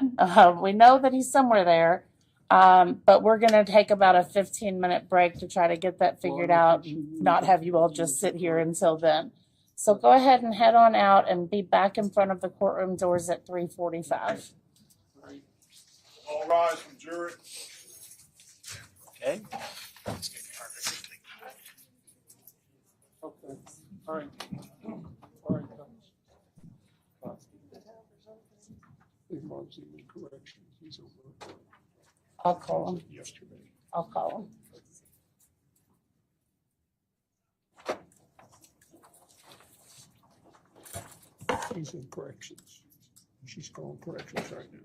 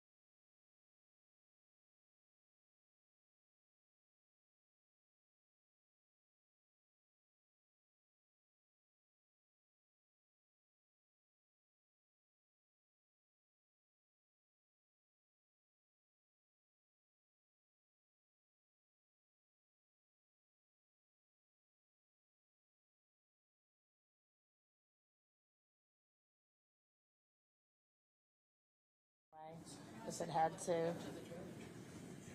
We objected. No, but in the plea agreement, it says 10 years probation or 20 years of life. And then it says the Commonwealth objected. But that was the recommended sentence. No, that's not, well, that might just be a local practice thing, but that's not how anybody in Louisville would read that. They would read it as if the judge grants probation, it's this many years. If not, it's this many years, but it's up to the judge and the Commonwealth's objecting. And we did object, and he went into custody. Well, So- not right. Well, he and did. he went into custody. I think for that's years just a as local juvenile custom thing. back in his- But that is typically how it would read in Louisville if they were objecting and did object. They would set the terms for the They can. probationary. The court doesn't have to follow it, but they can.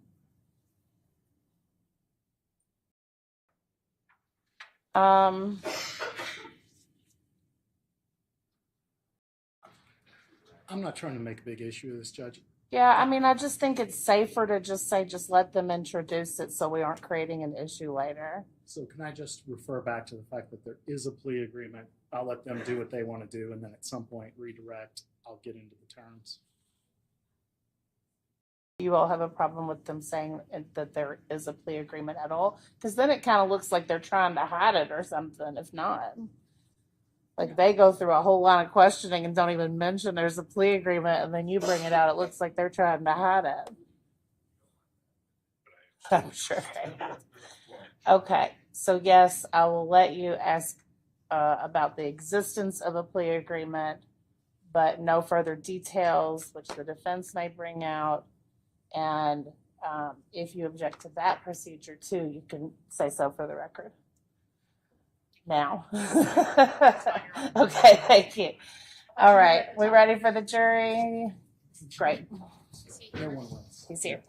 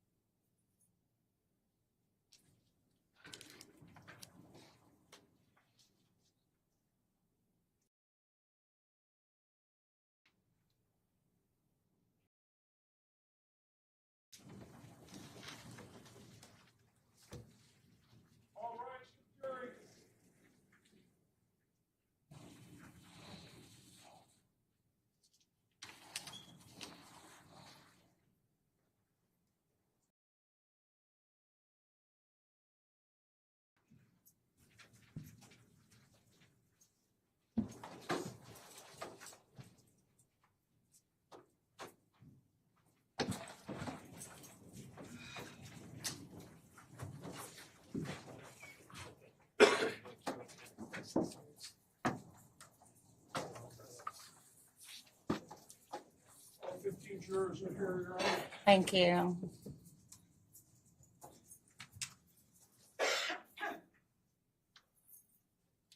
Anyone have anything to report? Okay. All right, so as you all might have noticed, there are times during trial when we're dealing with like what's going to come next and how things are going to go. I want to just note that if you see court staff or me or even the attorneys using their phones, that's what we are doing. You know, we're not just goofing off or anything, but we need to be able to take care of business while we're in court as well. Ms. Jones-Brown, are you ready to call your next witness? I'll be handling the next witness, Your Honor. Oh, Mr. Cunningham, I'm Before we sorry. call him, I do have one more issue that I'd Okay, like to. sure.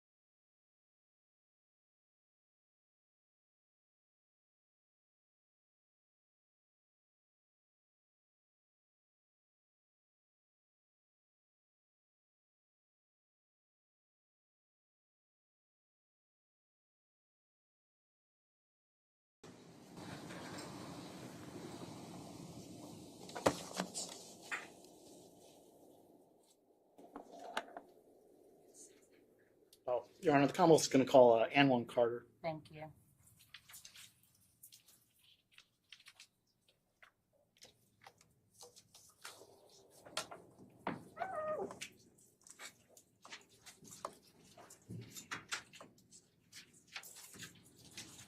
Mr. Carter, as best you can, I need you to raise your right hand. Do you swear to tell the truth and the whole truth? Thank you. You can have a seat. Good afternoon. Can you introduce yourself to the jury? My name is Ann Carter, And how old are you, Ann? 22, Where do you live these days? for the deals. And were you here in town in 2016? I'm having a little bit of trouble hearing. I understand if you could just speak just a little bit louder. And that's, may I approach, Your Honor? You may, yeah, you want to move the microphone. Thank you, Mr. Cunningham. So, you know what we're here to discuss. Let's talk a little bit about how you know different people here. How do you know Chakor? Good. And were you all very close? Yes. What sorts of things would you do with Chakori when you were here? Hang out. We used to go find different females to hang out with. Anything else you all do together? We used to. I'm sorry, you got to speak up so they can hear you. We used to hang out. We used to hang out. We used to smoke. We used to. I still can't hear you, and if I can't hear you, no one else can. We used to play sports. We used to find different females to hook up with. And did you all grow up together? Did you know him for a long time? Yes. And what was his life like?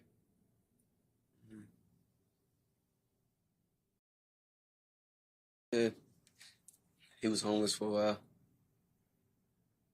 And so,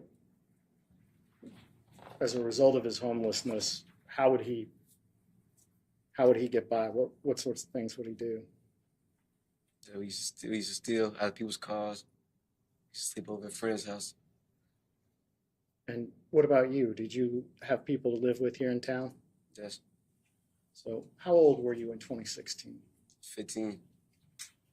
When you were 15, you remember how much you weighed or how tall you were?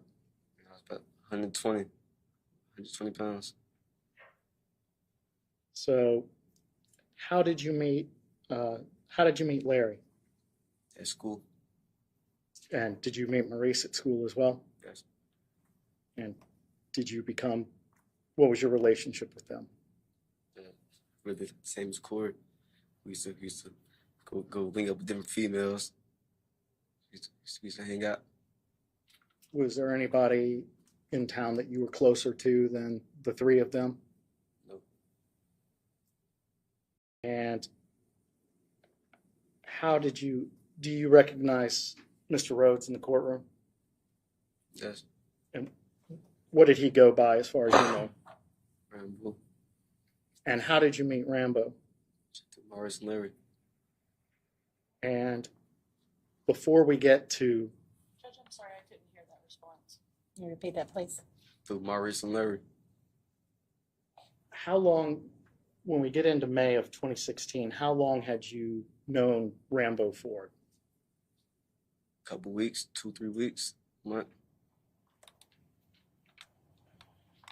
So how many times had you met him before the night of the first shooting?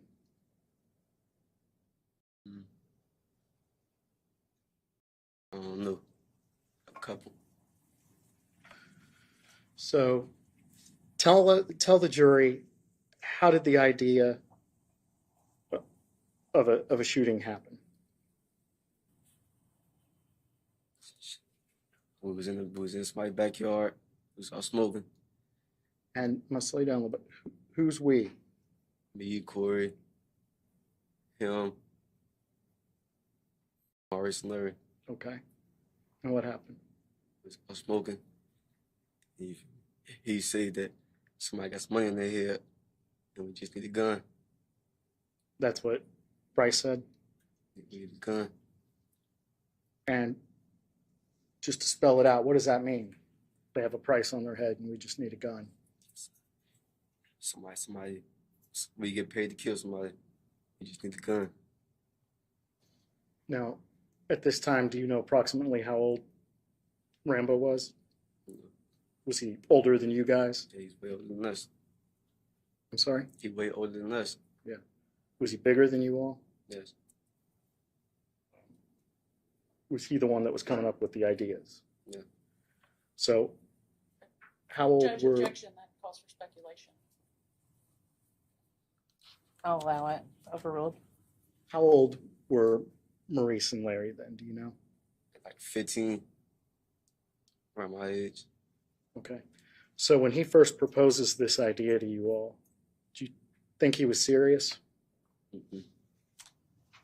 When did you decide that he was serious? The night we actually did it. Okay. I'm sorry, I couldn't hear that. When what? The night we actually did it. Thank you. So, how was a gun acquired? Corey bought the gun. And when Corey bought the gun, did he know what did everybody know what the purpose for the gun was, or was it just a coincidence? Everybody knew what it was for. All right. Had you ever done anything like this before? Mm-mm. Were you nervous about it? Well, what was your feeling about this? I wish I wanted to get paid, but then I'm on the fence. It could have went either way, either or. At that time, what did you think would have happened if you would have backed out? Did you think about that? Okay. So,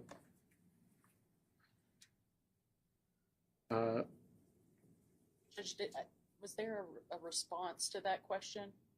You nodded your head no, correct?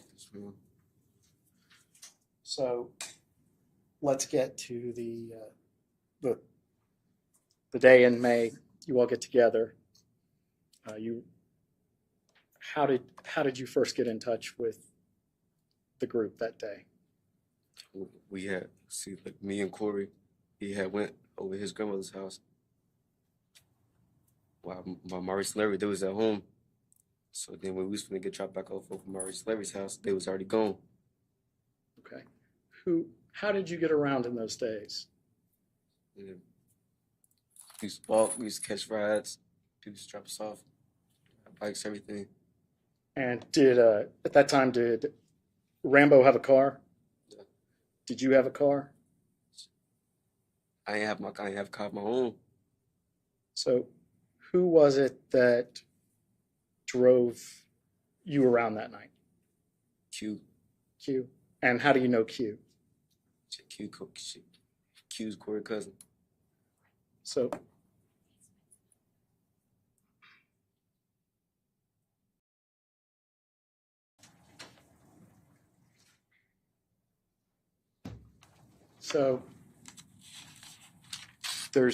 and we're talking about two incidents, so it's easy to get confused. Talking about the first incident, there was a night where you had a truck, the night of the hit, right? Yes, yeah. I had stole a truck. And that was that in order to carry this out, or you were just driving a stolen truck? I just had a stolen truck. Okay. So what was the plan for that night? That night we were supposed to we was in the backyard again. And you feel me? We all linked up. And you feel me? We went from the south to the west. And you feel me? And how did you all know where to go? I was just following behind. Okay. So you're following a car. What's the car that you're following? It's a light blue Mazda, I think. Okay. And who was in that car? Larry, Maurice, Brice, and Corey. And where was everybody seated in the car? So Maurice was driving. Larry in the passenger seat. Brice in the behind Maurice and Corey on the other side. And who had the gun? Brice. And who knew who the target was? Judge, speculate, cause for speculation. I'm going to sustain that. How did you all know where to go? Shit, I was just following behind.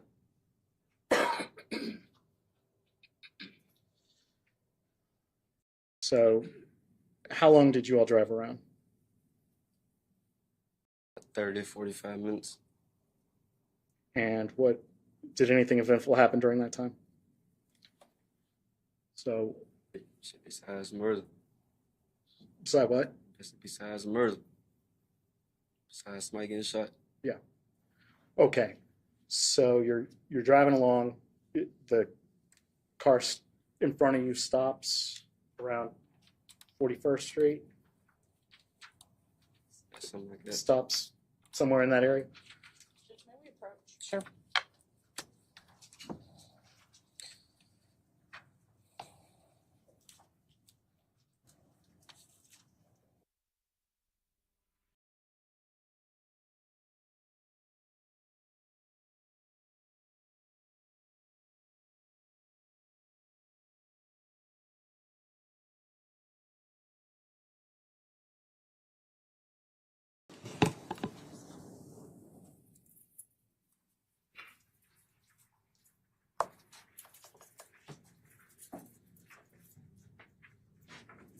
Does the car in front of you stop? Yeah, stop at the end of the block. And what happens? I heard somebody say, "You got the street, bitch." And I'm sorry, but we got to have you enunciate clearly so everybody can hear. What was it that happened? And I heard somebody say, "You got the street, bitch," and the shot went off. Who was the somebody that said that? Brice. Could you see Brice at that time? I didn't see him, but I knew where he was positioned at. Sorry, please repeat. I didn't see him, but I knew where he was positioned at. And you heard or saw the gun go off? I saw it. Was it inside of the car or outside of the car? It's like his arm was dangling out the car. And who was he shooting at? Somebody in the street. Had you ever seen that person before? No. Did you know anything about that person? No. Did that person talk or engage anybody? That I know of. Was he facing the car or facing away from the car? Facing the car. And after the gunshot, what happened? Shit, we peeled off. Then we had like 5 to 8 houses down, and he shot at somebody's house. See, he shot the gun more. Yeah. And what did you do?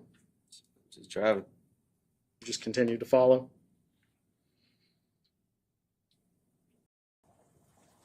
And where did you go that night? So went back to Maurice and Larry's house. Was everybody at Maurice and Larry's? Mm. What'd you all talk about? And? Do people talk about the shooting? No. Why not? That ain't how I talk. That ain't how I get my problems up. That ain't how I express my problems. So you don't talk about stuff like that after it happens? Just let it go. Why do you not talk about it? Just let it go. Did you expect to get something as a result of participating in this? Yeah, I wanted some money. And how was that supposed to happen? So you're supposed to break us off. And who was supposed to break it off? Right. How was that going to happen? We didn't get that far. I just think he's supposed to break us off. He's supposed to get the gun. He's supposed to break us off.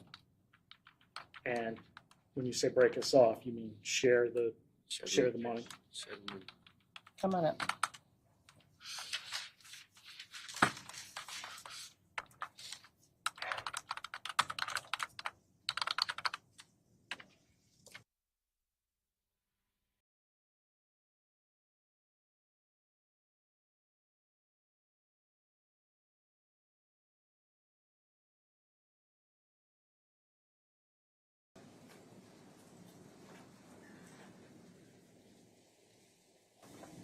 So did he give anybody, did he end up giving anybody any money as a result of that?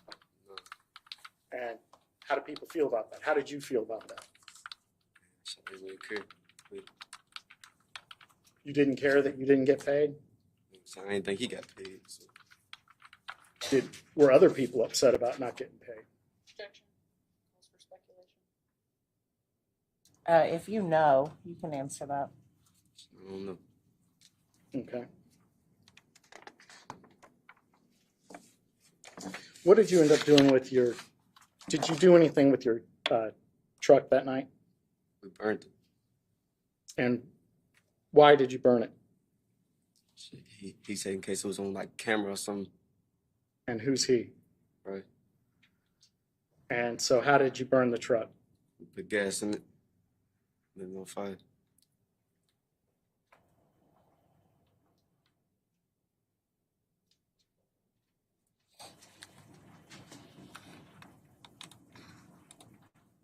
Were you ever around?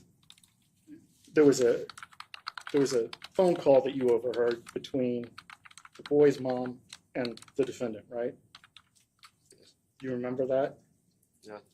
And you could hear, what could you hear? Where were you? Objection, hearsay. What was the question? I'm asking where he was when he overheard this phone call. What did you overhear? Okay, don't say what somebody else said. If you want to re-ask the question. Who was talking on the phone? Shit, it was Larry and Maurice's mom and Brice. It was who and Brice? Larry and Maurice's mom.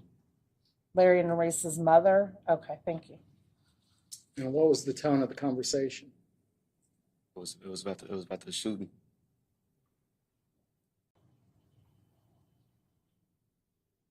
And when did this conversation happen?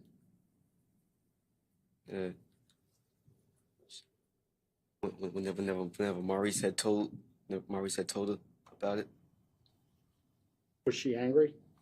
Objection. You don't want to come up?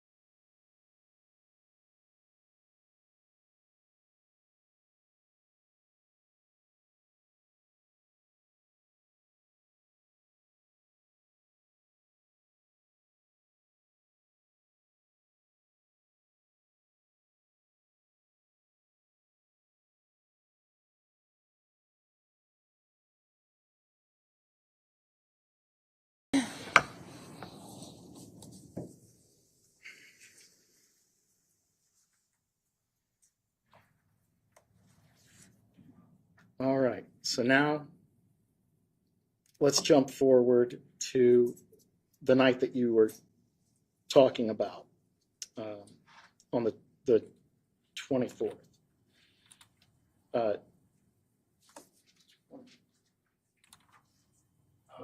So on the 21st, late night,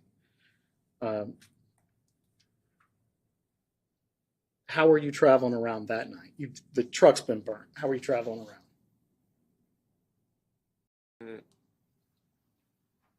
Getting dropped off.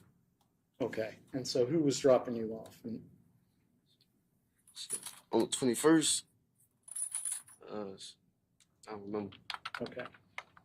Earlier, when we were confused about which night we were talking about, you said that Q was driving you around. So that's the night that we're talking about. Okay, yeah, Q dropped me off. Okay. So Q is dropping you off. Who's with you? Me and Corey. And where does Q drop you off at? Drop us off over his house. At Brice Rhodes' house. Had you been anywhere together before his house? Yeah. Where'd you go to? First went to Maurice and Larry's house. They was already gone. How did you know they were gone? We walked in the house. And they was already gone. They weren't there. So we called them. Okay. So where'd you guys get dropped off at? Over his house. Over at his house? Had you been to his house before? Yeah. Who else? What time of day or night is it? It's nighttime. Nighttime. Who's at the house? It's what? Larry, Maurice, me, Corey, him, and like 3 other people. All right. Who are the other folks that are there?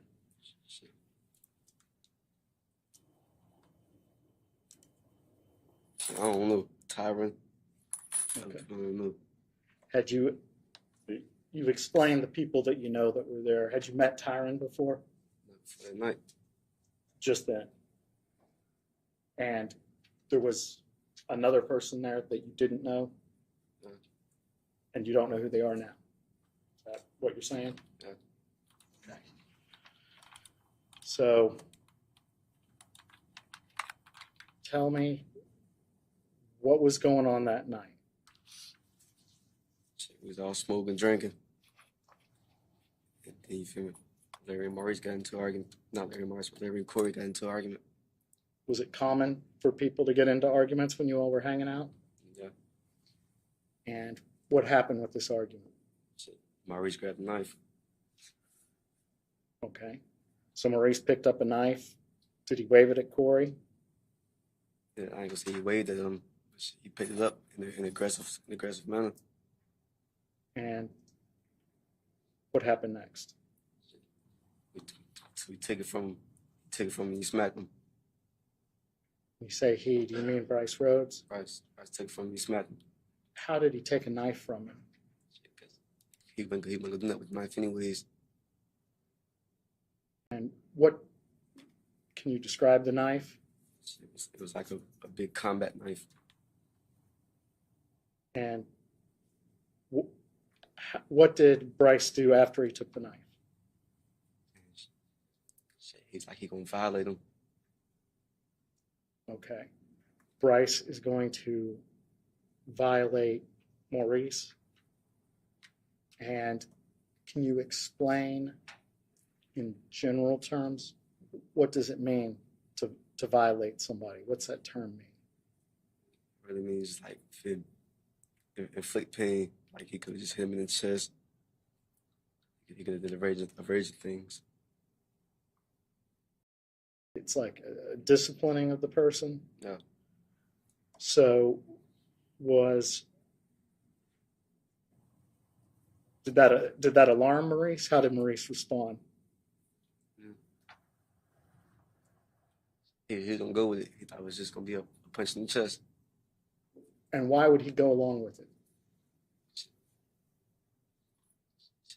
That's big homie. I'm sorry? That's his big homie. Oh. So is there a time where you...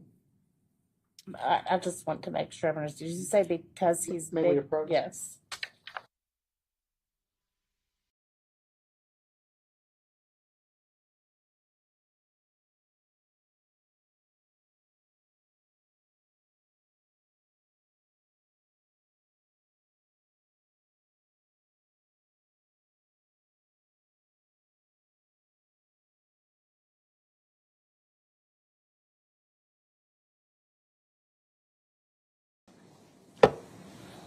All right. So is there a time where people in the house separate from Maurice? Yeah. We put both of them in the bathroom and we took a vote. Both who? Larry and Maurice. They're in the bathroom. And where are you guys? Living room. And what happens in the living room? We took a vote. What's this vote on? If they should die or not. If they should die or not? Who's calling the vote? Brice. What was your vote? I'm the one who said no. Everybody else said yeah. And did your vote win? Did your vote win?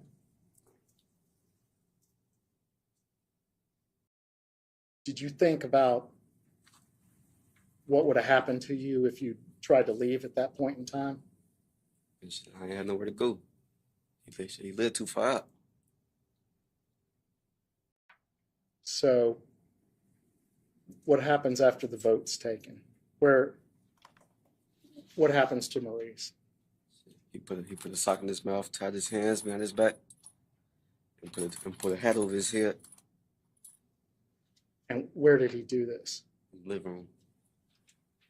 And what happened after that? He started hitting him in the chest at first. With an item, with his fist? How was he hitting him? We hit him in the chest with a fist first, hit him like 3-4 times. And then Tyron passed him the knife. Then he started stabbing him. So Tyrion handed him the knife. Was he making a noise? He couldn't. He had the sock in his mouth. Was he trying to make noise? Yeah. How many times did Brice Rhodes stab him? So I don't know. Where did he stab him? The torso, out up here. Was he standing up or was he on his knees? He was on his knees. And he stabbed him in the chest? Chest, stomach, around there in the general area. In the what area? In his chest, in his stomach, on his torso. Did he stab him other places? I don't know. How long did this go on for? Until he stopped breathing. Do you have any idea the time? I don't know. Was there a lot of blood? Yeah. Where was the blood going? In the carpet and the sheets. Were the sheets set out to catch the blood? Yeah, sheets was really there to move him. Who got the sheets? Brice. And where did he put them? Like we had dragged Maurice by the door, and then bring Larry out. Now these guys are your best friends, right? Yeah. What's running through your mind? Make sure I get out. What's that? I gotta make sure I get out. Try to save somebody else. Make sure I'm safe. And what would have stopped you from getting out? Probably if I ain't go along with it.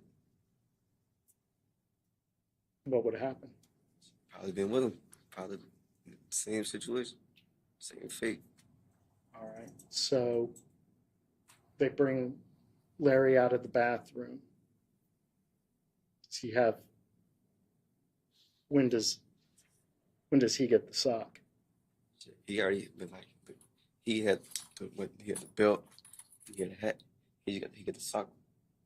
He had the sock when it was his turn. Okay, when you say he had the belt, what do you mean? His hands was already tied behind his back. He had a hat over his eyes, so he couldn't see. And he had a sock in his mouth? He got the sock when it was his turn. Was he making noises? Not yet. He started making noises when he started getting stabbed. Was he on his knees? Yeah. Did he know what had happened to his brother?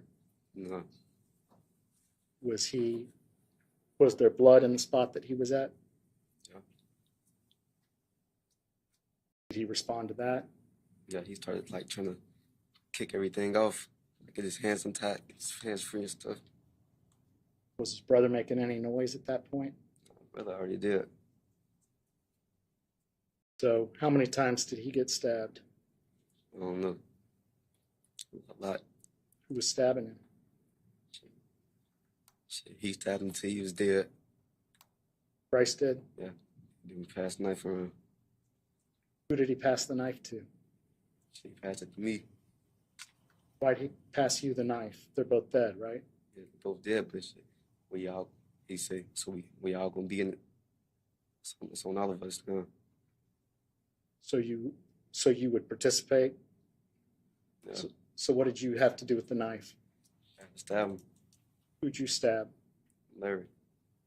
How many times did you stab Larry? Like 3. What'd you do with the knife? She passed it back to him. What'd he do with the knife?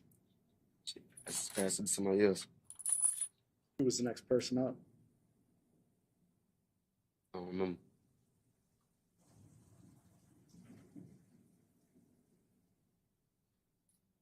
Where was Jacory? Corey was right there with him. Corey's in there. Was Jacory handed the knife? Yeah. Before or after they were both dead? After. Do you know what he did with the knife? He stabbed him a few times. Who did he stab? Larry.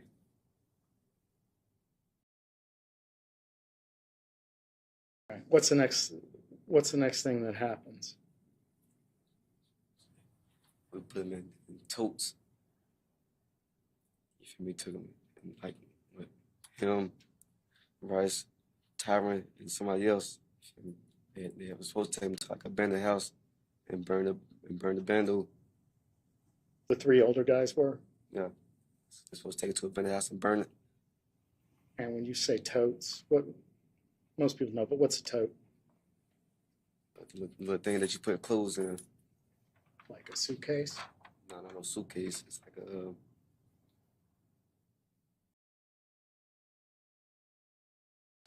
like little things that you put the like Christmas stuff in. Like a bin? Yeah, bin. So their bodies got put in a bin. The plan is the 3 of them are going to go get rid of the bodies. Do you help carry the bin?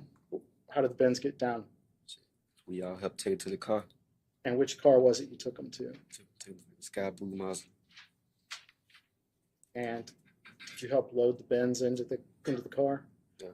Did you see the inside of the car? Yeah. Do you remember? Was it a normal looking car? It was a regular car.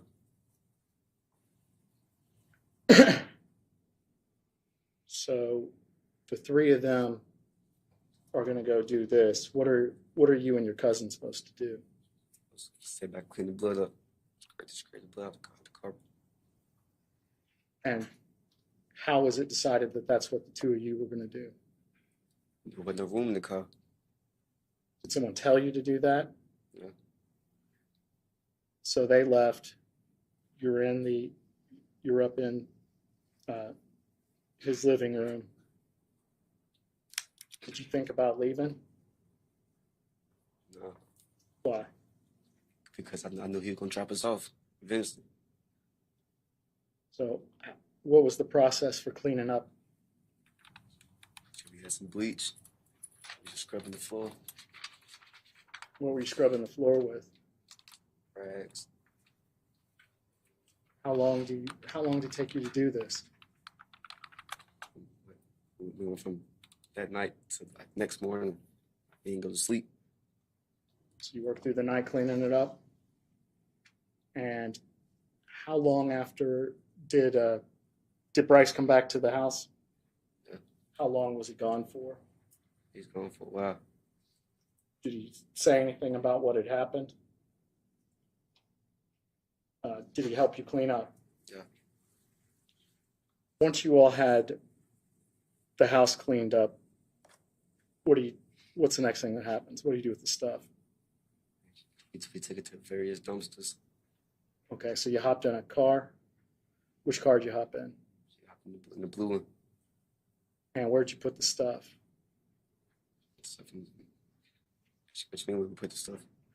So the stuff you cleaned up, did you put it in? How'd you carry it out of the apartment? Put it in the bag. Okay. And then the bags, you put them in the car? Like the trunk. In the trunk area? And one of you all was in the front seat? Where were you? Front. Okay. And then did somebody sit in the back seat? Corey. So where'd you go in the car? And who's driving the car? Brice driving the car. All right. And where do you go to? We went to like different dumpsters and set the dumpsters on fire. Why different dumpsters? Just to spread the evidence. So it seemed like spreading the evidence was a good idea at the time. I was just in the car.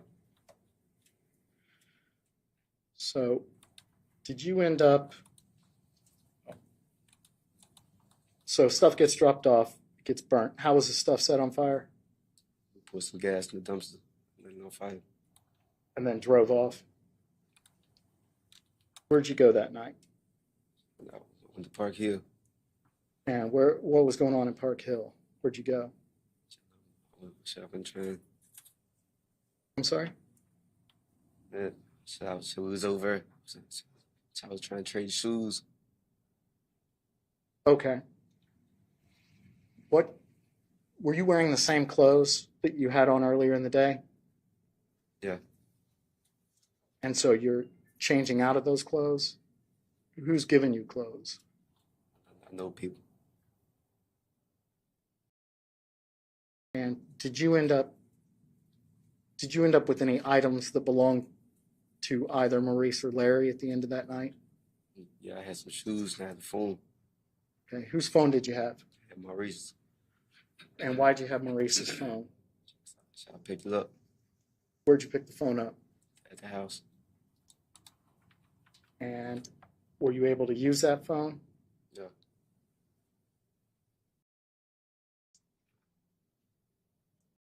What time was it when you were done for the night, when you were back?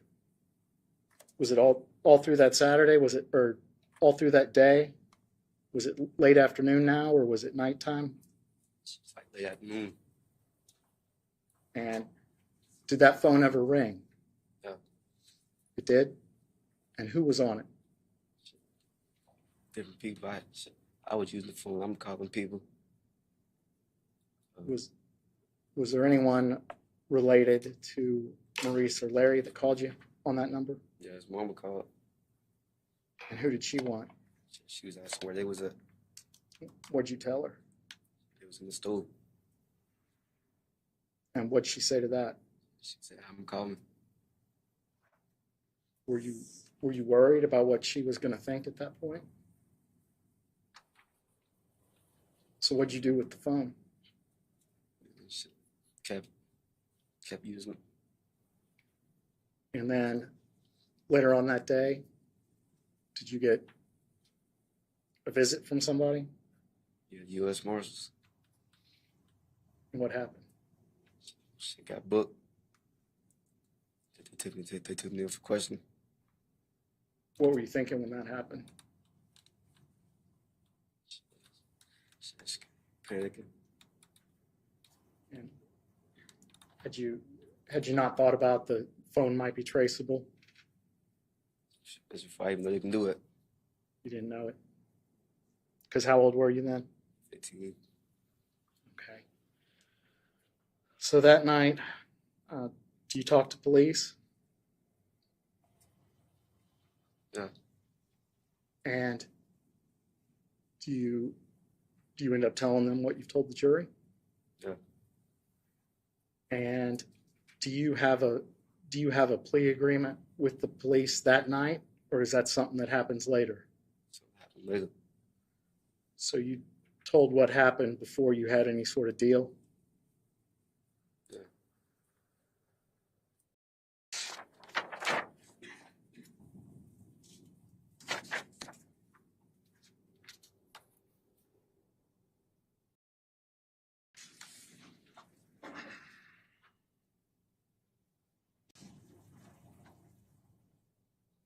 So after you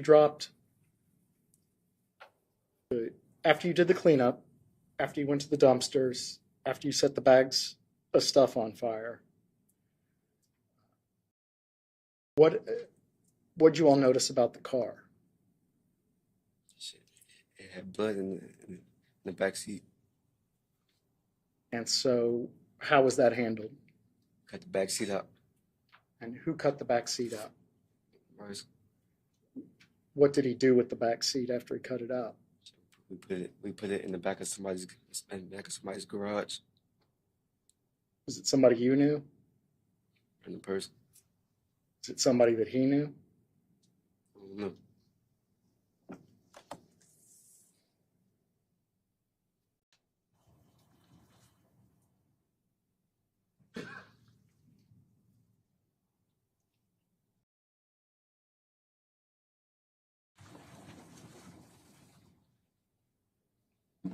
I don't have any further questions.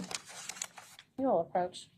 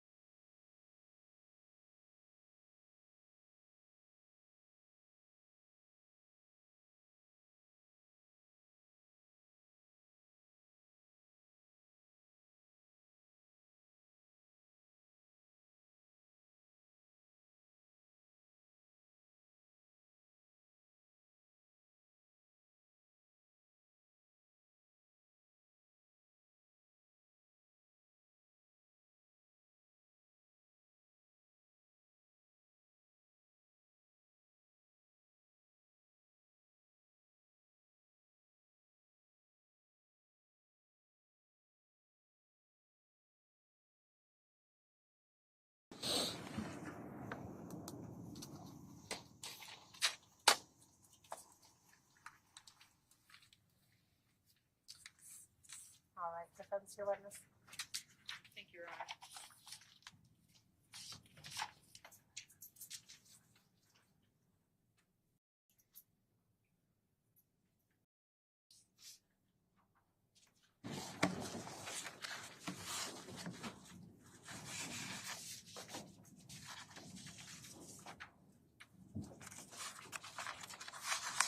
Pull it down a little.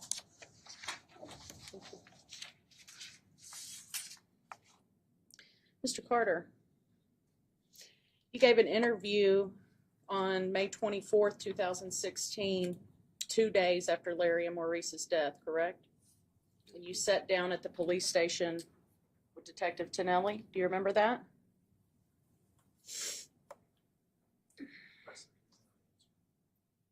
Yeah, I remember. Thank you. If you could give an oral answer where the jury could hear you, please. And you were alone during that interview. Is that correct? Yes. I didn't see your parents there, but the detective was questioning you, right? Yeah. Did you ask for an attorney at any point? Yes. But did they keep questioning you? He left. And then he still came back and questioned me. He let it turn. And you talked to the police several times that I can tell, right? And man, you told a lot of lies.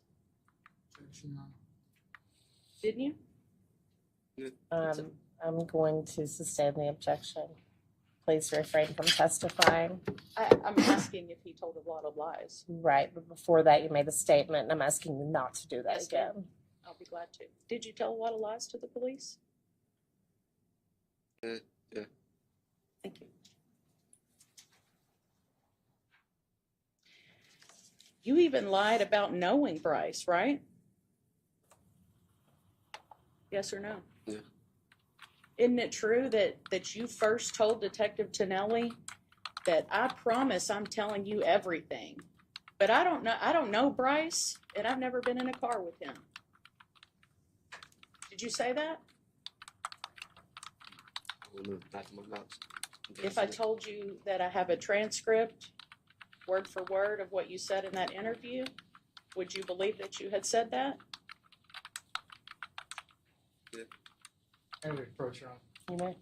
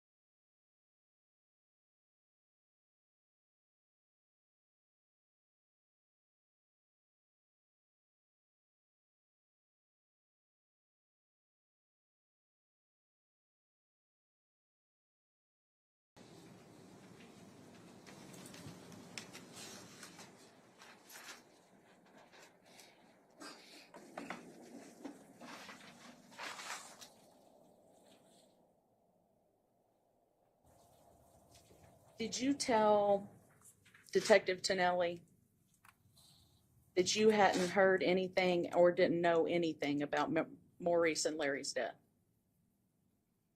at first? Yeah. And then later, you changed your mind. Is that correct?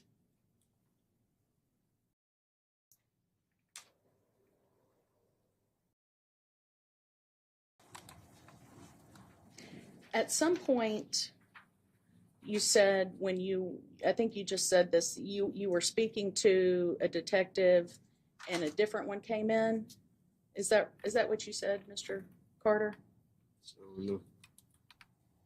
Did you, at some point, when you first spoke to Detective Tonelli, did you at some point stop speaking to him? Yeah, and I asked my attorney. Okay, when you asked for your attorney. And then at some point after that, did you start speaking to him again? And was that an hour and a half later? I don't know. I don't know the exact time. Because it seemed like though.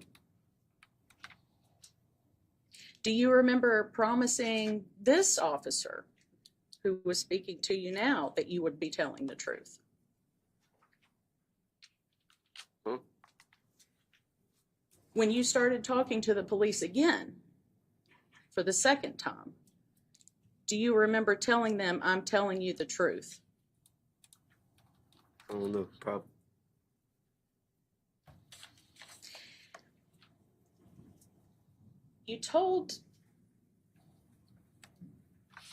Is it true that you told Officer Tonelli, or whichever officer you were talking to at that time, that Larry and Maurice stole money from Brice's closet? Do you remember saying that to the officer? Could you please answer out loud, yes or no? I don't remember. I don't remember saying that. If I were to show you a copy of the interview, do you think you would remember saying that? Yeah, I don't remember me saying it. But I probably said it. But what? I probably said it. I don't remember me saying it.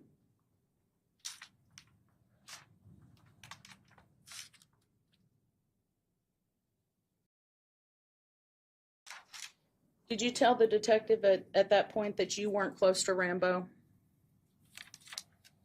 Yeah. Did you tell the detective that Rambo didn't hang out with Maurice and Larry? Mm-hmm. You remember telling Officer Tonelli that you were not involved in the crime? Yeah. Did you answer? Yes. Eventually, you changed your story again for a third time, correct? And at that point, did you admit to killing Maurice and Larry? Yeah. I'm sorry. I don't know.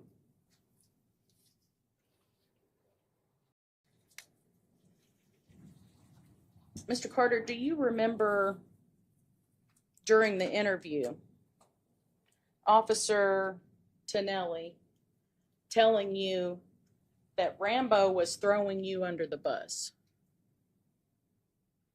And at that point, could you answer out loud? I'm sorry. Yeah. And all of a sudden, it became Rambo this and Rambo that. Is that correct? Yeah.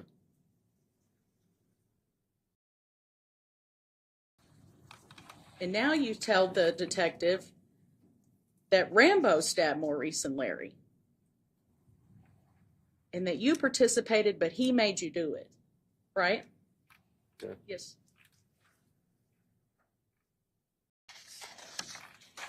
You also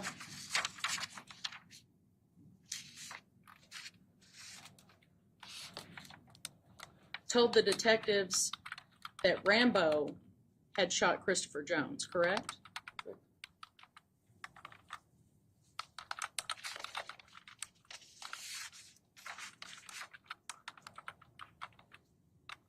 But then, at some point, the officer tells you, actually, let me back up. You didn't offer the information about, or you didn't offer any information about the 41st Street shooting, and I'm referring to the murder of Christopher Jones, until Detective Tonelli said, Rambo's blaming you for that too. Is that correct? Yeah.